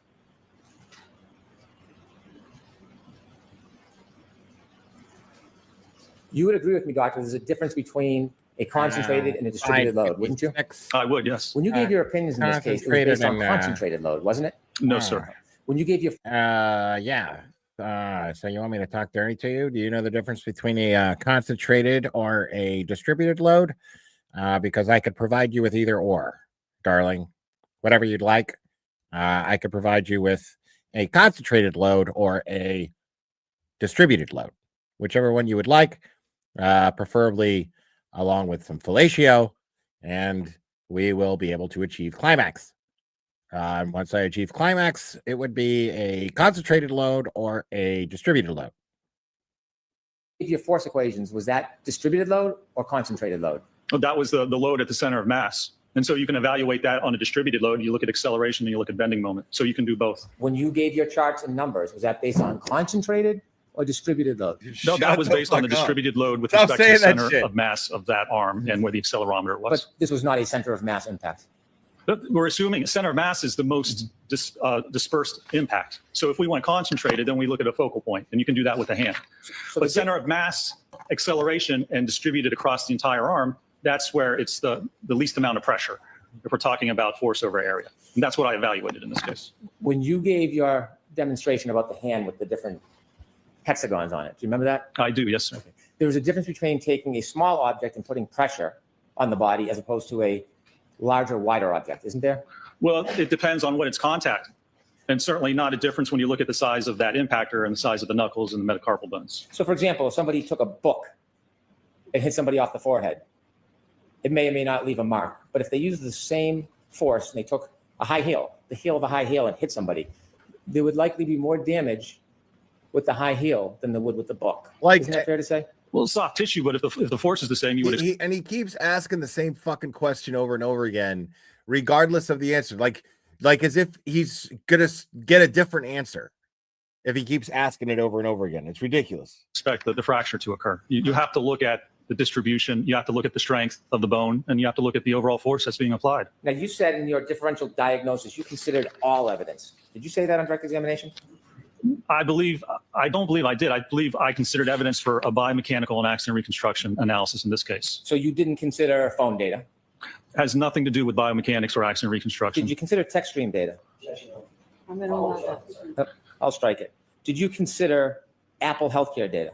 No, sir. So if you took a high heel, did you consider phone temperature, battery temperature data? I'm gonna allow it. Has nothing to do with biomechanics, sir. I'll ask again. Did you consider it? I did not, no. Why would he? Consider it would be improper to ignore. It has nothing to do with biomechanics. He is a For a biomechanical biomechanist. analysis, yes, sir. Have you been to the scene of an accident before or a collision? I have, yes. Do you know what a debris field is? Yes, sir. And you've seen in your videos, E and F, there's debris fields after the collision and the taillight breaks, isn't there?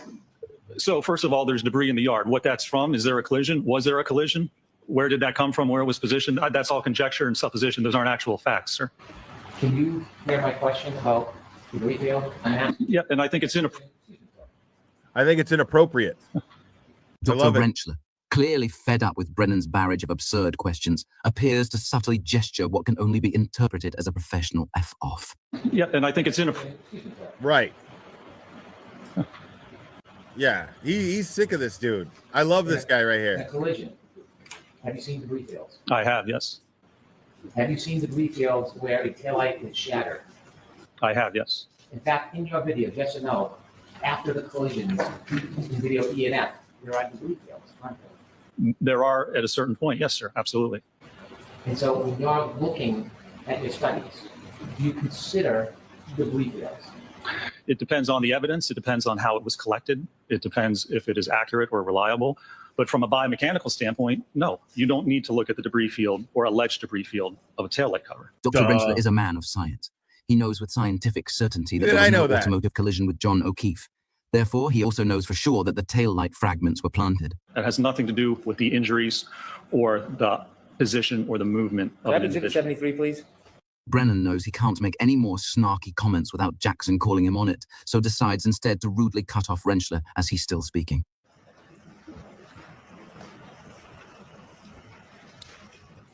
And yet, nothing from Judge Bev. Do you see that, sir? I do. Do you know what that is? Looks like possibly part of the taillight cover. Right. Is that an alleged part of taillight cover, or do you think that's part of a taillight cover, sir? I don't know specifically. It might be part of the actual taillight But cover. when you studied this case and you looked at all the evidence and all these different things, did you look at these photos and see that alleged piece of taillight shard recovered from the front yard area of 34 Fairview Road? Did you consider that? Well, I don't, was that part of the one that was recovered by a leaf blower or not? When you were doing your ample study, sir, Yes. what I'm asking you is, when you were looking at all the available evidence, Did you look at this photo of this alleged taillight shard on the front lawn, 34 Fairview Road? Were you aware of it? No. Oh, I was aware that there was debris in the yard, but again, that has nothing to do with the biomechanical analysis. If you can't prove that the impact happened, then everything after that doesn't actually matter, does it? Because all that would be from something else. So unless you prove the core issue at this case, the contact, the post-impact movement, the head injury, without proving that, everything else is ancillary to what you're attempting to conclude. Do you have any evidence in your biomechanical studies how this taillight shard ended up on the front lawn of 34 Fairview? I don't know, sir. I didn't evaluate or investigate that. Could I have Exhibit 76A, please?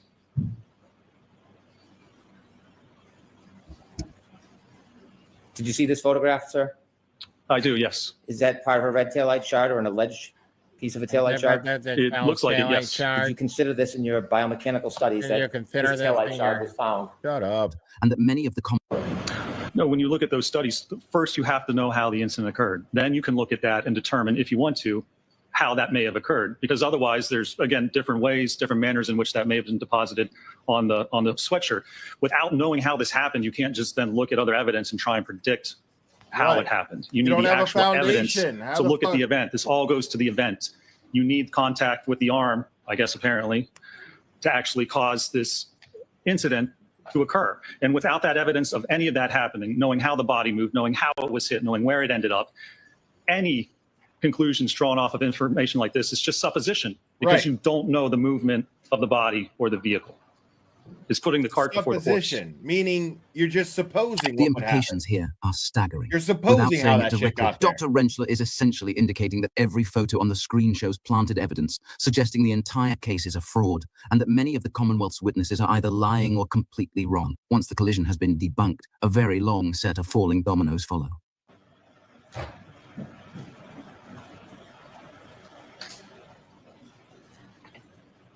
Could I have Exhibit 201D, please? Do you understand this is broken pieces of plastic consistent with the broken taillight of the defendant's car? Do you understand that? I believe so, Do yes. you understand? And do you understand this is a photograph Do you of these broken understand? pieces of Finally! plastic under a microscope? I'm Okay. talking about That's what form. I'm asking you. I'm Do you talking understand? Well, about that's what you're- content. I'm talking telling about me, I don't God, want the you to rely devil, on me. If you didn't hell, see them, it's heaven. okay. Do you I don't understand? recall if I saw those or not. Finally, Have you seen this picture? I don't recall seeing it now. Now look stay at the off my photograph side. and seeing the broken pieces of plastic under a microscope with fibers near the plastic.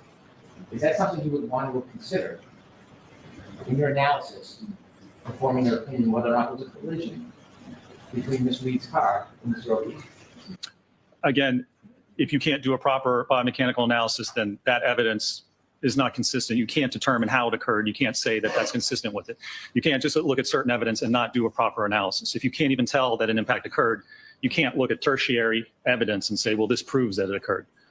In order to say from a biomechanical and accident reconstruction standpoint that an impact occurred and here's how it occurred, you have to understand the mechanics and the dynamics before. This could certainly support that finding and those conclusions, but by itself, I don't know of any methodology in any study or peer-reviewed article that says you can just look at alleged evidence and then form an opinion as to whether an impact occurred. Can you see with your eye that parts of those broken Can pieces you of see plastic with your are sharp? eye? No, I can see They look sharp. You disagree? You think they're not sharp? But I don't have an Can you opinion see with as to your that. sir. eye? Take a look. Objection. Sustained. If you look at that for me kindly, you tell me whether you think those pieces of broken plastic are sharp. Objection. I would allow that. I guess they look sharp. I have no idea if they are or not. It's under a microscope. When you actually put things under a microscope, it looks much different, and it is much different than Could let's go back than to looking at the normal eye. 20B. Perhaps that can help. Not under a microscope. If you pay particular attention to the larger one in the middle, that looks like a shark's tooth. You see Yes. that one? Yes. Do you think, doctor, that some of those appear sharp? Some of those appear sharp, could possibly cause a laceration, sure, as What opposed to an abrasion. could be more egregious? What could be more misleading than that? And what could be more important? You think that any of those could cause an abrasion? I don't think that you could get a consistent level of superficial abrasions along the entire arm of minimal depth of less than 0.5 millimeter through impact with the glass. To have that minimal force on every part of the arm to only cause superficial abrasions would be This highly guy unlikely. is unfucking believable. Some of those sharp pieces, if they were lodged in Mr. O'Keefe's sweater, could cause an abrasion. It's possible if you had enough punctures and holes in the sweater to correspond with the abrasions on the arm, that would be, I suppose, that could be a possibility. In your testing, not to belabor it, I'm just going to show you one. I want to show you video E. Could we go to video E, please?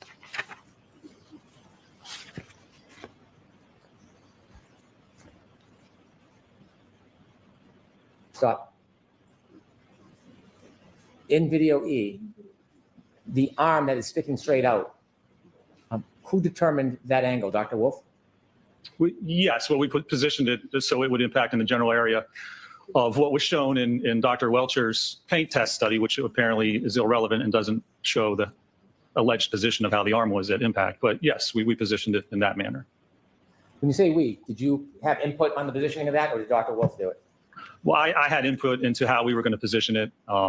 It would probably be both of us, I would say. So you and Dr. Wolf chose to position the arm straight out, What? correct? Could be more. In that test, we did, yes. Is there a glass in Randy's hand? There's not, no. A drinking glass, no? No. In any of your studies, did you have a drinking glass in Randy's hand? We did not have a drinking glass in the dummy's hand. Wow. And you see when the taillight is shattering, those red things. You see when the tail light is shattering. I'm retarded? We got a special disliking for these punkolas. He's falling down. What are those? Those are part of the taillight. Punkolas. Continue a little bit, please. We got a special dislike. Did you count how many taillight pieces broke? We didn't count the taillight pieces. We counted. Lindsay Nakatani, thank you so much. Hank, if aliens wore hats, you have 4 pens and 7 apples. How many cats are on your roof? Can't answer that? Are you CPA? Did you consider your ham sandwich? Counted how many punctures or holes there were in the sweatshirt, which was 0. If you had done this test and changed the arm angle, do you expect the damage would look different as far as the breaks in that taillight? Well, we conducted a number of tests. It may look somewhat different, sure. If you conducted this test and moved the arm angle, not another test, this test, but you move the arm angle, do you expect that the break would look different? That the break would look different? Yes. It could look a little different. I mean, certainly the breaks looked a little different in the test, but they were comparable to each other. You do not know how John O'Keefe was standing that night, do you? Well, No, I'm going to allow that. You do not know how John O'Keefe was standing that night, do you? if he was standing, if the impact occurred, then no, nobody knows how he would have been standing. You would not know what his arm angle was. Dude, would you? why do they keep? No. You would not know the exact speed of any vehicle. That Why do they keep making Jurassic movies, bro? There's like a trailer for a new Jurassic movie. hit him that night, would you? Sustained. The debris, the broken taillight, is that traveling in a consistent or a different direction? What do you mean consistent or Is different? it all going in the same direction, or is it going in different directions? No, there's some spread to the debris. So the pieces don't all fall right in a pile with each other, do they? They do not, no. Continue, please. Stop. Do the majority of the pieces land on Randy? No, they do not. And so as they fall, if Randy were to fall, Oh my God, many of bro. those pieces would not be among the immediate area of his body, would they? Fucking idiot. If the dummy fell right there, no, they would not be. Instinct to know when to quit. The cross-examination has become a full-blown joke. Why? And then stagger backwards and fall on their head? A vehicle, enough to break the light. Could it cause a person to stagger backwards? I mean, you're making some suppositions here. There's no evidence that that would occur in this case, and not if you're spinning like that. You're not going to stagger backwards. First, you're going to spin if you get hit with your arm, as I described in my direct. But is it possible? I can't say it's impossible, but there's no evidence of that. Could a person stumble backwards after being hit? I'm going to allow that. What do you mean by backwards? Because you'd be spinning. So what direction is backwards? Could a person get their foot caught on a curb sneaker come off and then stand Oh backwards my and fall. God, bro. Rentschler lets out a snicker as Brennan tosses out wild theories with no evidence to back them up. At this point, the cross-examination has become a Dude, full-blown joke. Tosses That's out. fucking So hilarious. what direction is back? What, like, this right here is a great example of how full of shit hashtag Spanky Brennan is. Listen to how fucking ridiculous this question is.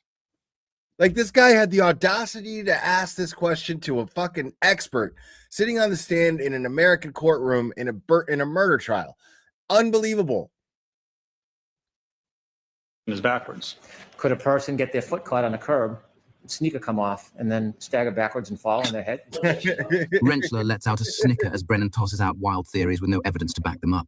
At this point, the cross-examination has become a full-blown joke. Like, he just Why Brennan keeps going is anyone's guess.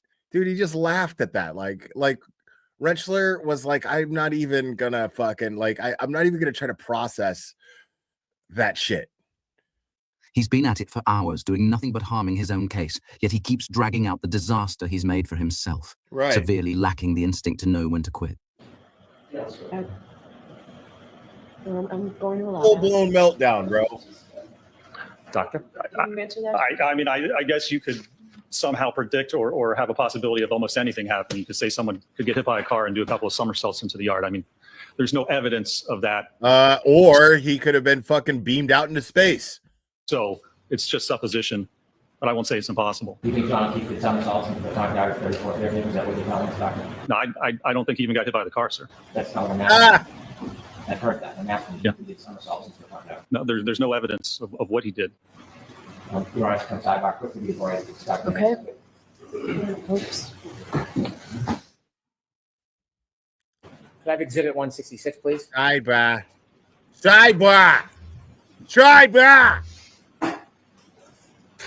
Did you see this photograph, sir? I did, yes. And do you see the cut on Mr. O'Keefe's nose, the left side of his nostril? Do you see it with your I do. eyes? Do you see In it your with your analysis eyes? of whether there was a or- collision with the defendant's Lexus, did you consider or know that there was evidence that a piece of glass or a piece of broken plastic was pulled from Mr. O'Keefe's nose? I'm going to allow that. I'm going to allow that. Of course you are. So, hold on. Let's get an answer, Dr. Mitchell. Your objection's noted, Mr. Jackson. I was aware there was Like, some piece of Jackson's like, dude, are you seriously just gonna fucking let him do this shit? Like, are we fucking what planet did I end up on? material allegedly pulled from the nose. Yes. Allegedly pulled from the nose? Yes. Okay. And that alleged piece of material, were you aware that it was perhaps a piece of glass or broken plastic? Objection. Are you aware of that? So, Jackson's objection is to the use of the word glass, stating that it's not in evidence. hold on, Mr. Jackson. Mr. Brennan. I can reword it. Okay. You're welcome. Are you aware of that object that was pulled from Mr. O'Keefe's nose? What material that was? I believe it was glass. Did you want to know in your assessment about collision where that came from? Well, I did evaluate that, and it's actually entirely inconsistent with coming from an impact with the vehicle. Could we have exhibit 52A, please? Do you know what that is, Doctor? It's hard for me to see from here. I believe that's the drinking glass. A drinking glass. Do you know where that is in relation to where Mr. O'Keefe was found? I believe it was found in the vicinity of where he was found. And could I have exhibit 195, please?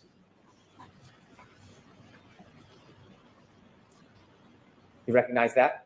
That is another photograph of the drinking glass. Yes, sir. 197A, please. B.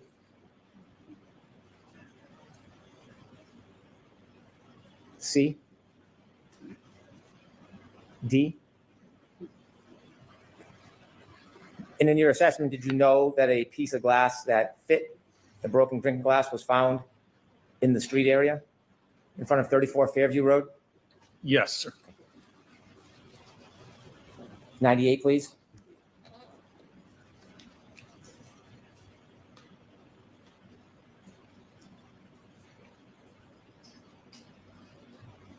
A little more, please. Do you know what that is, sir? It's hard for me to tell from Does it back. look like a drinking straw? Okay, Oh my the black, that God, does appear bro. to be a drinking Nobody straw. gives a With respect fuck. to the trace DNA, correct? You were asked, did they inform you about witness testimony? And what did you say, sir? They did inform me, yes, about testimony in situations and events that came forth in the trial that I was not aware of. Those are your words? Yes. Welcome to Logic, Lindsay G. Page 125, line 7.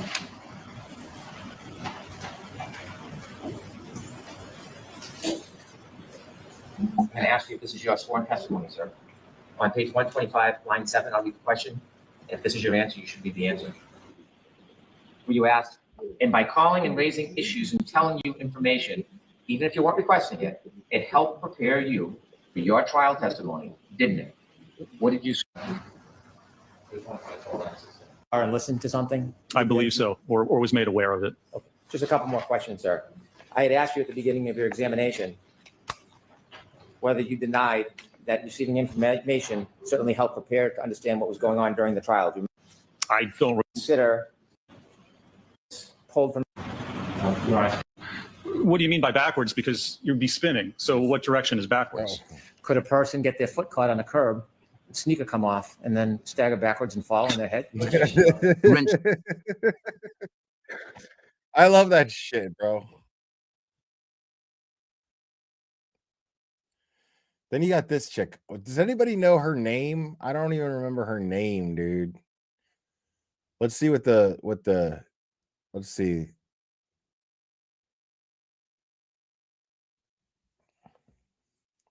She'll flip her head. Retarded doesn't have an age or gender. Anyone who thinks Karen Reed is guilty is retarded. I agree. I completely agree.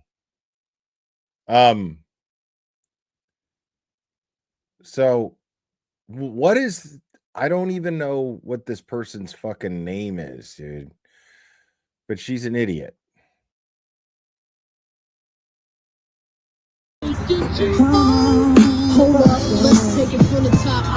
I know everybody wants a Karen Reed update, but I'm sitting in my backyard. I'm in my backyard. Have a coffee.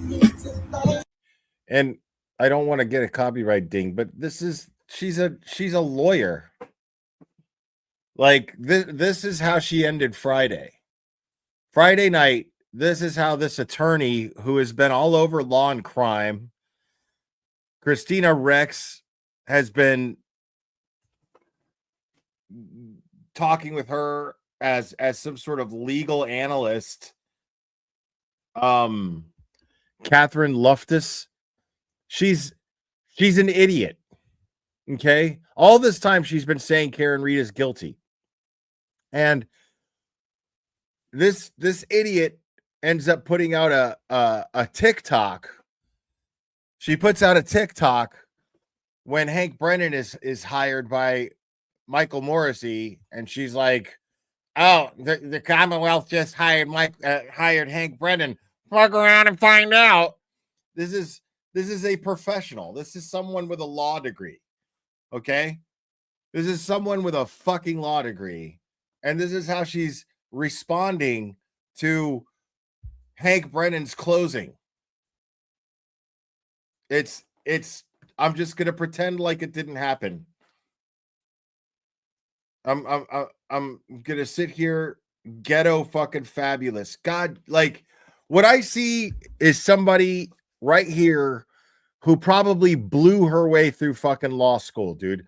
I can't imagine an attorney credible who can straight face act like Hank Brennan has been doing a good job with this case.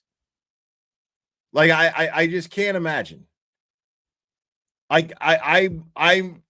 don't know, you know what I'm saying? But if I'm trying to make sense of how someone with a brain like hers got through law school, I mean, I'm entertaining the possibility, even the likelihood that she blew her way through it. I mean, come on.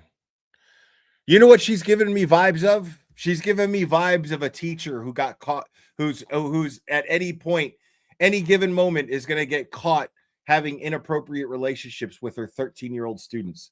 She reminds me of those women. I'm not saying that's what she does. I'm not saying that she's would actually engage in behavior like this. I'm saying she reminds me of the very type. Have you noticed that there's a type of teacher? Like whenever they show, like, Law and Crime loves to fucking expose these people, right? You know what I mean? Law and Crime loves to expose these people. And so, like, they all fall under, like, they're cut from the same cloth, you know? Women who sit there with fucking Bluetooth speakers, dancing around to shit and acting like the world isn't happening around them. You know what I'm saying? Like as if the rules don't apply. You know, hey, I don't give a fuck. Yeah, I'm partying. Like, because she looks like she only relates to people of that maturity level. You know what I'm saying?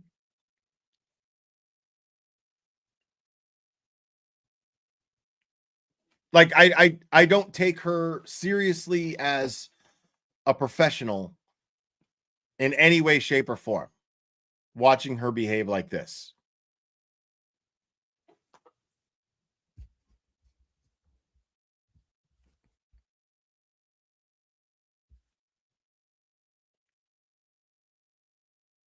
I mean, yeah, like, dude, I can't even imagine, bro. Like, I can't even imagine, dude. Like, that's the kind of vajaj, dude, that fucking warns you, bro. Like Tommy Lee Jones. Hold it right there, young man. Hold it right there, young man. It screams out at you and warns you. Mister, do you want to get shot?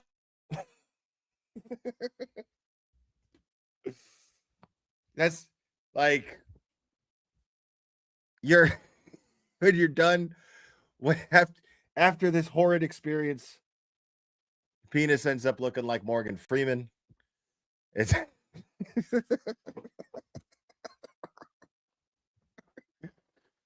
oh my God. I can't even imagine, dude. Whale's dick crawled through 500 yards of shit-smelling foulness I can't even imagine. That's 5 football fields.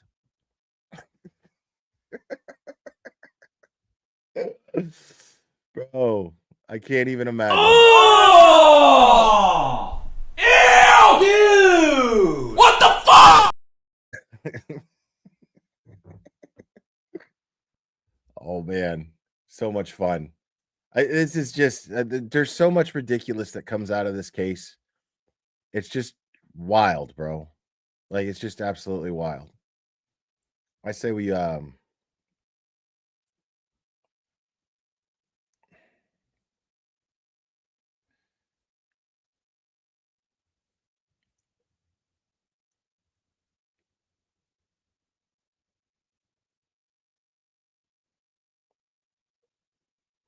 I wonder if Trial Channel has that.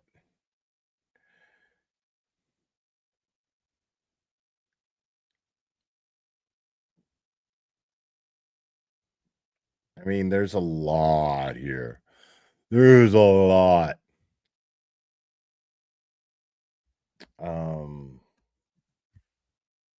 Here we go. Came right up.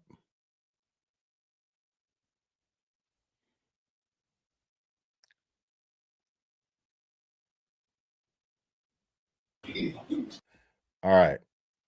Make sure, stop what you're doing right now. Go give Trial Channel a like, because we're going to do this just to kill time. We're going to do this.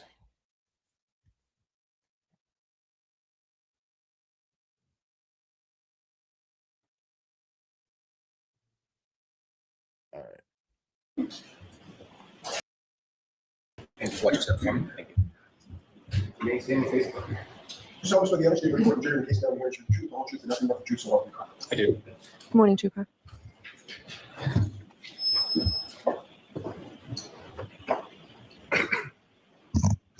All right, Mr. Lally, whenever you're ready. Good morning, sir. Good morning. If you could just again, please state your name and spell your last name for sure. Yes, it's Trooper Joe Paul. That's Paul. And sir, if I could just take you back to a couple different portions of your testimony from Friday. With respect to the acceleration and braking tests that you conducted in the It's smelling area around foulness. I Police can't even Department, imagine. was that before or after Ms. Hartnett from Crime Scene Services section had processed the vehicle? After. And so as far as anything that was removed by her, that was done prior to you conducting any of your tests, is that correct? Correct. Now, you've investigated approximately 191 crashes over your time. Dude, I've been meaning to go over this again for like so long. Hold on, man. I want the cross-examination, though. Here we go. You guys are going to love this shit. And where was the vehicle located in reference? John, reverse before they left. Thank you, sir. I have no further questions. Okay, cross-examination. Thank you, Your Honor. Like, So do you have any? what's fascinating here is AJ has no idea what he's in for. AJ has absolutely no fucking idea what he's in for right now. He doesn't know what to make, because this so-called expert witness, who is a police officer for the Massachusetts State Police, this guy, AJ, has a hard time. He's completely and totally caught by surprise by how stupid this person is. It's fascinating. I absolutely love it. It's one of my favorite things to actually watch. Watch AJ trying to, like, he's so stoked and he's so ready to go. I'm gonna cross the fuck out of this guy, and I'm gonna cook him. But the stupidity is so overwhelming that it catches AJ off guard, throws him off his game. Watch. Do you hold any degrees in the scientific discipline of mathematics? I do not. Do you hold any degrees in the scientific discipline of physics? I do not. Do you hold any degrees in the scientific discipline of biomechanics? No. How about in engineering? No. How about in kinematics? No. What's the highest degree that you do hold, sir? I have an associate's degree. In what? Administration of Justice. You mentioned kinematics on Friday. Do you hold any certificates in the specific area of kinematics? Yes, it's covered in the basic crash investigation classes. Okay, so you took a class, in other words, correct? Multiple classes. You introduced the idea of what kinematics is, right? Correct. You testified about that on Friday. Yeah, Yes. There's no verdict yet. Define kinematics. Yours. It deals with the aspect of motion. It's a subfield of what broader field? Kinematics. This is my favorite right here. Right. Yes. Define kinematics. Yours. It deals with the aspect of motion. This was my favorite. The subfield of what broader field? Now, the answer is obviously physics. It's the easiest thing in the world. I knew this. I never even made it to that point in high school. Kinematics. Kinematics is a subfield of what broader discipline of science? I'm not sure. Physics, correct? Wow. Yes. And it describes how points and objects, systems of objects, Physics, how they move, bro. and how the rate they move and the rate of their velocity, correct? It deals with emotions. What's that called? The rate of velocity. What's another word for that? The rate of velocity. Right. I mean, it deals with motion. It deals with forward, and also deals with speed. It deals with travel and speed. If something's moving, it also has a speed to it. Look at Alan Jackson's face, bro. And also deals with speed. It deals with travel and speed. If something's moving, it Alan Jackson's just like, okay. also has a speed to it. Right. The word you're looking for is acceleration, correct? Sure. Sure. What Yeah, role does that's it. acceleration play in the field of kinematics? What role does acceleration play in kinematics? Correct. It talks about, like you just said, it talks about the speed and talks about motion. Is kinematics also known as the geometry of motion? Is that correct? I have not heard that. Never heard that. What's the difference between constrained and unconstrained motion? Constrained and unconstrained motion. That's what I asked. Constrained motion. I can't recollect at the moment. Constrained motion is motion on a predetermined path, isn't it? I can't record collect it. I can't recollect at the moment. Constrained motion is motion. Constrained motion. I can't record collect at the moment. I can't recollect at the moment. Constrained motion is motion on a predetermined path, isn't it? Yes. Unconstrained motion is what? When doing that predetermined path? Free movement, correct? Correct. You can remember that from your class? For the most part, we don't go that in depth, constrained and unconstrained. What? Constrained, unconstrained, not restrained. So I said, sorry, unconstrained. Yes. Kinematics uses algebraic. Right now, Jackson is going. All right, what the fuck's going on here? Formula to model these motions, right? The motions of these points, systems of points, correct? Yes. And it includes concepts like displacement and speed, velocity, distance, acceleration, which we've talked about, correct? Correct. And it looks at how these things, these values vary over a point in time or duration in time. Is that right? Yes. Do you actually understand the physics behind the study of kinematics? Yes. Or did you learn in class? Yes, we had to go over the physics part of it. On Friday, you said that this incident is a pedestrian strike from a vehicle. You reiterated that again this morning. Is that right? Correct. I want to be clear. That is your opinion based on your training and experience, correct? Yes. Here we go. And on Friday, you said you based that opinion on the fact that you noted a half-mile-an-hour decrease in speed and a steering input of less than 10 degrees at some point in that reverse motion, correct? I said that was consistent. That data point in general was consistent with something that you would see within data of a pedestrian striker striking something else. I said it was. I said it's consistent.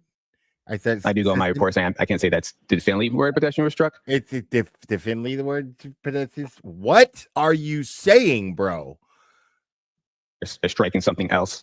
I do go on my report saying I can't say that's definitively where a pedestrian was struck. But, what? I'm sorry. I do go. Hold on. Let's break this down, bro. Okay. Sound it out, guy. Sound it out. My report saying I can't say that's definitively where a pedestrian was struck. What? But definitively where a pedestrian was struck. Say that's definitively where a pedestrian was struck. What? Definitively where a pedestrian was struck. What? Definitively where a pedestrian was struck. But definitively where a pedestrian was struck. But oh my fucking god, bro! It wasn't definitively. Sorry, in my report, I do say I can't say that is definitively where the. Oh my god, pedestrian struck. Sorry, in my report, I do say I can't say that is definitively where the pedestrian struck. That is definitively where the pedestrian struck. Say Definitively, yes. so you're gonna have Definitively, yes. okay. So you say Definitively, yes. okay. So you say Definitively, yes. okay. So you're gonna have to slow down and speak up. Okay. She's pissing Bev off. Bev's getting pissed off with how stupid this guy is. This is fucking great. All right. Just said, I just want to make sure I'm hearing you correctly, and I apologize. Okay. You said you cannot say definitively that that resulted in a pedestrian strike. That data point within the text stream data is what I'm talking about. Okay. That specific point, that time frame. Because there's a multitude of reasons why when someone is driving in reverse, they might slow down by a half a mile an hour, right?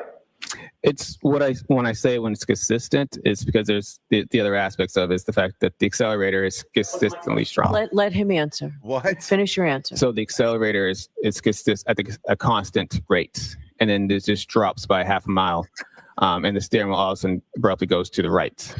That's what I'm talking about when I say it is consistent with a pedestrian strike. That's something that you would see. It's not going to be a huge change of speed during this collision. You also note that at the time, it had begun to snow, right? Yes. Snow on the lawn, right? Correct. Cars. Yes. Snow on the trees. Yes. Yes. snow on the roadway can impact how tires move over the roadway, correct? In a way. And obviously there I are don't a feel bad multitude for of this reasons asshole. why somebody might input a 10-degree input on a steering wheel, correct? Correct. That's why I said I couldn't definitively say it. Right. So every time somebody slows down, going in reverse or forward, and introduces a 10-degree input on the steering wheel, doesn't mean they're looking to hit a pedestrian, correct? Correct. You testified that you determined the area of impact by basically following, if I heard your testimony correctly, basically following the debris field from the body from where you believed John O'Keefe's body's final resting place was, almost linearly to the furthermost. I'm sorry. What do you mean linearly? What do you mean linearly? I don't understand the word linearly.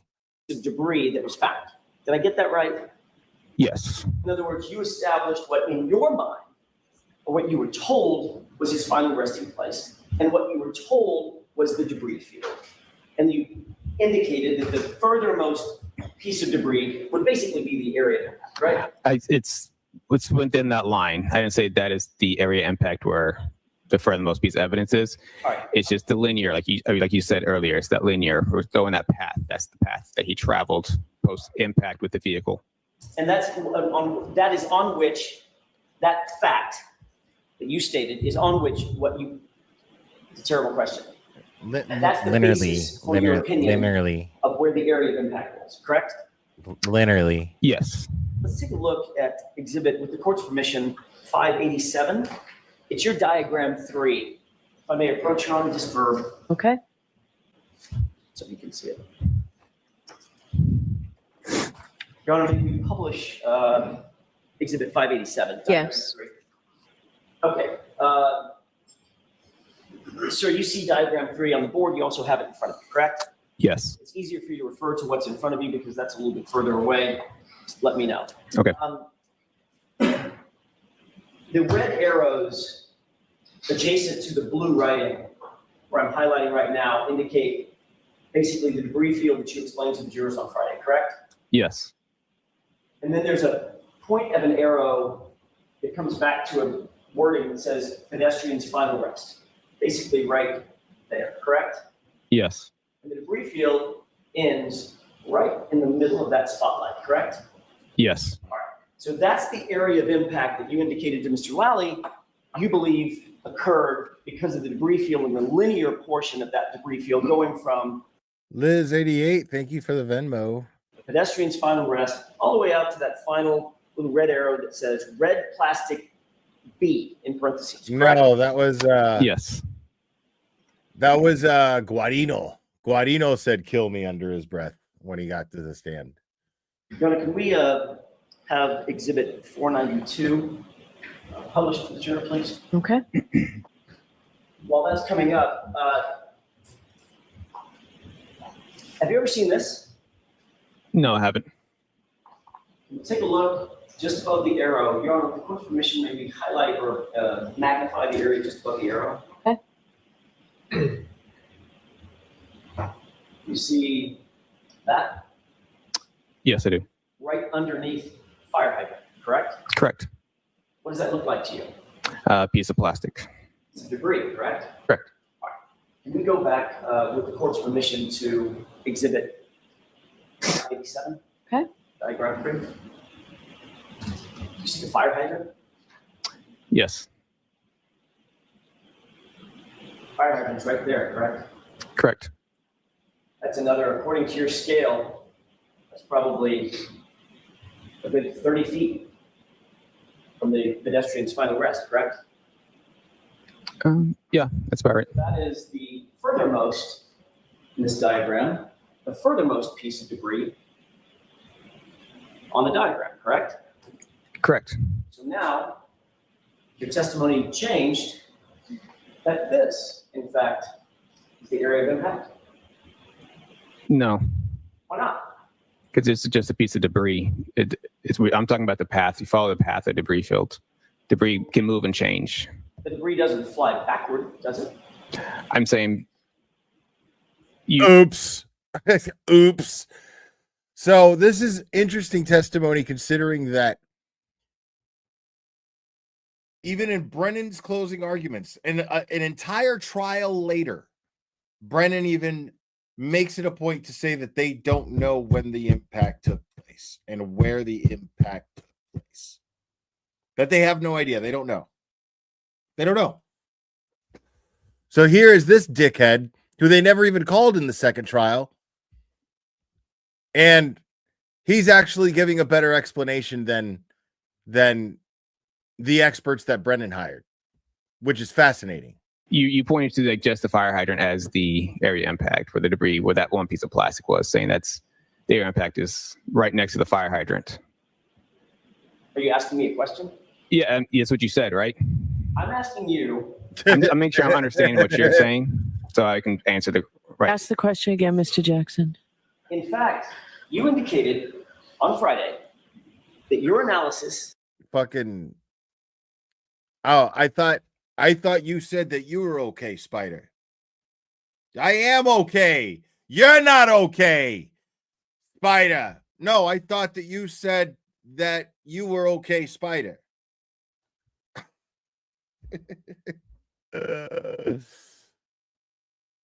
You stuttering prick, you.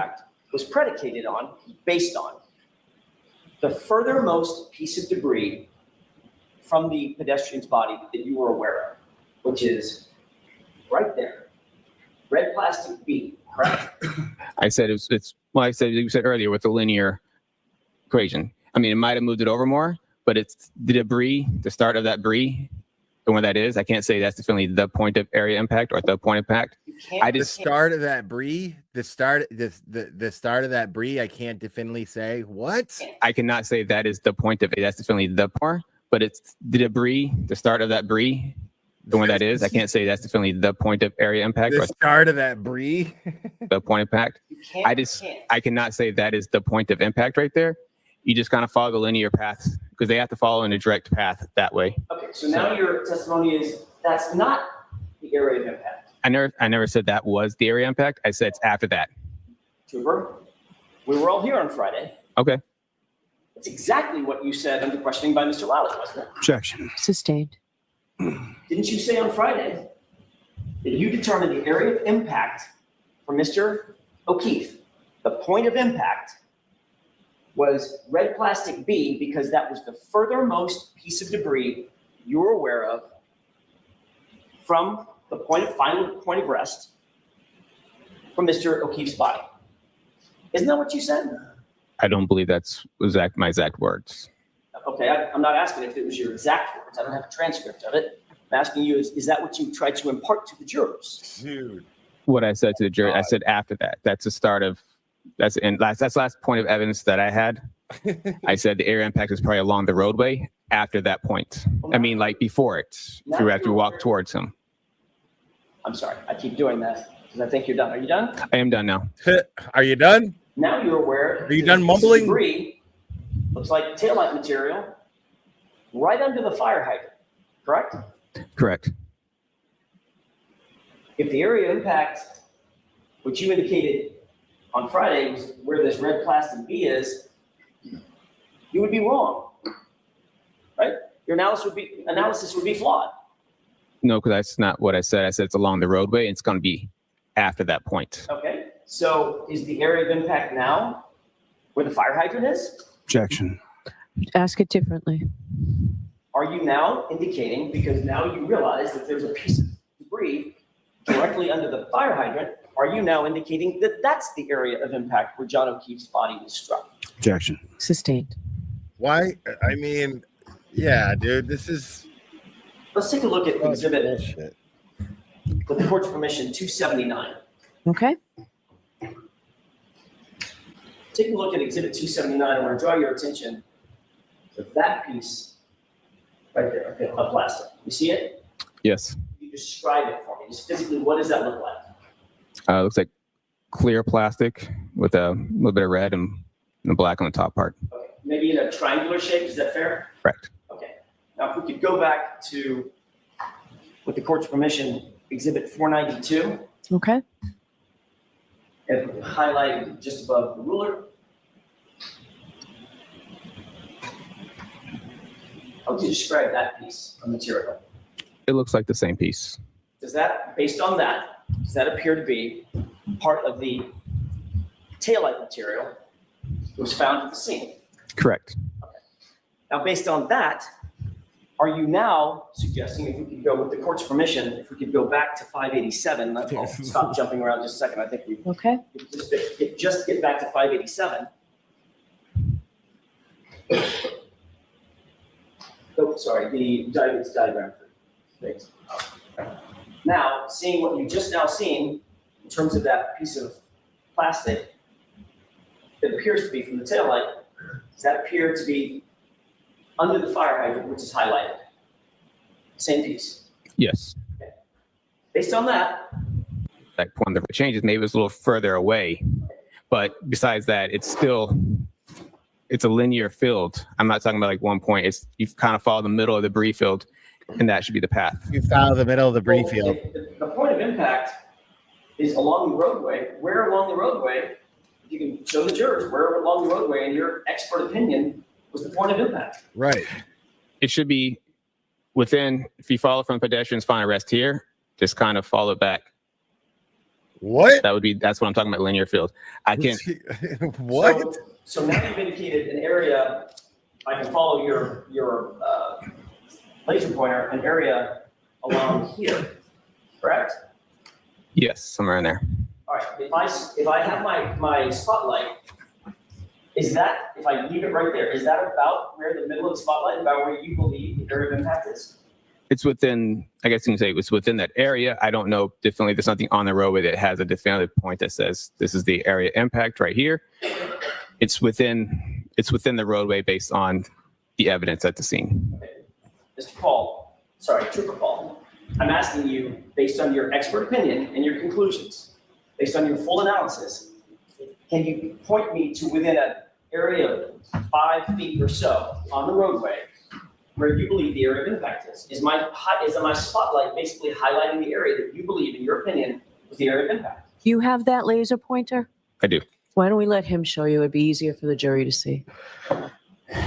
So what I'm trying to say is, so we follow the linear path back around this area. Okay, can you? And sorry, I'm trying to keep it straight as much as I can. Follow back to here. I can't say like if this definitely is, but it's possibly based on also vehicle damage to the back of the vehicle. So if you follow all the way back to here, that could be a possible area impact.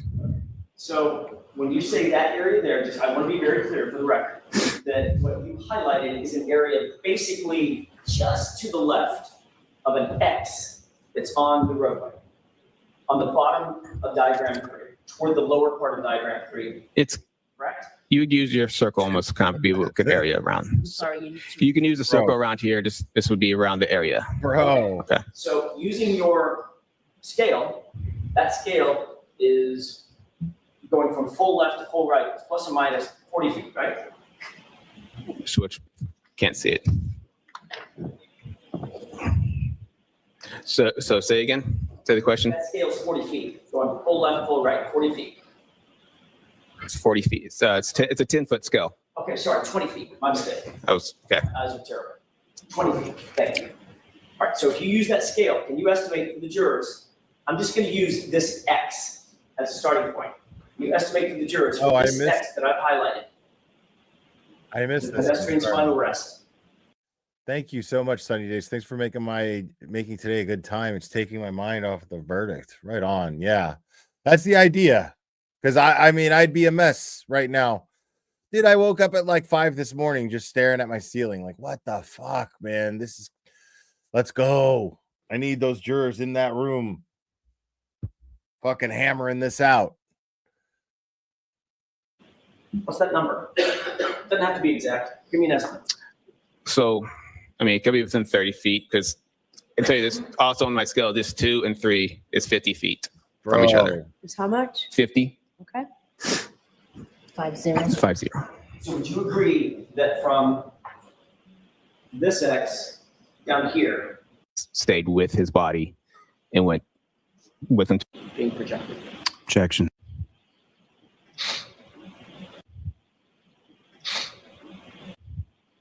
No, rolled. According to you, 30 feet. Projected mean like I don't say he flew all the way there. He was projected in that way. He got pushed forward in that direction. Which, if he was rendered incapacitated, landed there, that's sort of fly there, right? Didn't walk there.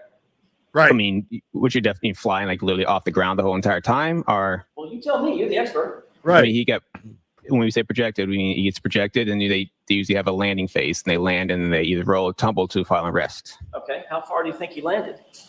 How far was it until he landed of that 30 feet? I don't know. There's no indication of where his exact landing spot was. Was there any evidence whatsoever that he landed and rolled? Right. And there was no evidence that he landed or rolled. Rolled. According to you, the evidence that you have in front of you is that you get hit. No evidence that he landed or rolled. So he wasn't laying there. So he was suspended in midair when Carrie Roberts and Jen McCabe got to him, and then the first responders got there. He was suspended in midair. No evidence that he landed, huh? Okay. Fly 30 feet, land where he ended up in his final rest, right? Objection. Oh, Scott Messerschmidt. Sustained. Ask it differently. Based on your expert opinion, you believe that he was projected through the air to his final rest place. That's not what I'm saying. But you said there's no evidence that he rolled. And there's no evidence that he flew through the air either. Exactly. Okay. Okay. Exactly. Objection. Sustained. You said on Friday that in your experience, people tend to lose objects that are not strapped to them. Is that right? Yes. In other words, get hit by something, car, truck, bus, whatever, train, and if you have something in your hand, boom, you lose it, you drop it. If it's not strapped to you, correct? Correct. Wow.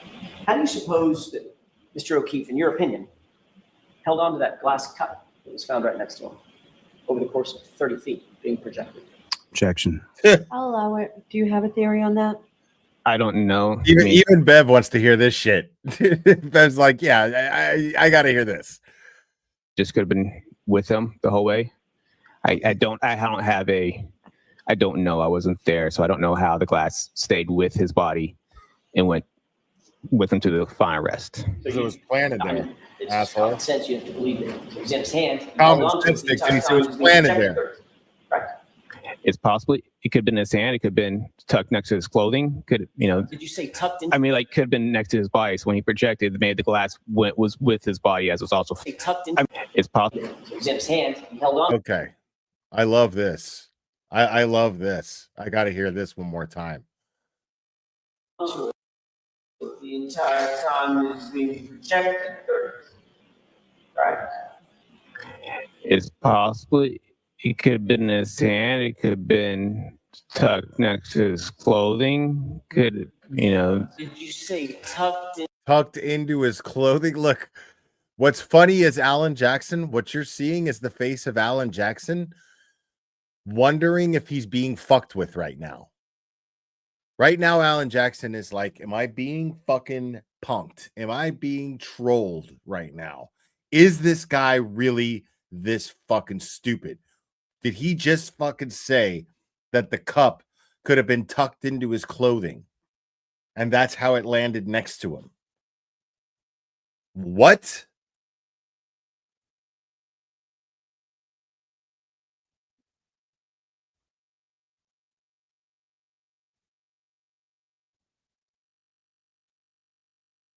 I mean, like could have been next to his body. So when he projected, the glass was with his body as it was also flying. So there's what? What? Look at Alan Jackson's face. Watch. So when he projected, the glass was with his body as it was also flying. So there's it was with his body as he was also flying. What, dude, are you saying right now, bro? Like, you need to stop and think before you talk, dude. Like, Look at everybody. Look at this dude over here, back here with the long hair and the glasses. He's like, is this guy fucking serious? There's a number of reasons why the glass, because it also got Look at my man right here. What? projected with the body Well, while he was holding it. I thought you said on Friday, and you just agreed with me, that people drop things when they're hit. Yes, body think not everything it tends to fly off. I mean, some stuff flies off, some stuff will stay on. I see. Okay. It's not some stuff stays on and some stuff flies off. Okay. Common to find piece of clothing and stuff, that you find at the scene. Decent clothing. Like clothing, like shoes, like shoes and stuff like that to come off the body during a pedestrian crash. Well, that's not what I asked. I know, I'm just saying, you asked me, you said what I'm just responding to what you said. Wow. And trying to make sure you understand what I'm saying. No, I don't. But I'll ask another question. Shoes are strapped on by definition, right? I'll ask another question. And trying to make sure you understand what I'm saying. I'm just responding to what you said. Look at his face. And trying to make sure. Completely and totally in awe and in shock of the stupidity that's happening before his own eyes. Look at Alan Jackson slowly watch him try to process what Trooper Paul is saying here. It's really fun. Watch this. Watch. You understand what I'm saying. No, I don't. No, dude. I don't fucking know what the fuck you're talking about, dude. I have no fucking idea what the fuck you're talking about. Nobody in this room has any clue as to what the fuck you are talking about. Look at Yannetti, dude. But I'll ask another question. Shoes are strapped on. Everyone's at a loss as to what's going on right now. This is so wild. By definition, right? Yes, but it's very common for shoes to come off. How about a cell phone? Cell phone? Yeah. Yeah, it depends. Depends on where it is. What? Body. Okay. How do you account for that? You held onto a cell phone with one hand and held onto a cup with the other. Objection. Sustained. Ask it differently. So what the are the cell chances? phone was found under his torso. Let's his body. Let's explore that for a second, dickhead. So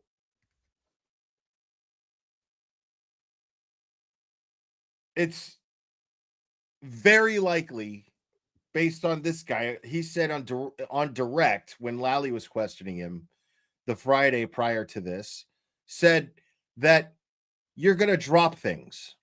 If something's in your hand, when you get hit by a vehicle, you're going to drop what's in your hand. But somehow, John O'Keefe went flying, even though he never said flying. But John O'Keefe went flying 10 feet into the yard into 34 Fairview. And as he was flying through the air, his glass that he had and his cell phone were in his hands. But maybe not. Maybe they went flying along with him, like just magnetized. They were magnetized to stay suspended along with John O'Keefe wherever he was flying through the air and landing. And that's how the phone ended up right next to him or under him. And that's how the glass ended up next to him, right? Because this dude really thought this through. Okay. What's your theory on how that cell phone ended up flying 30 feet with it? It just did. Just did. And somehow, as he landed, tucked that cell phone. It just did. So he landed on top of it. It just did. That's the evidence at the scene. It just did. This is this guy's scientific breakdown. I didn't put the evidence there, so. Well, you didn't. Objection. You didn't. I didn't put the evidence there. Yeah, you didn't. All right, so jurors, I've told you before, lawyers cannot make comments, so disregard it. Mr. Jackson, don't do it again. I understand. So you understand, but don't do it. Your answer is always, I understand. Don't do it. Yes, Your Honor. Cell phone in one hand, cup in the other hand, flew through the air, right? Objection. Sustained. You were informed of this incident on January 29th, 2022 at about 2:30 in the afternoon. Is that right? Yes. At the time, you were working out of the CARS facility, which is located on West Grove Street in Middleborough. Is that right? Yes. By the way, that's a facility that has multiple garages. Sally ports, I don't know if they're called Sally ports, but garage bays, correct? The mechanic shop are there. The mechanic shop Yes. is, if you're going to review, for instance, for purposes of reconstruction, if you're going to review a vehicle, is the vehicle placed in those mechanics bays? No, not there. That's for state police vehicles. Okay, so where are the mechanics bays? Sorry, reverse that. Where are the Sally ports where you do your analysis, your reconstruction, your review of the vehicle, inspections, things of that nature? We don't have Sally ports for that. You don't have anything dedicated to that? No, the only time we would use a Sally port is the crime scene would have some Sally ports that they would do to document their crime scene stuff. And I've gone there to do my inspections, but most of our inspections are done either at the tow yard or some type of facility for that. Ultimately, was this SUV ever taken to the Middleborough facility? Yes, it was. Where was it placed? There's a fenced in area inside it's a fenced in area. Is it outside or inside? Outside. Okay. Did it remain outside in that fenced in area the whole time?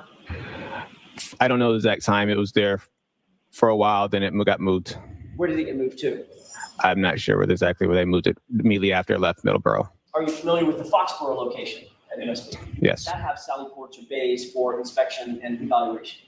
It has garages in it, but we wouldn't use them. We don't normally use those garages for inspections. Is it possible to use those garages for inspections? It is possible. Okay. It's happened before, correct? I've not used the inspection in the garages. But I'm going to ask you to keep your voice up and speak yes. slowly. But you know that it could be used. Sorry. You know that those bays could be used for inspections or analysis or evaluation if needed, correct? Yes. All right. Given the fact that what's great about this is like Bev's annoyed with it because the court reporter is probably looking at her like, I don't know what the fuck this guy's saying. How the fuck am I supposed to transcribe this guy's testimony when he can't fucking talk? You know what I mean? Like, that's crazy. SUV that was being seized on January 29th was being seized as potential evidence. Best practices would suggest that you want to get it in and out of the bad weather, the inclement weather, as quickly as possible, correct? You wouldn't want to subject it to continued forces from nature like rain, wind, snow, sleet, hail, right? That would be beneficial, yes. All right. You're aware that the Foxborough location and the Middleborough location with the mechanics bays are all closer to Dighton than Canton, right? Bro. Both Foxborough and Foxborough and Middleborough are both closer to Dighton than Canton. In other words, you have to pass by, depending on which way you go, pass by Middleborough, pass by Foxborough to get to Canton.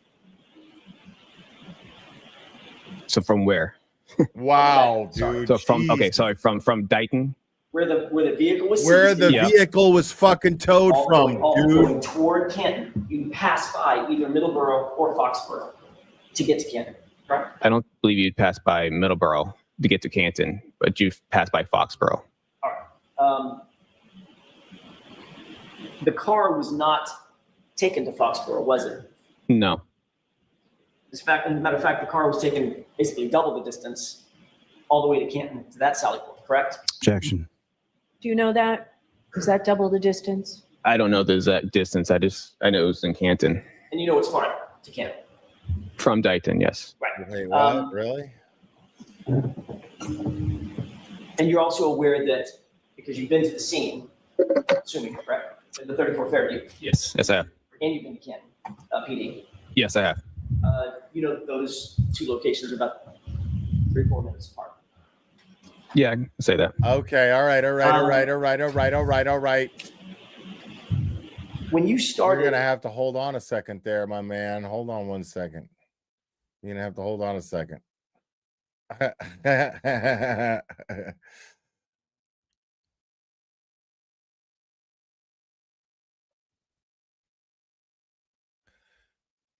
Y'all ready? Looks like the PP and Turtle Boy got into it. you had a chance to take the stand and you took the pill. You did. So anyway, 227 false. Your billboard and t-shirt is false. Think of that. Colin Albert is going to sue you for everything you have. You're going to have to give up all your money. Think of that. Ryan Albert, we support I love it, bro. Sir, I'm in the middle of a broadcast. I have to go to Turtle Boy shit. I have to get his perspective on this. This is fucking great. That state trooper just walked by, didn't give a fuck. So anyway, yeah, she was drunk. She was drunk. How great was that? She was drunk. And then she pivoted. She was drunk. Oh, she was drunk. The PP sucks, dude. Oh no.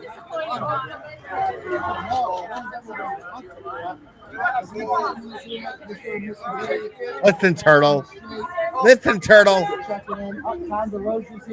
Hey, I got a request. Hey, buddy, Cole. 9 years old.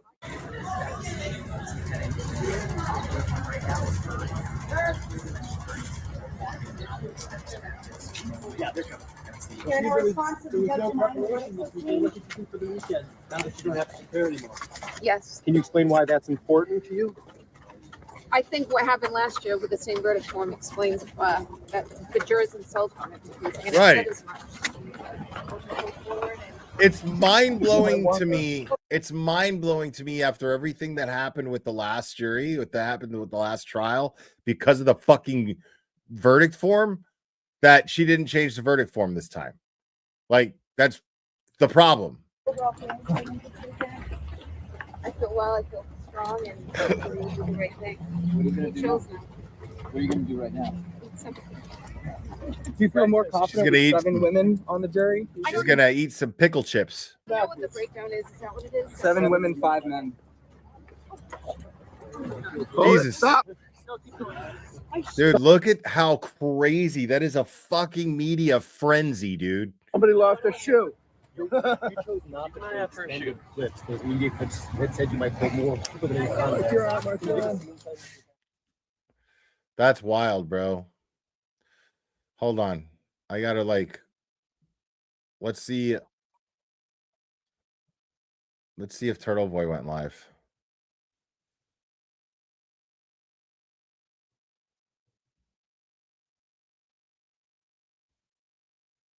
No, he just did the bus stop thing.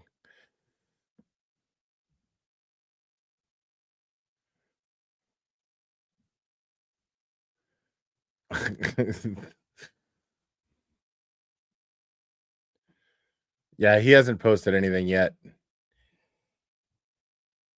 Yeah, Aiden hasn't posted anything yet about that.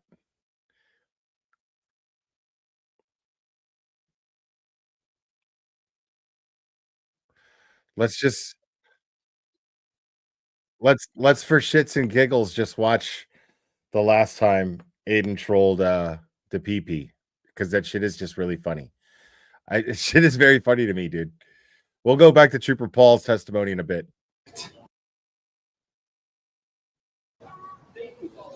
We are here for doing our broadcast, afternoon broadcast 1 to 2 in the Turtle Boy corner over here. So I think things are going pretty well in there for afternoon broadcast. Listen to what Tapipi says. Tapipi goes, "Oh, come on. What is your problem?" 1 to 2 in the Turtle Boy corner over here. I'm in the turtle So boy I think things are corner. going pretty well in I'm in the turtle boy corner. Aiden's a child, brother. Shit is funny as fuck. there for the defense. What? Listen, turtle. You're interrupting my broadcast. I'm live on Facebook. I'm live. I was live first. I'm live first. Why would I go to jail? I've been live before you. Yeah, you don't even know. You don't follow me on all the platforms. Yeah. What? I mean, you're more than welcome. You're interrupting my broadcast. So listen, turtle.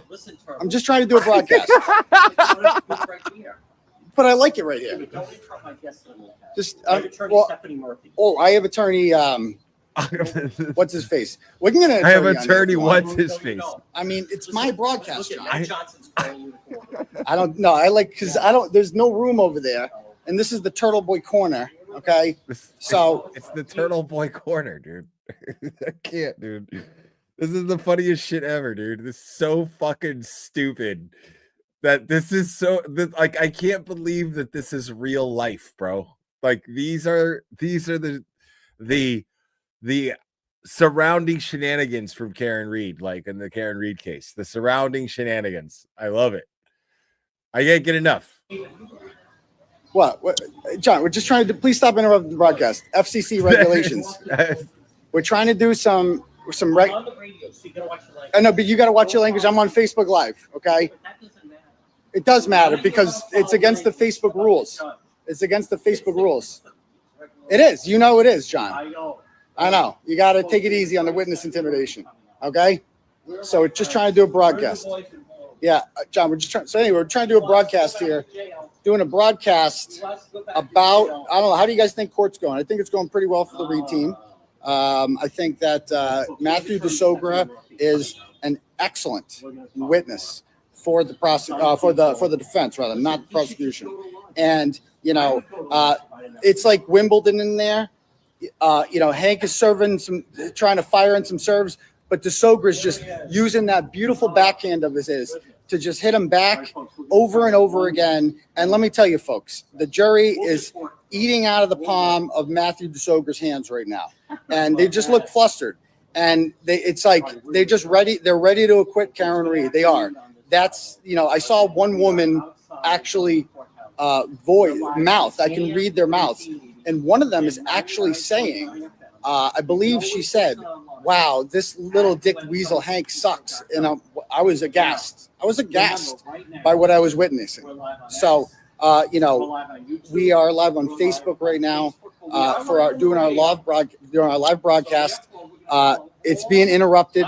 I'm trying to be in the middle of a broadcast, and I mean, you know, it's you know, really I'm trying not rude. to have my broadcast. It's really rude of DePP to not acknowledge and respect Turtle Boy's broadcast. He's in the middle of a broadcast. Facebook Live. It's important. Okay? And DePP has the audacity to interrupt his broadcast. And it's really, really, it's well, what is it, Bob? What could be more egregious? What could be more misleading than that? And what could be more important? Exactly, Bob. Cast interrupted here, but so this is brought to you by this broadcast is brought to you by Free Karen Reed Defense Fund. So, folks, let me tell you, Hank Brennan is having a tough day in there. He really is. It looks like he's about to quit. I don't know if he's really built for this at all. You know, John DePetro and I were just having a conversation about that, and John agrees that this has been a disaster so far for Hank Brennan. Just a disaster that this. John does agree. I mean, because look at where we're at. I mean, the bottom line is Hank Brennan. Turns out that Aiden was correct, because by the time Hank Brennan got to his closing arguments, I mean, he hadn't even crossed. Brennan hadn't even crossed Rentschler yet.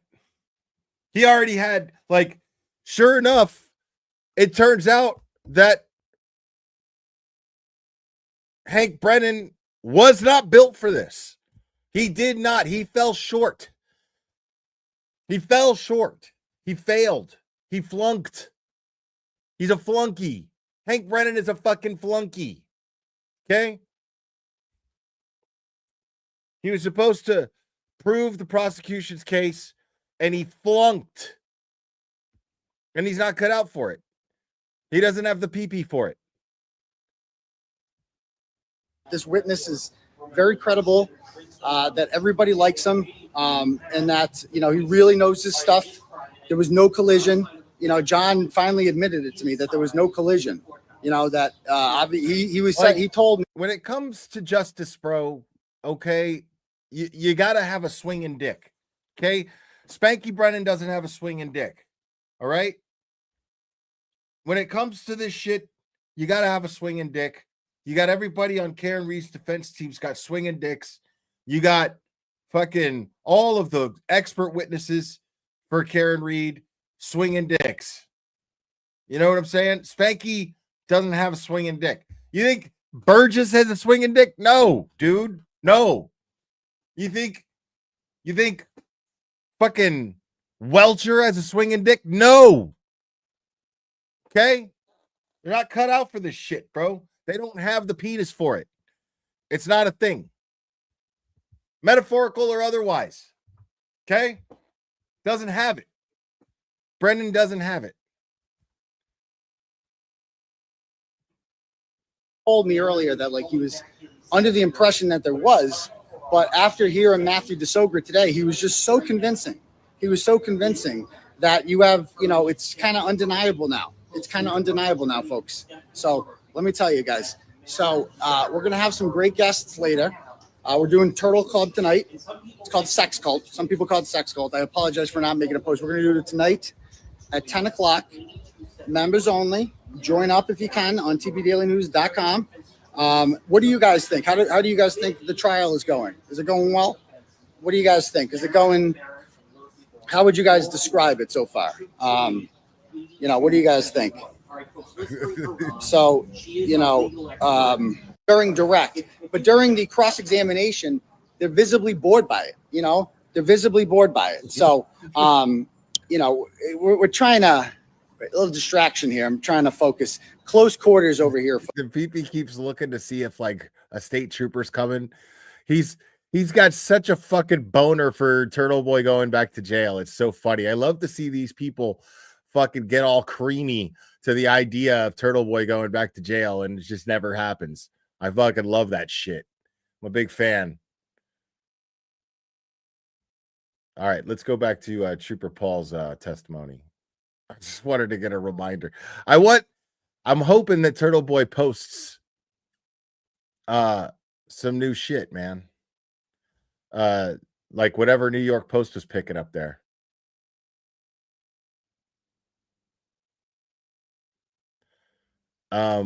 We'll come back to Trooper Paul's thing. I want to check out Vinnie Politan's report from the boots on the ground.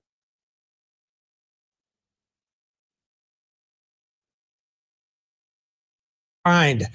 There he is. Lead anchor, Vinnie Politan. All right, Vinnie, we've covered a lot of trials. This is different. There are... is it? There were people outside courthouses before, like a Scott Peterson, but they were there for the... We'll come back to this. Here, folks. Close quarters.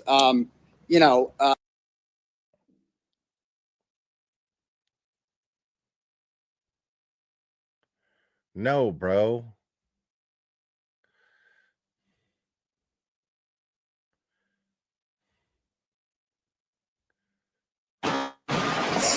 All right, we're live. I think it's right here. All right, Mom, get in here. You don't mind? How are you? Nice to see you. Thank you. How's it going? Father he's late. Nice. Awesome. Thank you. No, this just looks like... See you guys later on. Boots. Up here. See him right here. Oh, no one's ever been drunk before. Oh, here we go. He made a great drunk. Not into the courtroom. Where today? was Proctor? Here That's we a go. great question. What? Not going to get in the courtroom. This is fucking great. Who said like she's going to be Okay. acquitted? John DePietro doesn't get interrupted here. All right, we'll see you in there. All right, here we go. Yeah, I'm in. I finally made it. I finally won. Yeah. I got All it right now. Morning Bus Stop Live here, folks. How's everybody doing today? We are live from Dedham, right outside Norfolk Superior Court here for the Bus Stop Live. I'm in the new and improved Turtle Boy Corner over here. We are broadcast. Doesn't get interrupted here. He's in the Turtle Boy By Corner. the king of disinformation himself, John DePietro. How you doing, John? Good morning. John, you there? John, are you there? Oh, he's got the earphones in. He's got the earphones in. So, John, anyway, are you there? guys, we're out here in Dedham for the second day of jury deliberations in the Karen Reed case. We are next to John DePietro. It seems John likes to lie a lot in court. See, John, if you follow John on Twitter, you think Hank Brennan's doing great, that the prosecution went smoothly. He's just here to, lie on behalf of the Commonwealth. So don't listen to anything he says. He's just kidding around. But anyway, guys, so yeah, we're down here for the bus for the second day of jury deliberations today. There's a huge crowd here, as you guys can say. Look at this crowd. This is awesome. It's a big crowd out here, folks. All the way down here. I guess Karen Reed's team already arrived here today earlier than usual. I got a seat in the courtroom. I actually won the lottery for the first time in like a million years. So I finally won it. So yeah, Karen Reed is clearly innocent. She's going to be acquitted today. Everybody agrees on that, especially John DePietro. Look, everybody. Yeah, Karen. Courtroom. I actually won the lottery for the. He makes sure to get fucking DePietro right here. I love this. He's got him in the background. He makes sure that he's in earshot. First time in like a million years. So I finally won it. So yeah, Karen Reed is clearly innocent. She's going to be acquitted today. Everybody agrees on that, especially John DePietro. Is that a wig? I don't know. It might be a wig. What's up, Annie? Yeah. So anyway, I don't. Sorry, we're having fun here with the PP and Turtle Boy. So I don't know, man. The way it's looking, probably tomorrow. I mean, or later this week. Who knows? The thing is, I'm of the opinion, Annie, that the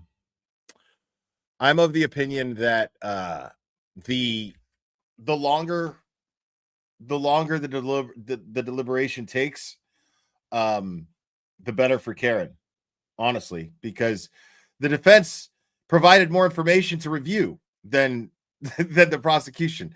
So if they have to spend all this time reviewing the defense's argument, well, then that's a good thing.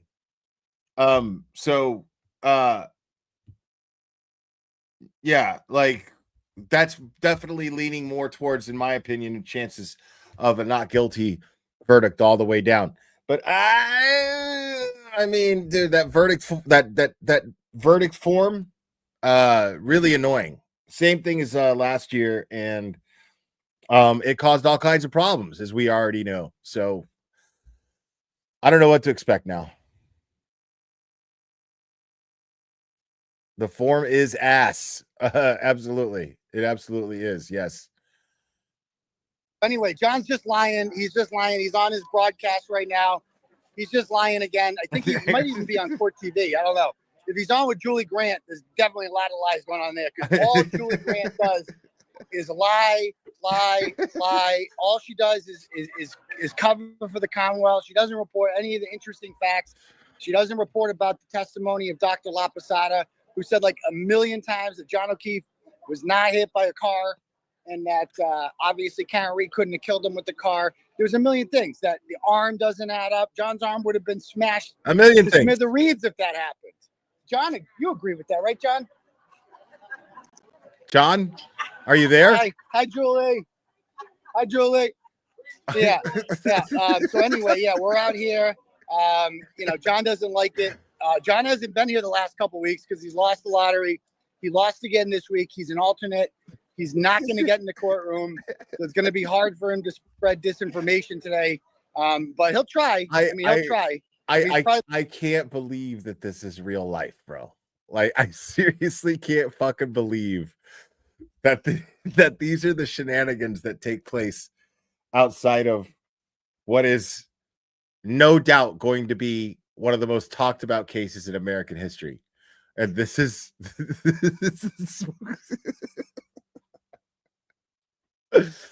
like, I am going to remember this experience for the rest of my life. I can't imagine another crime case that I would be covering where I would have had even remotely the experience covering it that I have had with this one. This is the funniest shit ever.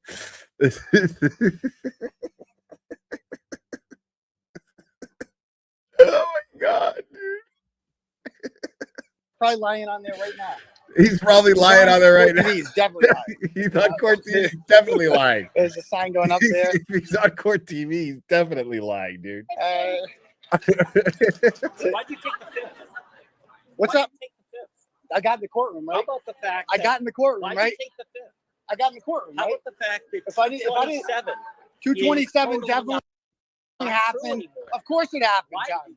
Of course it happened. Dude, Don DePipe looks like a fucking den master of a fucking scout group that has a lot of allegations, bro. Just, never proven.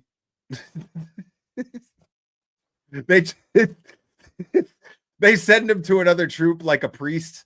Oh, we'll just put him in a new parish. That's what they do. They take him and they just send him. He looks like the scoutmaster that just keeps getting fucking relocated to new troops. Like, just to fucking just to hush. Just to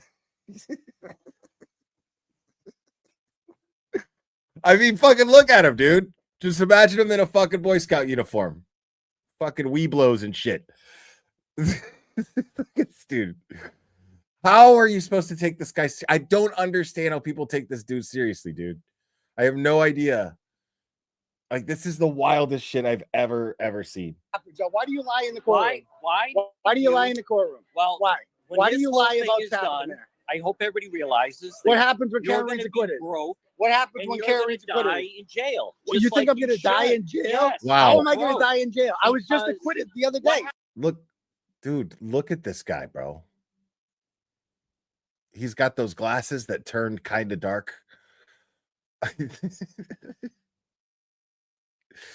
Like, I mean, I'm telling you, he looks like somebody that's not seen favorably in a true crime documentary series. That's all I'm saying. In your typical Netflix documentary true crime series, miniseries, you get a guy that looks like that, and he's not shown favorably. Like, he's the guy that they go down a fucking whole rabbit hole on this guy on the third episode. Second episode, you're just like, they leave you going, hey, who's this guy?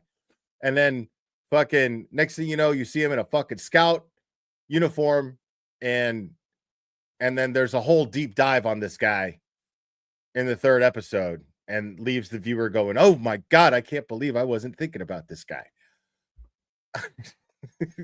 Of course. The Scoutmaster. Of course.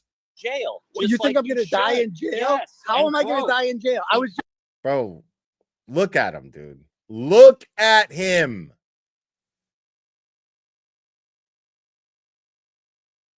Look at him. just acquitted the other day. What happened? Did you see when I was acquitted the other day? That's a great question. Where is Michael Proctor? Why didn't the prosecution call their lead detective? That's somewhat odd. I agree. That's somewhat odd. That's somewhat odd.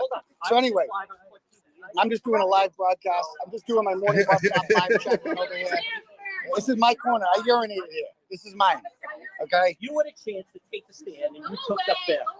Okay. You did. So anyway, I urinated here. I pissed in the corner. It's mine. He's interrupting my broadcast. For everything you have. I don't know. That seems unlikely. It is unlikely. It seems unlikely. I thought Ryan I was broke. Albert, where was Proctor? Sir, I'm in the middle of the broadcast. Sorry. Thank you. Thank you. So anyway, yeah, we're out here. I'm going to be going into the court soon. She was drunk. Wow. How great was Oh my God, Yeah, dude. like John pointed out, you made a great point. You made a great point. Drunk. Oh, She not was drunk. Oh drunk. no, not drunk. He's having a meltdown, oh, no, bro. Not drunk. Oh no, no one's ever been drunk before. The Reed family is here. Mr. and Mrs. Reed across in the street. They're checking in. Tom DeRoche's here. Tom CPU. How are you doing? Hey, buddy. Cole. 9 years old. Hi, Cole. You're You're a big 9-year-old. Oh my gosh, what are they feeding you? Oh my God. My daughter's 10. She doesn't look like you. Nice to meet you, Cole. How are you? Do you want to do a picture or something? Oh yeah. Come on up here. Keep him away from the PP. At least 200 yards. Stay right here so you can get as tall as me. Go right there. There we go.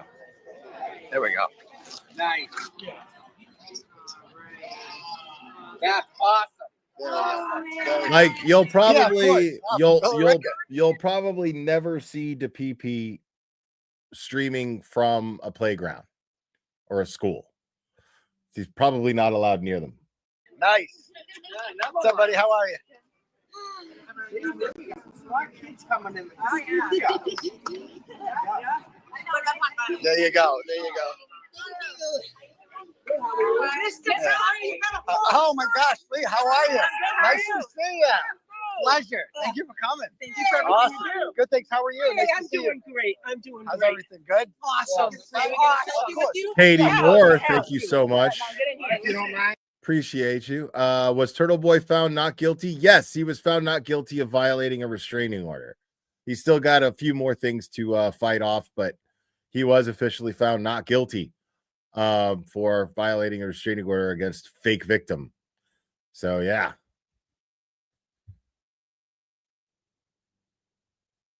Mine? Me Yeah, too. I gotta send Oh him yeah. one sec. Yeah, one at a time. Yeah. Maybe you could go up one. Okay. No, really. Hey. Thank you so much, You're dear. welcome. Thank You're you. welcome. Thank you, guys. Yes, absolutely. I respected you saying cold. Thank you. You're welcome. You're welcome. Who was that guy giving you a hard time? Oh, yeah. I interrupted his broadcast. He doesn't like that. He Interrupt everything. He doesn't like when I interrupt his broadcast. He interrupted my broadcast. How are you? Nice to see you. Thank you for all you. My pleasure. Thank you for coming. Yeah, of course you could. Yeah. I can try. That's all I wanted to see. I wanted to see the PP interaction here. Let's go back to Vinny.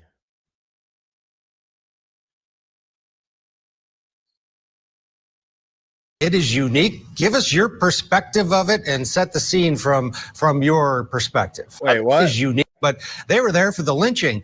This has people on both sides, and it is unique. No, it doesn't. No, it doesn't. Give us your perspective of it and set the scene from your perspective. All right, Ted. Great to see you, Ted. Sunny day here. I mean, it's absolutely beautiful. I don't know if the weather is adding to it, but there are so many people here. It is a literal sea of pink. There you go. I don't see people for the other side. This There is you one-sided. go. You and I were there for the Scott Peterson trial, Ted, and I remember how many people were there. Vinny finally fucking stating facts. And I was like, oh my goodness. I see it. It pales into comparison to what we see here today. The number of people that have come here. I'm going to walk you through the crowd, Ted. So get ready. Just be careful. Watch your step here with the camera. We're going to go down nice and slow. We're not going to go fast. But as we walk through the crowd, first let me show you down this way because it starts on this side down here. Okay? They're here all day. Everyone here, I believe, is expecting a quick verdict. They think it's happening today. Now, I don't know if it's happening today. They don't know if it's happening today. I don't even know if the jury knows if it's happening today because we don't know what's happening in that room, but it can happen at any moment. But as you walk through here, the one sense you get is that they expect not guilty. They absolutely are locked in on not guilty. And you wonder what will the reaction be, right? What is the reaction if it is not guilty? What would the reaction be if it is guilty? That's what I want to find out. So let's talk to some of the folks. Can I talk to some of the folks, Ted? You want to hear from the folks? Please, that's what I would. Yes, absolutely. Ted wants to hear from the folks. Okay, here we go. The pink ladies, let me ask you. If it's not guilty, what happens here in the streets of Dedham? we're not going to be happy. If it's not guilty? We come back and Yeah. do it again. No, if she's not guilty. Oh, if it's not guilty? Okay, Ted, I'm so sorry. I am so sorry, Ted. Wow. Can we do another take on that, Ted? Yes, take two. Wait, I'll walk up again. Let's walk up again. Take two. That poor lady. I love that. I love that he's going to let her redeem herself. Take two. Okay, so what do you think the reaction is going to be here in the streets of Dedham if the jury comes back not guilty? Are you kidding me? It's going to be party in the streets. Yes. But you yes. can't. Shh, but you can't scream now, right? You still have to be.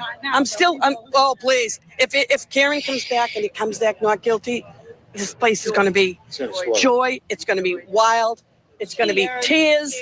It's going to be happiness, relief, the pressure that we've all felt, and the anxiety and the frustration and the corruption and everything that we've been feeling for all this time is going to be worth it in the end if we finally are able to see Karen get the justice that she deserves.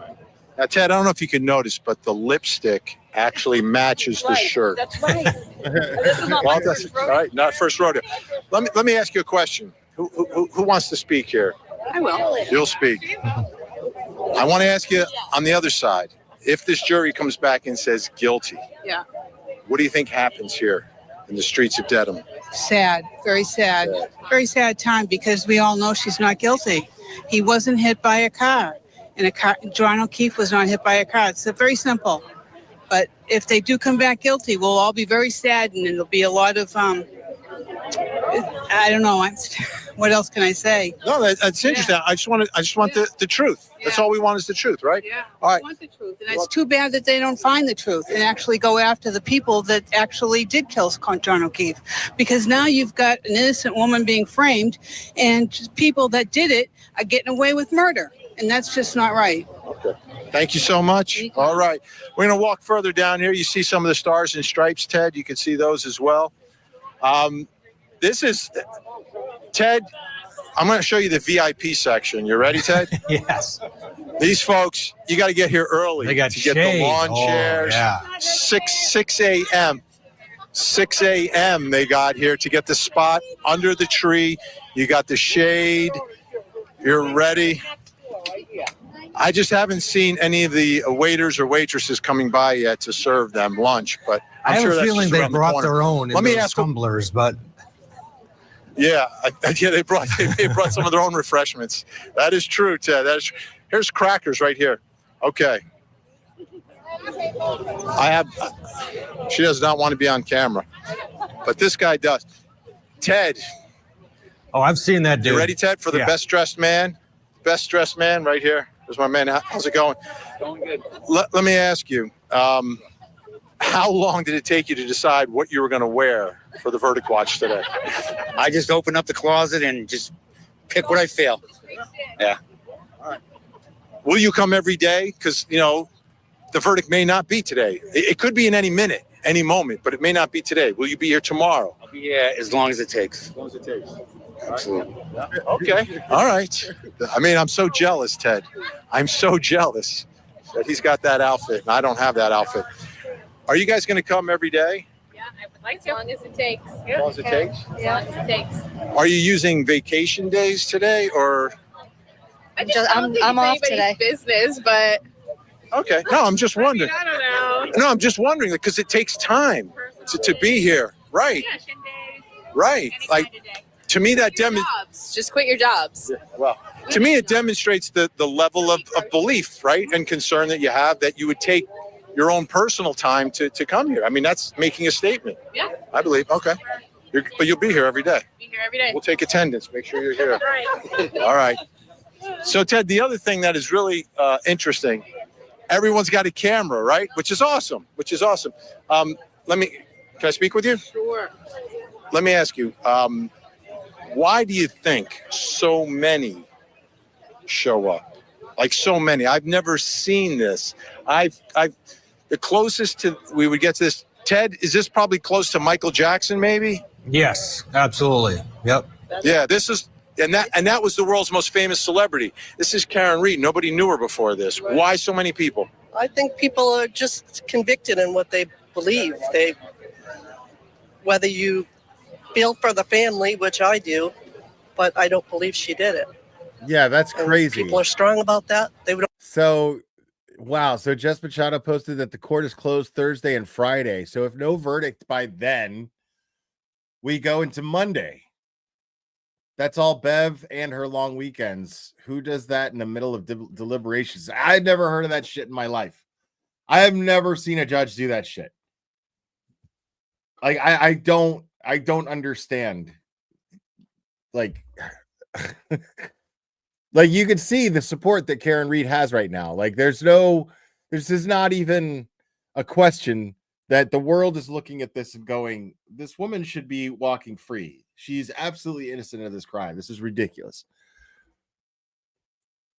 They don't want it to happen to me or you or anybody just because someone's covering up for something, which could be or may not be. I don't know. The jury will tell us, right? I guess so.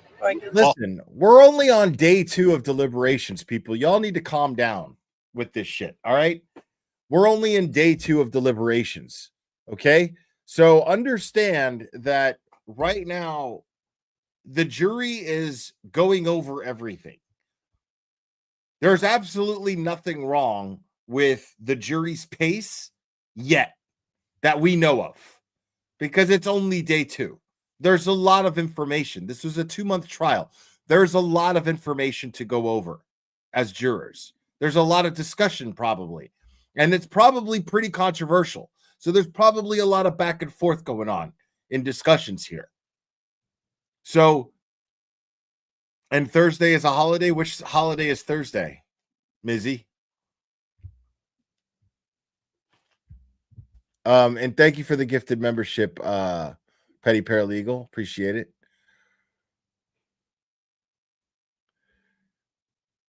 Juneteenth? That's a holiday? What is Juneteenth? The fuck is Juneteenth anyway? That's a thing?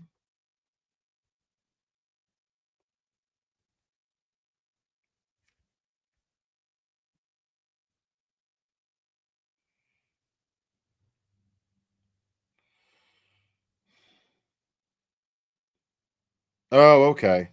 Oh, okay. So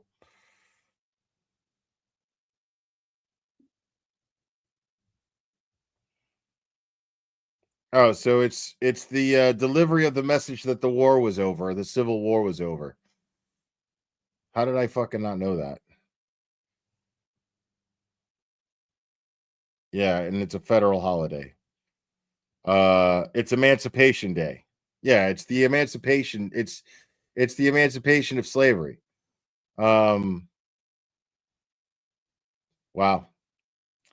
White guilt in overdrive right now, my friends, because I totally that went completely over my head. Anyway, so, but why Friday?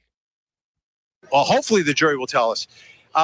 Ted, the other thing, I've spoken to folks earlier today, and there are people coming in from different states. There was a family on vacation from Nebraska, made sure to make this one of their stops coming through. So the interest, yes, is extremely high locally, but I think second time around, what is different is how it has spread nationally. And that interest now has brought some folks to Dedham, which is know your audience, Vinny. Fucking worldwide, homie. It's a nice town. It's historic and everything, but it's not necessarily a vacation destination town. It's not on your tourist list of things to do. No, until you now. might go to Cape Cod, you might go to the city, but like to Dedham. But this is where the story is. This is where the action is, and this is where again, it's everyone's wearing pink. Just about. Should I find some? Yeah. Now is that actually pink or is that? This is hot pink. That's salmon. No, this is fuchsia. That is salmon. This is fuchsia. Okay. Fuchsia. Oh my God, you're doing great. Thank you. What are your expectations about when you believe this moment will happen? I believe by the end of the day they'll have a verdict and then they'll come back Bro, that's fucking pink, dude. in the morning with it. They're gonna sleep on it. I believe so. I'm praying it's today, but who knows? Okay. We're just hopeful for a not guilty, not guilty, not guilty for Karen. Not guilty. Right, you just got a guilty. fourth not guilty over there. Ted, and like I said, Ted, most of the people I've spoken to expect it to happen today. They really feel that strongly. You switch the samples. You switch the samples so that Devlin McGregor could give you Provasic. Jody Mitchell, thank you so much. Was in Dedham this morning. Incredible showing, incredible crowd. Time for Karen to hear not guilty. Not guilty. Thank you so much. Appreciate you, Jody Mitchell. Strongly about the case, and I think a lot of them were very impressed with Alan Jackson's closing argument. Obviously, we've been watching him for years, Ted, and you watched him out in L.A. Many years before this, so I think that had a lot of impact on the opinions of people here because of the strength of Alan Jackson's closing argument. But I'm trying to remind he delivered everyone a doozy. I mean, that close was as tight as you could get with the emotion in the right spots, the length. But Hank Brennan came back too. There doesn't seem to be, Vinny, correct me if I'm wrong, anybody thinking that this is going to be a hung jury, which to me, if I'm going to lay down some money, that's where I'm going. The only reason I think it'll be a hung jury is because of is either because it's been fucking tampered with or because of the stupid fucking verdict form. Right. And what I try to remind people is that as much as they see the evidence as being so clean cut, let's turn around. You see what's happening here. Someone came down the street honking their horn, and now they get approached by police because this is you notice how quiet everyone is, Ted? Like you've got hundreds and hundreds of people here that are remaining quiet. A car comes through, honking the horn. Police immediately emerge on them because not everyone understands what the buffer zone is and what it isn't. Usually you see a demonstration, you show your support, you honk the horn. Not here in Dedham. You can't do that. They don't want anything to influence the jury, which is in this old historic courthouse with very thin walls. Is there any way, Vinny, that this jury doesn't know what's happening outside the courthouse? I would say no. I would say no. Right. I would say if you live in the area, how could you not know? How can you not fucking know about the story? Where's Dina? You saw Dina? About the case.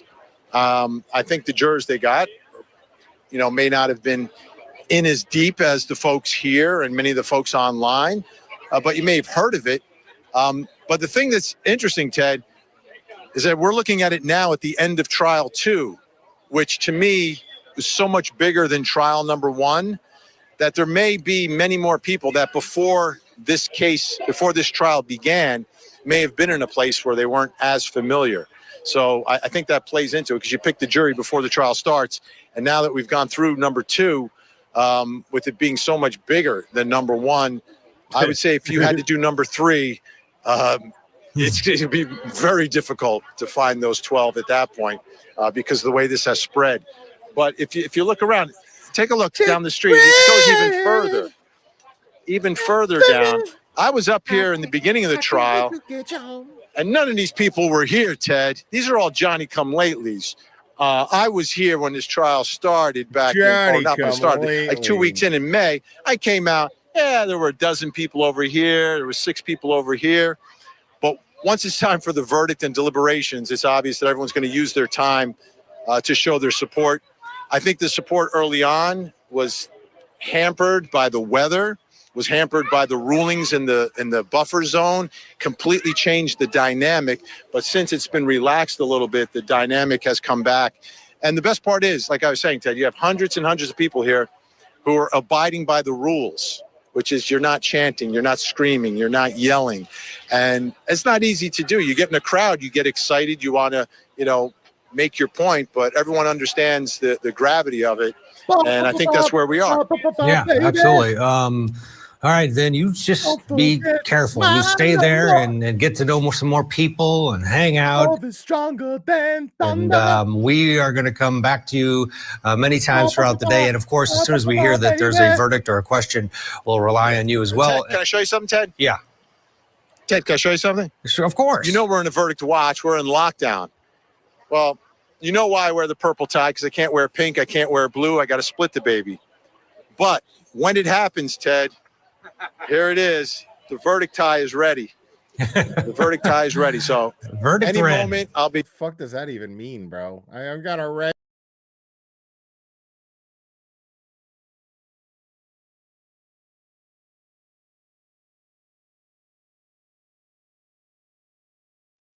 My bad. Hold on. Let's get this. Let's get this. We're going back to Trooper Paul's shit. Let's go back to Trooper Paul's shit. Listen, Turtle. Listen, Turtle. Ba ba ba ba ba ba ba ba, baby. Don't forget my number. All right, well, let's head in. This is in. Oh, bro. Let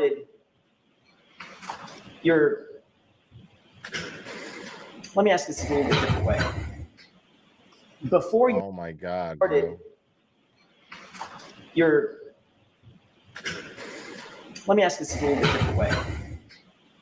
Before you began any review on this case, any physical review on this case or analysis on the case, you were told that there had been a crash, correct? Yes. You testified to that at the state court grand jury in this matter. Is that right? That you've been told in advance this was a vehicle pedestrian crash and you were asked to analyze it, right? Yes. You wrote in your report that it was a single vehicle collision involving a pedestrian and you were, quote, assigned to reconstruct that collision, correct? Yes. So when you began your analysis, Trooper Paul, you were told conclusively by the lead investigator, Michael Proctor, that the deceased was hit by a car and your job was to reconstruct it. Is that right? Objection. Okay, so there are lots of parts to that. Break it down. Sure. Were you told by Michael Proctor to reconstruct this incident? Objection. So were you told that by Trooper Proctor? I was not. Okay, next question. Sure. Who were you told? Who were you given your instructions by? Instructions for what? Reconstruct this incident.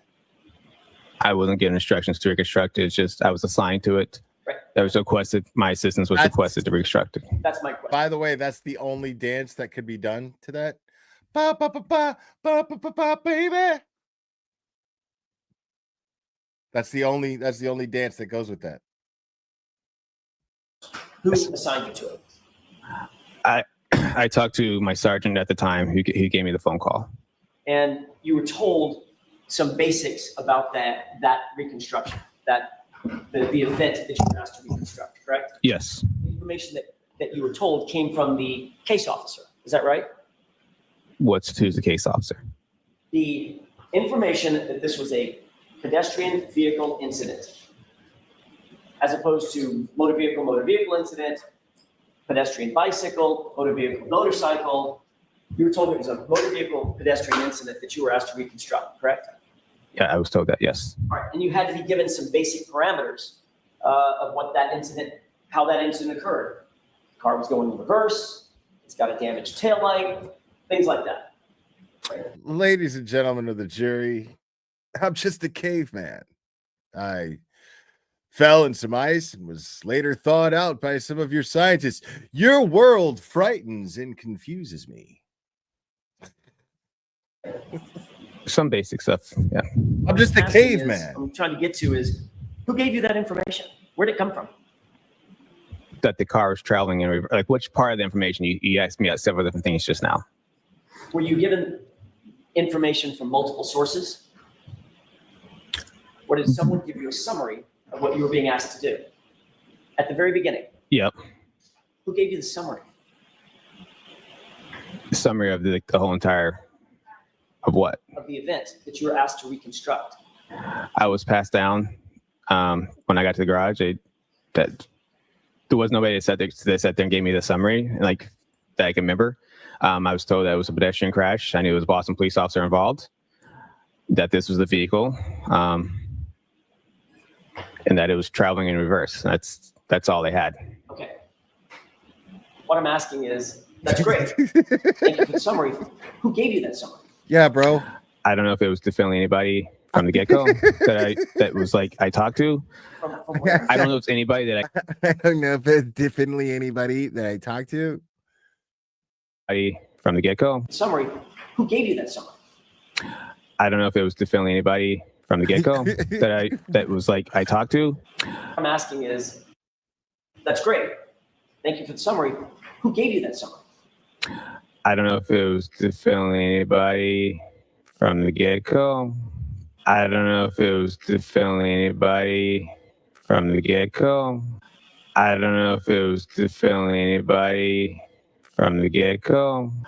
I don't know if it was definitely anybody from the get-go. I don't know if it was definitely anybody from the get-go. I don't know if it was definitely buddy from the get-go. From the get-go? Who's the get-go? Why would there be anybody from the get-go? And would they be definitely? Exactly. I don't know if it was definitely anybody from the get-go that was like I talked to. From where? I don't know if it's anybody that I could definitely say that was the person. There was multiple people going around. I don't know if it's anybody that I could definitely say. Fucking dying. Watch. Jackson is just like, what in the fuck did you just say, dude? that was the person. There was multiple people going around. When I got there, hold on, watch. I think I talked to Trooper Zach Clark, who was doing the crime scene. I think he was Zach Clark. He was the crime scene. Who gave you that information? Where did it come from? That the car was traveling in reverse. Like, which part of the information you asked me at several different things just now? Were you given information from multiple sources?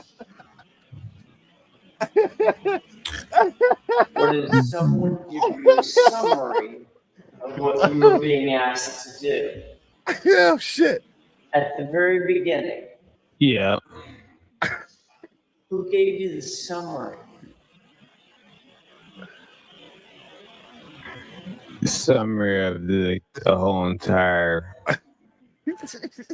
of what? Of the event that you were asked to reconstruct. I was passed down.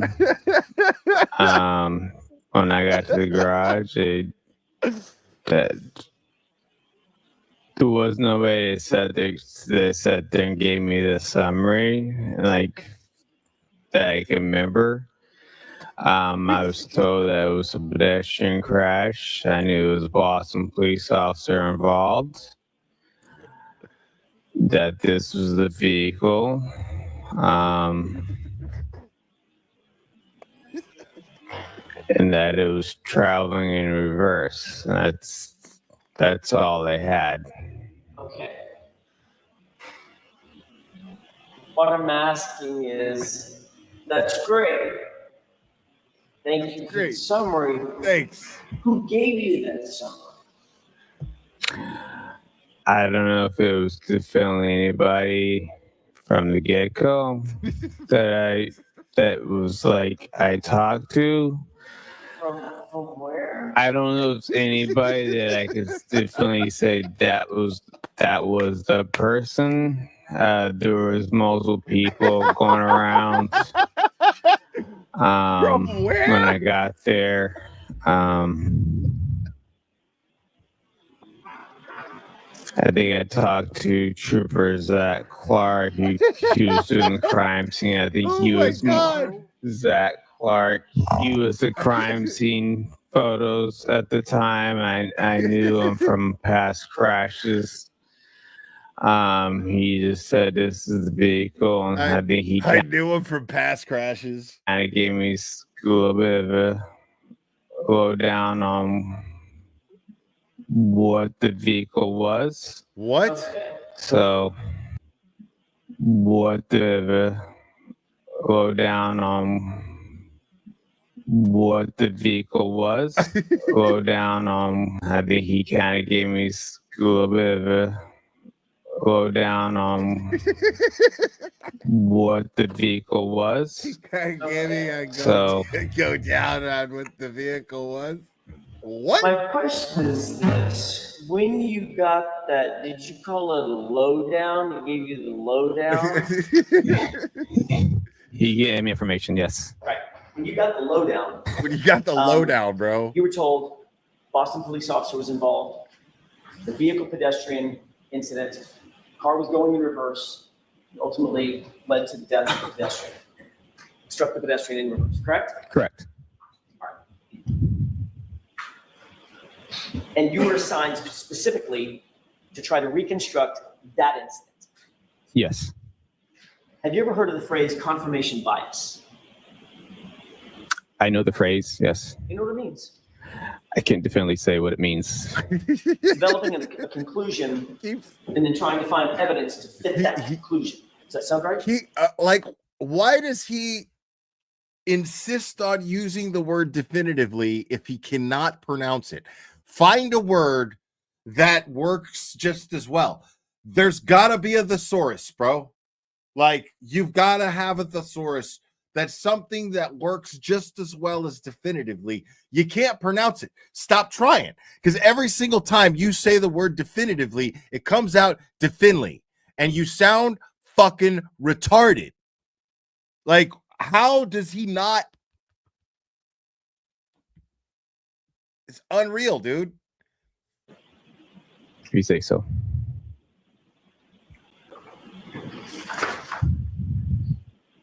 You noted in your direct examination that there were scratches on the passenger side rear bumper of the Lexus, correct? Yes. How exactly were you able to scientifically determine that any of those scratches were from an incident on January 29th, 2022, as opposed to any other time? I didn't have anything else on the time. Is that those scratches happened prior to this collision? I'm sorry. I didn't have any information that those scratches were caused from a prior collision. And so when I looked at the evidence, I knew it was in that same area, the right rear tail light. So when I looked at it, it didn't quite fit the pedestrian thing. So when you showed me the video, or I saw the video like a year ago on Court TV, I said that could be. You asked the question, so next, keep going. What, dude? Okay.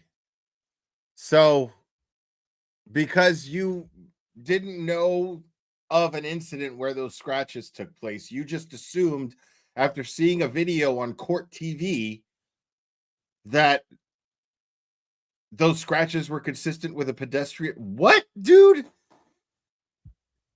This dude is killing me, dude. He's answering. Next question. Then go ahead. Scientifically thought the scratches were. Hold on. Ask a question, Mr. Jackson. You know what normal scientifically thought the scratches were. Hold on. He's answering. Next question. Then go ahead. Scientifically thought the scratches were. Hold on. Ask a question, Mr. Jackson. Okay. You know what normal wear and tear on a vehicle is, right? What did you say, bro? Question, Mr. Scientifically thought the scratches were. Question. Then go ahead. Scientifically thought the scratches were. Hold on. Ask. Then go ahead. Scientifically thought the scratches were. Hold on. Ask. Then go ahead. Scientifically thought the scratches were. Hold on. Ask a question, Mr. Jackson. Oh my God, dude.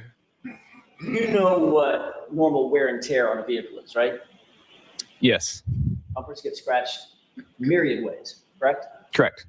Scratched in a grocery store parking lot, right? Yes.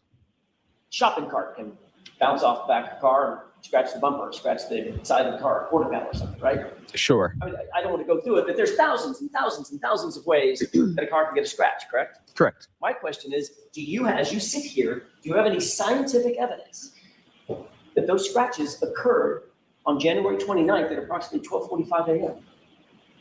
What do you mean by scientific evidence? What? Do you have any evidence whatsoever that you can? Bro, what do you mean scientific? What do you think I mean, dude? Can you prove that shit happened that night?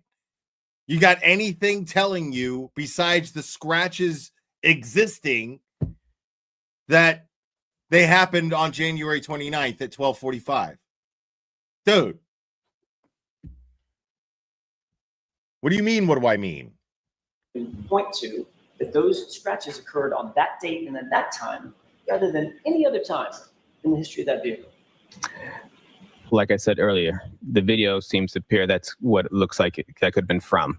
Well, you said on Friday, let's talk about those scratches for a second. Okay. When you testified Friday, you were pretty clear. You said that, if I can find it exactly. You said, quote, the dent and scratches for his hand could be, those are consistent with striking the Lexus. Remember saying that? Yes, on the tailgate. Okay, so the dent and scratches you talked about on Friday, you said were from his hand. Yes, hand in the glass cup. Okay.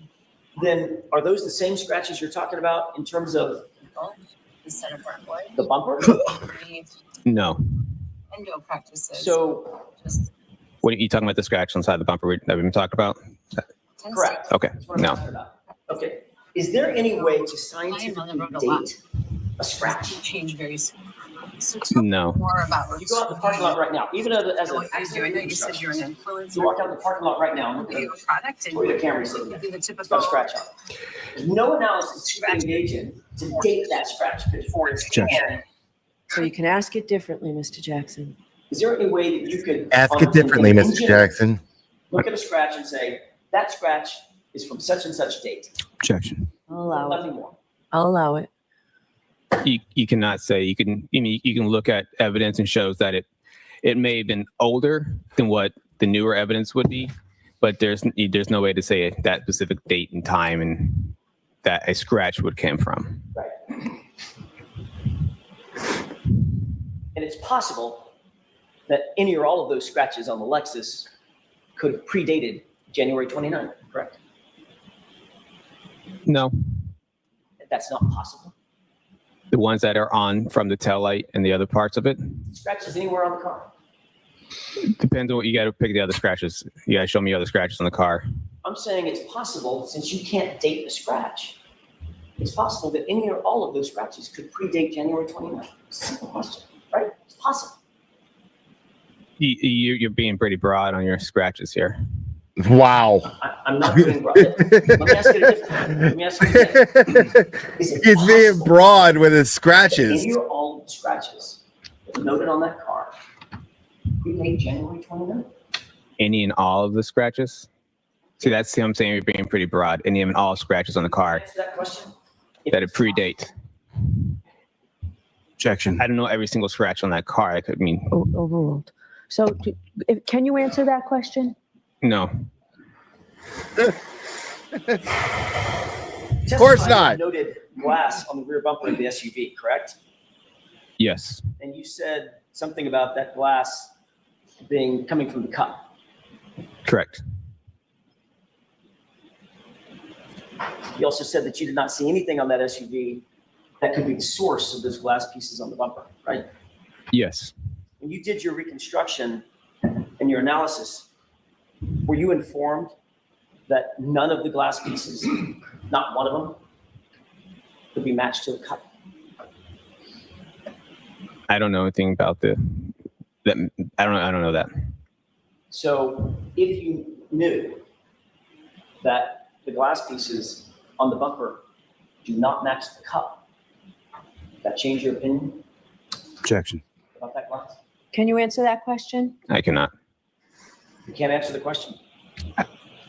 It's what was told to me as evidence Got it. By whom? by the crime scene. Who told you? As crime scene that was there, it says it's glass from the cup.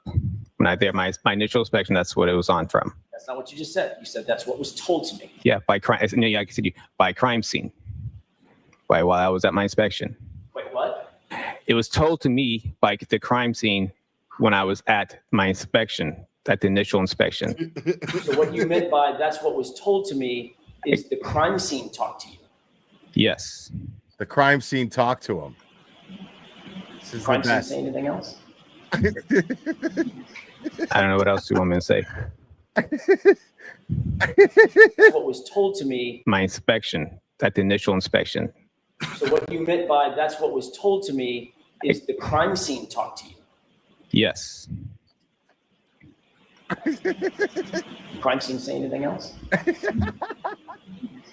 I don't know what else you want me to say. Did the crime scene say anything else, bro? Did Trooper Proctor tell you that those pieces of glass on the bumper are somehow associated with the cup? No. Just the crime scene told you. Correct. Correct. He But said that shit with his whole chest. Crime scene was incorrect. And in fact, those glass pieces don't match the cup. Would that change your opinion? Objection. Sustained. Would it change your opinion in any way if you knew that the glass pieces do not match the cup? Objection. I'll allow that. Can you answer that question? No. I'm sorry. No. I don't. It's a glass from a cup. It's a glass. It's not. It doesn't belong to the vehicle. Right. It's glass. But if I told you it didn't match that cup, What? Objection. Well, glass is definitely glass. So since it's glass and it comes from glass, then it's definitely glass.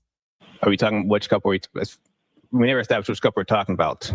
how many cups have we been talking about, Trooper? You said that cup from the scene. Okay. How many cups? I just want to make sure that we're on a clear bro? path here. I'm clear what we're talking about. Absolutely. Okay. Wow. All I said it's found next to John O'Keefe's body in the snow at 34 Fairview on January 29, 2022. You got the cup in mind? Yes. Okay. That's the cup. When I say cup, that's the cup. That's the cup, dude. Okay. Not the Would one. it change your opinion? Not the one in your jock strap. If I told you that the glass pieces on the bumper don't match that cup. What's my opinion on it? All I said was glass from a cup. That's the only opinion I had. It's glass from a cup that was on a bumper. Are you saying a cup? A cup. A cup. It's glass from a cup that was on a bumper. Are you saying a cup? A cup. A cup. It's not glass from the car. That was my opinion on it. I never said it matched to the scene. You didn't. I never said that in my thing. I said it's glass from a cup. I hope either Ben Affleck or Steven Soderbergh directs this movie when they make a movie about this. Like, I need that to happen. Okay.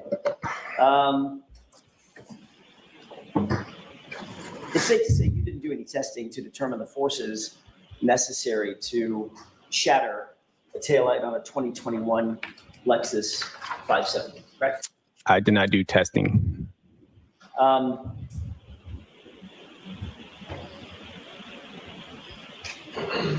Your report indicates, we've talked about this a little bit. I'm going to go back to something we talked about earlier this morning.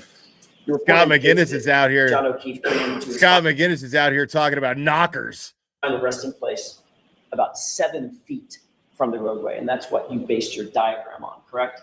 Yes. Who told you that number? I measured it from my diagram. What? You should say that again. I measured it from the diagram. Oh, from a. Okay, what I'm asking is how did it get on the diagram? In other words, who told you that his body was 7 feet from the roadway? Well, wait, I was told by Lieutenant, was it Gallagher, Paul Gallagher, Captain PT.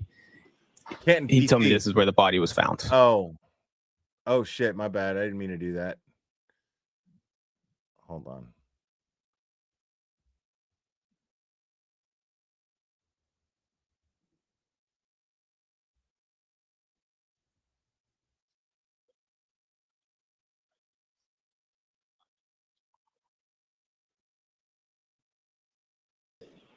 pointed someplace on the ground and said he was about here, correct? Yeah, that's correct. Did Lieutenant Gallagher tell you that Dude, Lieutenant like- Gallagher never Lieutenant Gallagher of the Canton Physical Therapy Department.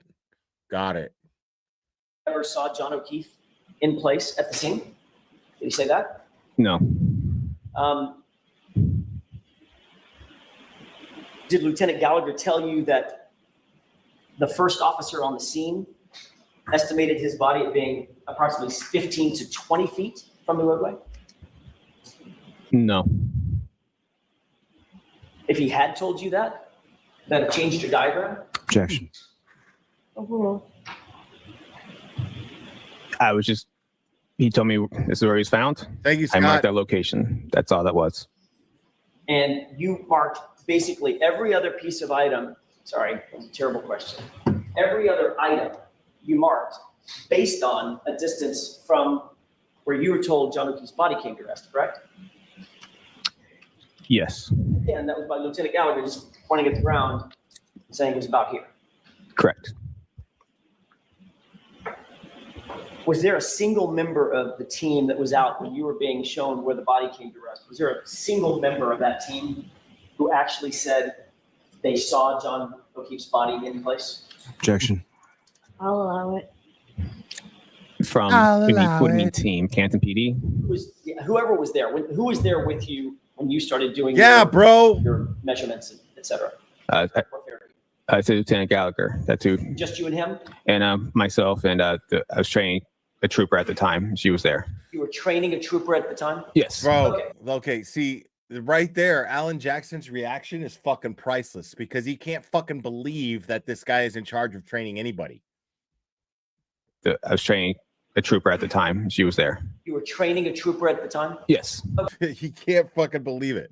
Okay, so it was my mistake. I assumed that there were several people out there. It was just you and Lieutenant Gallagher. Yes, that's why I was confused by the team. All right. And again, Lieutenant Gallagher didn't tell you that he never saw John O'Keefe's body in place. No, I don't think so. You did document in your report that the items that you noted on your diagram that we just looked at a few minutes ago, those were found by the CERT team, correct? Yes. And you indicated in your report that the members of the CERT team located a single Nike sneaker that's noted on your report. Is that right? On your Correct. diagram, right? Yes. You also indicated that, quote, in the same area, 2 red plastic pieces and 1 clear piece of plastic of a taillight was discovered. Yes. So your report is clear that in total, the items discovered by the CERT team on January 29th were a shoe, right? Yes. A partial glass cup broken, correct? Well, it was that on there. I can remember if that's on their diagram or if that's what I was told at the scene. But yes, Sure. yes, You knew that a cup was found. yes, Or you were told a cup was found. yes, And 3 pieces of plastic, 2 red, 1 clear. yes. Not 5 pieces of plastic, correct? Correct. You then measured those items, is that right? I didn't. What do you mean measure them? Like Measured at them this? relative to John O'Keefe's final place of rest. 10 feet from it, 12 feet from it, we're gonna go over those numbers. Yes, I used their report to place those items onto my diagram. So, and I'm going to get to that question in just a second. I want to make sure that we walk through it sort of methodically. You then use some calculation, some tool or something to measure distances. Like there's where I assume John O'Keefe's body was. There's a final rest place. I'm going to use that as point A, and then I'm going to measure from there and go 7 feet to where the shoe was found, or the first red plastic piece was found, or whatever, right? Yes, Who told you where the pieces were found? they were in Lieutenant Tolley's report. He put measurements in his report. Okay. And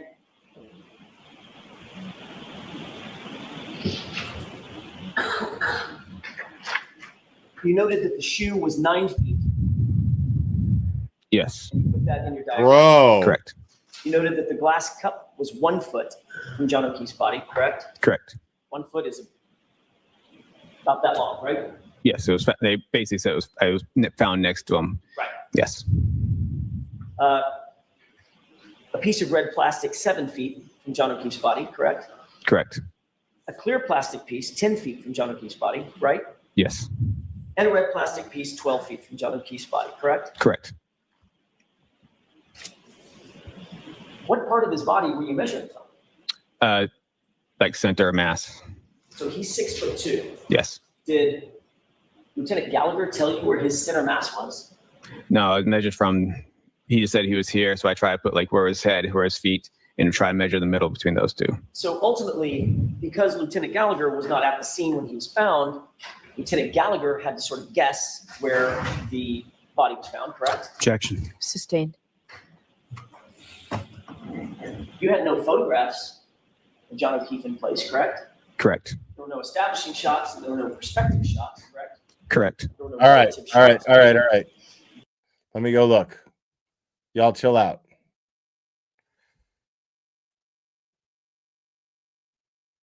I'm not seeing shit that there's a verdict. Hold on. Let me check. Let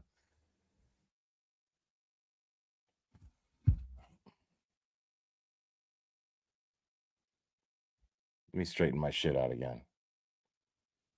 Hold on. Let's see. Let's see what we got here.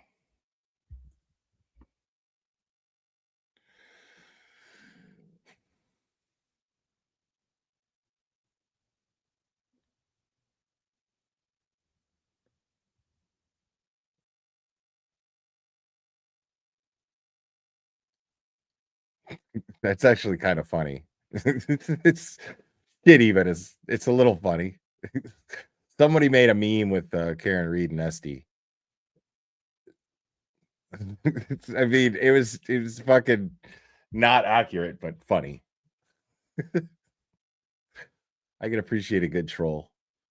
Let's see what we got going on here. Let's see what is Jess Machado saying.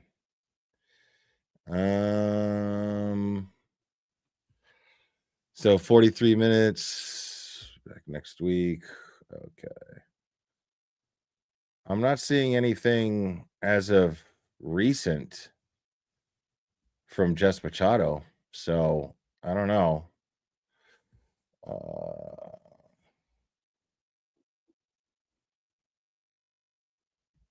Let's see if Aiden posted anything.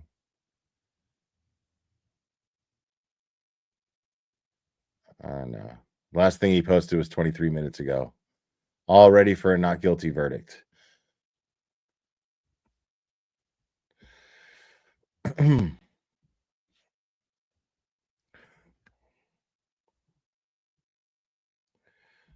All right.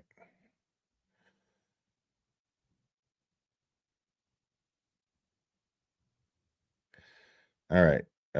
I'm told the defense team is traveling back to the courthouse. According to court staff, there will be no court on Friday. All right. So, I mean, it's the end of the day. I maybe there is a verdict. I hope there is. But it's the end of the day, so that might be why they're going back to the courthouse. So it might not mean shit. So I'm still looking at a fan. So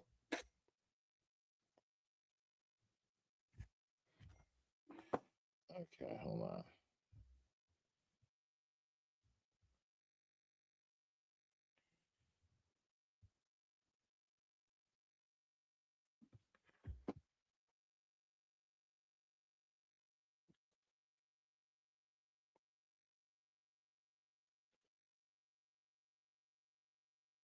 All right.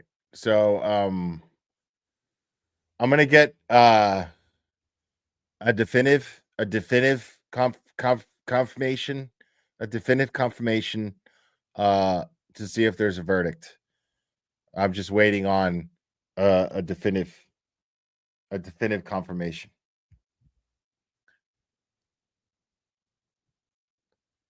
Definitely camera movement.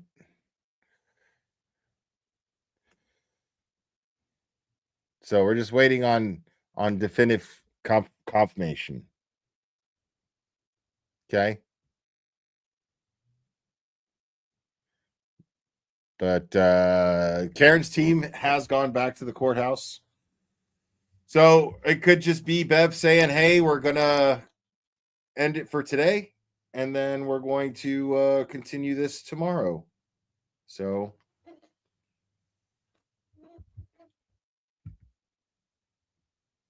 let's find out.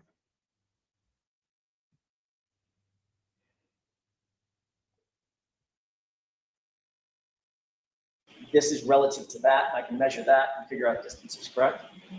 What, like from the picture? Yeah, so you know how that's done in science, right? You want to find out relative position of something, so you take 2 or 3 or 4 shots.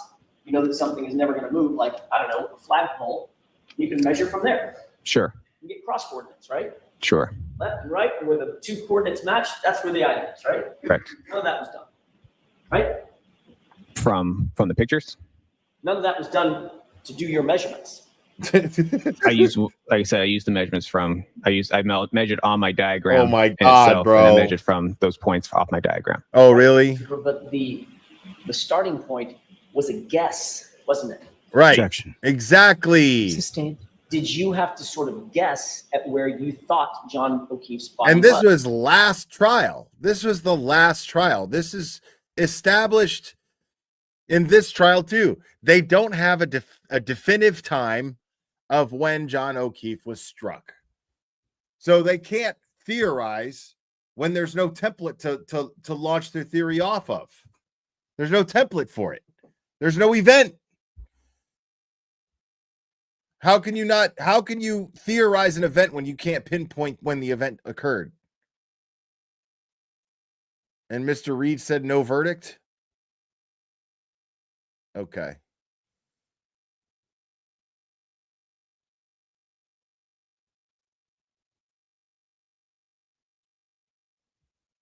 But I don't know. We'll see. Was.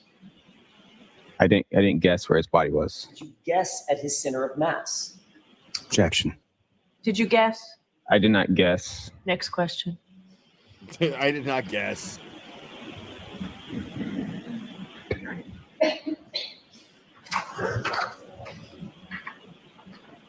You stated in your report that you Google mapped Miss Reed's path of travel. Well, let me ask you a different question. If I could withdraw that question with the court's permission. Yes. Your diagram has all those arrows pointing at specific locations. Very, very specific. Very thin arrows point, correct? Yes. If you start off with an incorrect assumption about where John O'Keefe's body was, right? Hypothetically, if you were to start off with an incorrect assumption where John O'Keefe's body was, every single item that you note on that diagram would then be off as well, wouldn't it? Objection. Is that true? I mean, I guess hypothetically, depends on how off you want to be. And the answer is yes, correct? Hypothetically. You stated in your report that you Google mapped Miss Reed's path of travel on January 29th based on what you determined to be, quote, it's likely the two, and you said that it's, quote, it's likely that the two events, meaning the triggering events, occurred at the same time the Lexus was at 34 Fairview at the time of the collision, correct? Yes. The first triggering event was what? Was it a 3-point turn or a U-turn? I thought I heard you say both. I guess it would be more. I mean, Listen, 3-point turn turtle. is essentially, I guess it's a 3-point turn. Okay. Yes. Well, did you say U-turn on Friday? I could have sworn I heard that. It could have been a U-turn. I mean, it's still turning around, so you had to make a U-turn when that's a 3-point turn or not. But it's still. Okay, but I mean, not to be picky, but it's sort of my job. Okay. A U-turn is traveling in one direction, turning, right? Turning the wheel, never changing gear, and it's reverse or anything, just turn, right? A 3-point turn requires moving forward, stopping, changing gears, moving backward, stopping, changing gears, using a steering input, and then moving off, correct? Correct. Well, those are two very different maneuvers, right? You'd agree. In a sense, I was trying to say she made a U-turn. Like you can say, when they made a U-turn, it's a 3-point turn. They're still making a U-turn, and I didn't mean it as like she literally had to make a direct U-turn. She was turning around, and also the diagram, the trigger shows a 3-point turn. Well, I mean, I guess you could have said reversing direction, right? That could have been a better way to say it. Yes. You didn't say that. You said U-turn. So are you changing your testimony from Friday that it was a 3-point turn, or could it possibly have been a U-turn? It's a 3-point turn. Okay, because you have evidence of the starting, stopping, changing gears, reversing, stopping, changing gears, turning. That's correct. So when you said U-turn, that was inaccurate. Objection. The objection sustained. Let's get back to the path of travel when you began your analysis. How did you know what the Lexus's path of travel was that day? I got the directions from Trooper Proctor. And what did Trooper Proctor tell you in terms of the path of travel specifically? Starting point and an ending point? Tell you the exact path Lexus traveled? No, all I got was mostly just the addresses. Okay, so if you've got 2 points on a map, and Trooper Proctor told you Lexus traveled from point A to point B, there are multiple ways. All right, confirmation that there is no verdict today, and this will continue tomorrow. I'm gonna go ahead and wrap this up. We'll watch the rest of Trooper Paul's testimony tomorrow because it's just fun. But yeah, we'll come back to doing this tomorrow. We'll wait around and I'll stick it out with you guys as long as I can. But guys, you guys are absolutely amazing. I want to thank you guys for joining and watching here. It means a lot. I know there's a lot of other choices where the pack is following. So for you guys watching here is really great. I really appreciate it. And I want to go ahead and thank you guys for hitting the like. It means a lot. And make sure to subscribe. I know I got some new subscribers, and I'm hoping that you guys are enjoying the channel. And remember, we've got new merch. The link is in the description, as well as we've got join Patreon, where I ruin your favorite movies once a week. That'll be the Patreon content for now. And I ruin your favorite movie once a week. Last Sunday or Saturday night was Top Gun. And this one coming up will be The Notebook. Nicholas Sparks, The Notebook. And it's going to be fun. So, yeah, the link for Patreon is in the description as well. Make sure to join Patreon. I think the minimum tier is like $5. $5 a month. So it's pretty cheap. But yeah, I hope to see you guys next time. I'm gonna mess around with the times a little bit. No set time just yet. I think I'm gonna try to do with this Sunday afternoon next time, just to see if it is a little bit more convenient for the members. So but anyways, guys, thank you guys for all of the support. Really means the world to me. You guys bought me my Sonic burger and fries today, and I appreciate that. Thank you. And I am getting fat since I'm not able to walk, and it's killing me right now because I'm eating terrible. But anyways, you guys are absolutely fantastic. I love you guys very much. Looks like the song is gonna make its way for another day. It's gonna survive another day. And I will leave you with it. I love you guys, and we will do this again very soon, my friends.